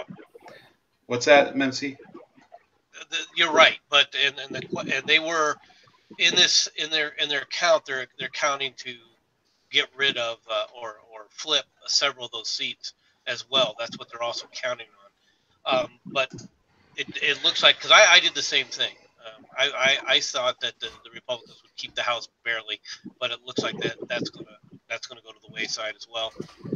And the Senate looks a lot closer than what I expected to, like here in Arizona. But then again, it is what it is. Yeah, I think if the Democrats win the House by a few seats, that's hardly a mandate. So whatever. Well, it's not a blue wave. We know that. No, it's not. It's actually historically it'd be kind of weak, but I was hoping for the Republicans to keep both, but anyway, looks like Democrats will probably win the House, but not by much. We'll have to see. I'd like to see what the final number of flips would be, because if it's just like 21, then to be honest, yeah, then the Democrats half lose. Of the open districts. Yeah, if it's well, no, I mean like it's okay. So they get to 23. Let's say they get to 24, right? Then they barely picked up a bunch of open seats by the Republicans. What essentially it came down to. It's still a loss. I mean, you can't deny the fact that if the Democrats pick up the House, the Democrats pick up the House. It's a win. Well, yeah, if they pick up the actual House, then that's a win for the Democrats, but it's not much of one. And if they pick up a whole bunch of seats but fall short of it, then that's not much of a win at all. What's going on in the governor race for Georgia? Yeah, that race was done like hours ago. I don't know even why people thought it would be competitive, given. I don't think, I personally have nothing against what's her name, Stacey Abrams, but you're not going to get these these pickup truck driving people over in all these red counties to vote for you, and it's like she's losing by 200,000 votes, and there's 82% reporting. So yeah, but what are the? It looks like Atlanta's still out though. How much has been reporting in Atlanta? How much is still out? So Fulton County, which is the majority of Atlanta. Yeah, I mean, I guess you have a point. There's 49%. Yeah, she has a chance. The Cobb County, though, which is another major part of Atlanta, you have. Yeah, it's almost finished. Yeah, that one's almost finished, and then Cobb County is also almost finished. But you have a lot of the but red. She's not winning enough there, though. If you take a look at that last county that you showed, she doesn't have a high enough percentage to pull. Yeah, Cobb Go County. Back to Fulton County. Fulton County, she was like 70%, right? Yeah, Fulton County is like the most metro part of Atlanta, so it's a 3-to-1 split. But. And there's 300 and there's 300,000 still outstanding in that district, approximately. Yeah, I guess it's feasible for her to win, but then you have a lot of these red areas that are still outstanding, and let's see here. I mean, it could be that she pulls back ahead later. Yeah, it's going to be hard. These other counties are very small, though. Yeah, this district over here doesn't have that many people. No, yeah. The question is how much does she take Atlanta by? That's going to be the question. But over here, this is Savannah area. She's only leading by 12%. You know, you have to question really. She can make up a lot of ground, but it's going to be hard for her to actually go over the top. Yeah, at this point it's Atlanta versus the rest of the state. Just as it probably always will be, you know. Pretty much, yeah. I mean, that's the way it's. I mean, I live in the Cleveland area, and I mean, if we go back to my state, if you want to go back to Ohio, to Georgia, then you know maybe we could go back. How long do you guys want to keep going, Jim? So. I'm actually thinking maybe we'll end there soon because I know I'm getting a little tired. I think we're starting to lose a little steam as well. So maybe we'll go on for maybe another 10 minutes. Yeah, I think that would be good. Yeah, maybe I'll do like a small video later when the last races. I think I'm going to stay up the rest of the night, but I'm getting tired too.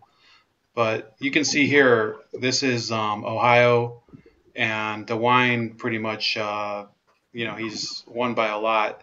And Cuyahoga County, which is the most progressive county in the state, he's won by 65-32, which is, you know, he needs to really run up the score there.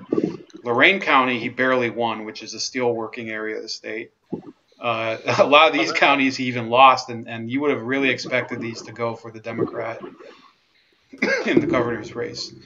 Well, Steele hasn't Steele started hiring people yet? Yeah, absolutely. So he doesn't have anything to offer that. First of all, he's the governor. He's running for governor, and he's not popular, and basically, you know, he's Elizabeth Warren uses him as like basically her back scratcher. He just has him nailed to the wall of her office. So, you know, it's basically like he had no charisma. And this Sherrod Brown guy up here, he could actually, I saw the debate between him and Jim Renacci, and he had a good point. Like, he is one of these anti-free trade politicians. He's been consistently union active and whatever. He's not, I guess, as militantly anti-gun as some of the other Democratic politicians. So maybe he ran under the radar on that issue. So, I mean, I was predicting the entire time that Sherrod Brown would win, and even though I don't like him, I think he deserved to win because the other guy just ran kind of a pathetically clumsy race. He also was flown around the state by a strip club owner, so there's that. What was Bigfoot there?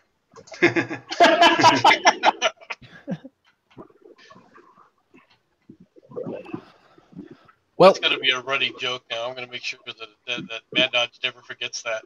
You guys just don't know. You guys, I somehow missed that story. He's toast. I'm going to bring it up every chance I get now. Yeah, well, I think this one person here has the right idea. If you're going to vote for anybody, vote for Darth Vader. I don't know who posted this in the Discord, but I thought that was pretty funny. There are all these idiots on Twitter. So Trump did a tweet like 15 minutes ago. Tremendous success tonight. Thank you to all. So yeah, it's a mixed bag, but I wouldn't say that Republicans are totally getting destroyed. But of course, he has all the, like the trolls, and they're all like, it's all like Mueller tax returns. Watch out, Adam Schiff is going to subpoena your tax returns. Like what? Well, the Democrats have to understand, you know, yes, they can take the House, but essentially there's two states where they don't have a single statewide official anymore, Indiana and Florida, basically. So those are two states that traditionally were very good swing states for them, and they just don't have anything to show for it. So that's and then of course we don't know yet what other Senate state. I mean, of course, Missouri. That is a big. The future of the Democratic Party in some of these states is in doubt, and basically what Tom Perez said when he became DNC chair was that every state, like he would be a 50-state DNC chair, like every state he would put in an effort to win. And from now on, it's going to be more of a challenge for him to actually even try that because There's nowhere to. I mean, they have to build from the ground up in Indiana because they're going to have now 2 senators and a governor that are Republican. They're going to have to do the same thing like in Florida, unless some sort of massive. Yeah, their loss in Florida is significant. I mean, that's. Yeah, there's nowhere for it to move. I don't know why they never called it. You know, to put the kind of money that they did into Florida and come away with nothing. All right. I mean, they can't. They didn't even come away with the governorship, which I thought they had a better chance of taking the governor than the Senate. To be honest, I really did think that Nelson was in trouble because he was in trouble the first time he ran and barely squeaked by, and then his next time he ran, he was like, okay, he won by a comfortable margin, not a great margin, right? But the people of Florida never seemed to really, you know, embrace him like you would normally expect, right? Especially being an ex-governor. And so I really did think that Nelson was in trouble the entire time. I was surprised by what I was seeing from Gillum. I thought he was much stronger than he actually turned out to be in comparison. But the Democrats now have a problem in Florida because now you could say that, okay, you had two, now 3 successive races where they've lost Florida dramatically. There was a politician earlier in the year, I think. I forget who it was. He was like running in the South, and the Democrats just spent like a fortune on this guy, and he just lost. I forget who it was. I don't even remember. Yeah, that was in Georgia. They just literally, they just try and buy elections. They just, you know, they throw a bunch of money at everything. They invested like $8 million in a House seat in Georgia, the John Ossoff seat, and he ended up losing. He did get pretty close, but you know, they wasted a lot of, and he ran on basically nothing. He ran on being basically the nice guy that's not Donald Trump. Yeah, but with 74% reporting of the precincts reporting in Missouri, like Josh Holloway has a 12-point lead, well 11 percentage point lead, and it's over 200 and some thousand. He's not. You can kiss Missouri goodbye. Yeah, they're going to have to. I mean, this is a generational change for the state, and you know, remember they have 2 major metro areas, Kansas City and St. Louis, and they still are almost. I mean, in the presidential race in 2016, I remember some of these ridiculous Democratic officials, like the people in Hillary Clinton's campaign, were talking about competing in places like Oklahoma and Nebraska and Missouri. They can forget about Missouri for sure, probably for the next 15, 20 years, ever competing in a presidential election there. Yeah, it'll be interesting to see what Iowa does. I don't know if this is. Go ahead. No, I mean, yeah, go ahead. We've been talking. Oh, I don't know if this is accurate or not, but I see on Twitter, Stealth Jeff is saying that that Republicans flipped a few seats, but of course the news isn't reporting it until like they're holding off. So I don't know if that's accurate or not, but I wouldn't put it past them. So some of the California districts are coming in. Who is Stealth Jeff? He's a Twitter. He's a Twitter persona. So he's like I think he's from the Thomas Wichter school of thought or a circle of friends. So it's not like I don't follow him. I'm not hanging on his every word. But anyway, that's what he had to say. He's a Twitter persona. I was wondering if that was your pet name for Jeff Sessions. Oh no! Well, it has a picture of him. That's his profile picture. He's called Stealth Jeff. But yeah, it's just a Twitter persona. Because Bad Dodge calls him the Keebler Elf. Yeah, well, that is exactly. That's a couple of times. So there's like a the Keebler is on Twitter, and they have like even it's like Ernie the Elf is the actual elf's name with the gray hair that looks like Sessions, and he has like there'll be like a GIF of him like dunking cookies and fudge, and a couple of times I just quote tweeted him and said trust Sessions. It's like, hey, look, Sessions is working on something. And he's dunking cookies and fudge. That's an awesome meme. Well, he looks just like him. It looks like we've more or less reached equal status when it comes to the House. It's 155 Republicans, 154 for the Democrats, saying that the Democrats have gained 17 seats while the Republicans have lost 17. Granted, this is from New York Times, so at least a number of seats that could be different. Oh, it just became 156 to 156. Yeah, the Democrats are picking up. Yeah, this is saying that they won already. How could they have won if they? I thought they needed 23 seats. They're projected to win. Yeah, I've been seeing that for about an hour now. They were saying that the Democrats are projected to win the House now, which it seems like it's going that direction, especially, again, with some of how we have some more Democratic states over on the West Coast, and those have yet to be called yet. So we'll see.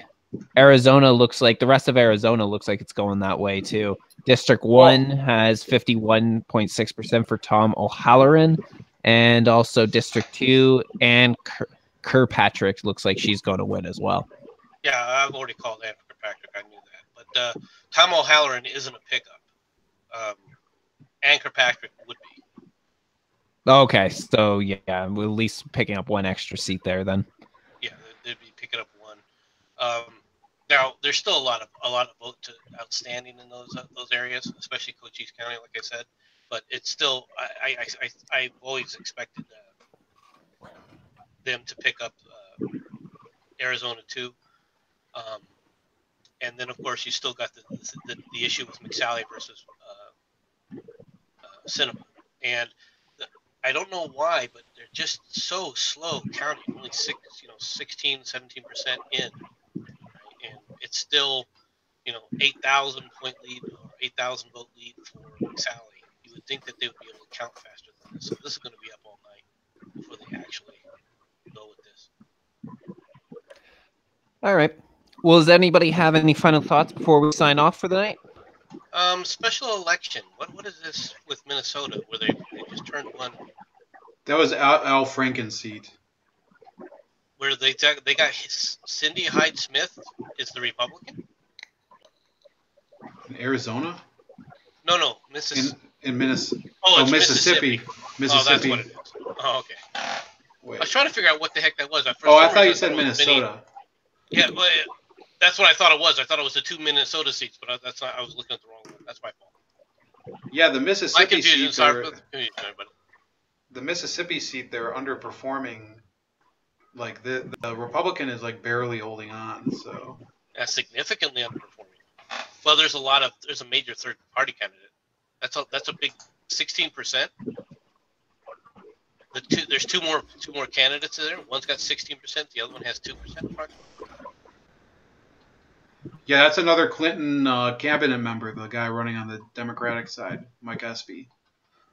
He was actually convicted of bribery, in 1996.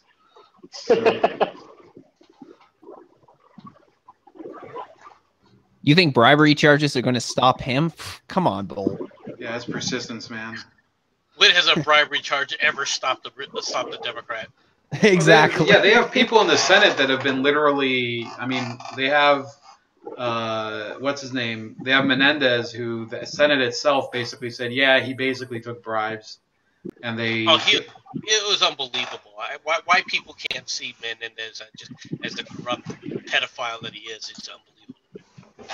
Yeah, and then there's another guy in Florida who's in the House, Alcee Hastings, who I believe, I think he served prison time for taking bribes when he was a federal judge. So. Oh, geez, perfect. That's even worse.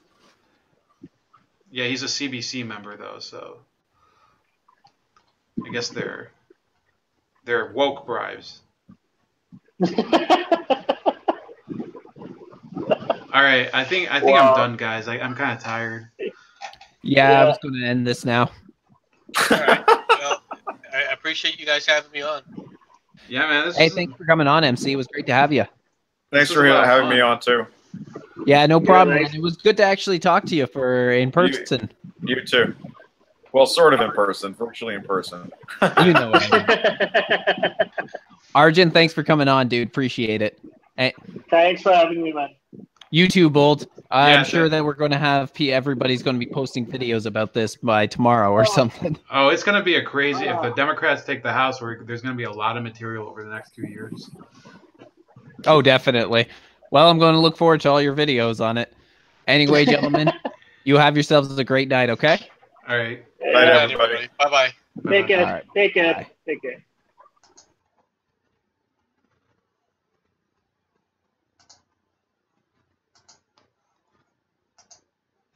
All right, guys, I think I'm going to end my stream as well. There's really nothing left in Ohio to talk about anyway, and I think most of you were watching some of the other streams anyway, but please remember that if the Democrats do take the House, a lot of the same atmosphere that's been going on for the past 2 years is simply going to continue. There's going to be more of these committees that are going and investigating Trump for whatever charges may come up or whatever. So we'll see what happens. I wish that the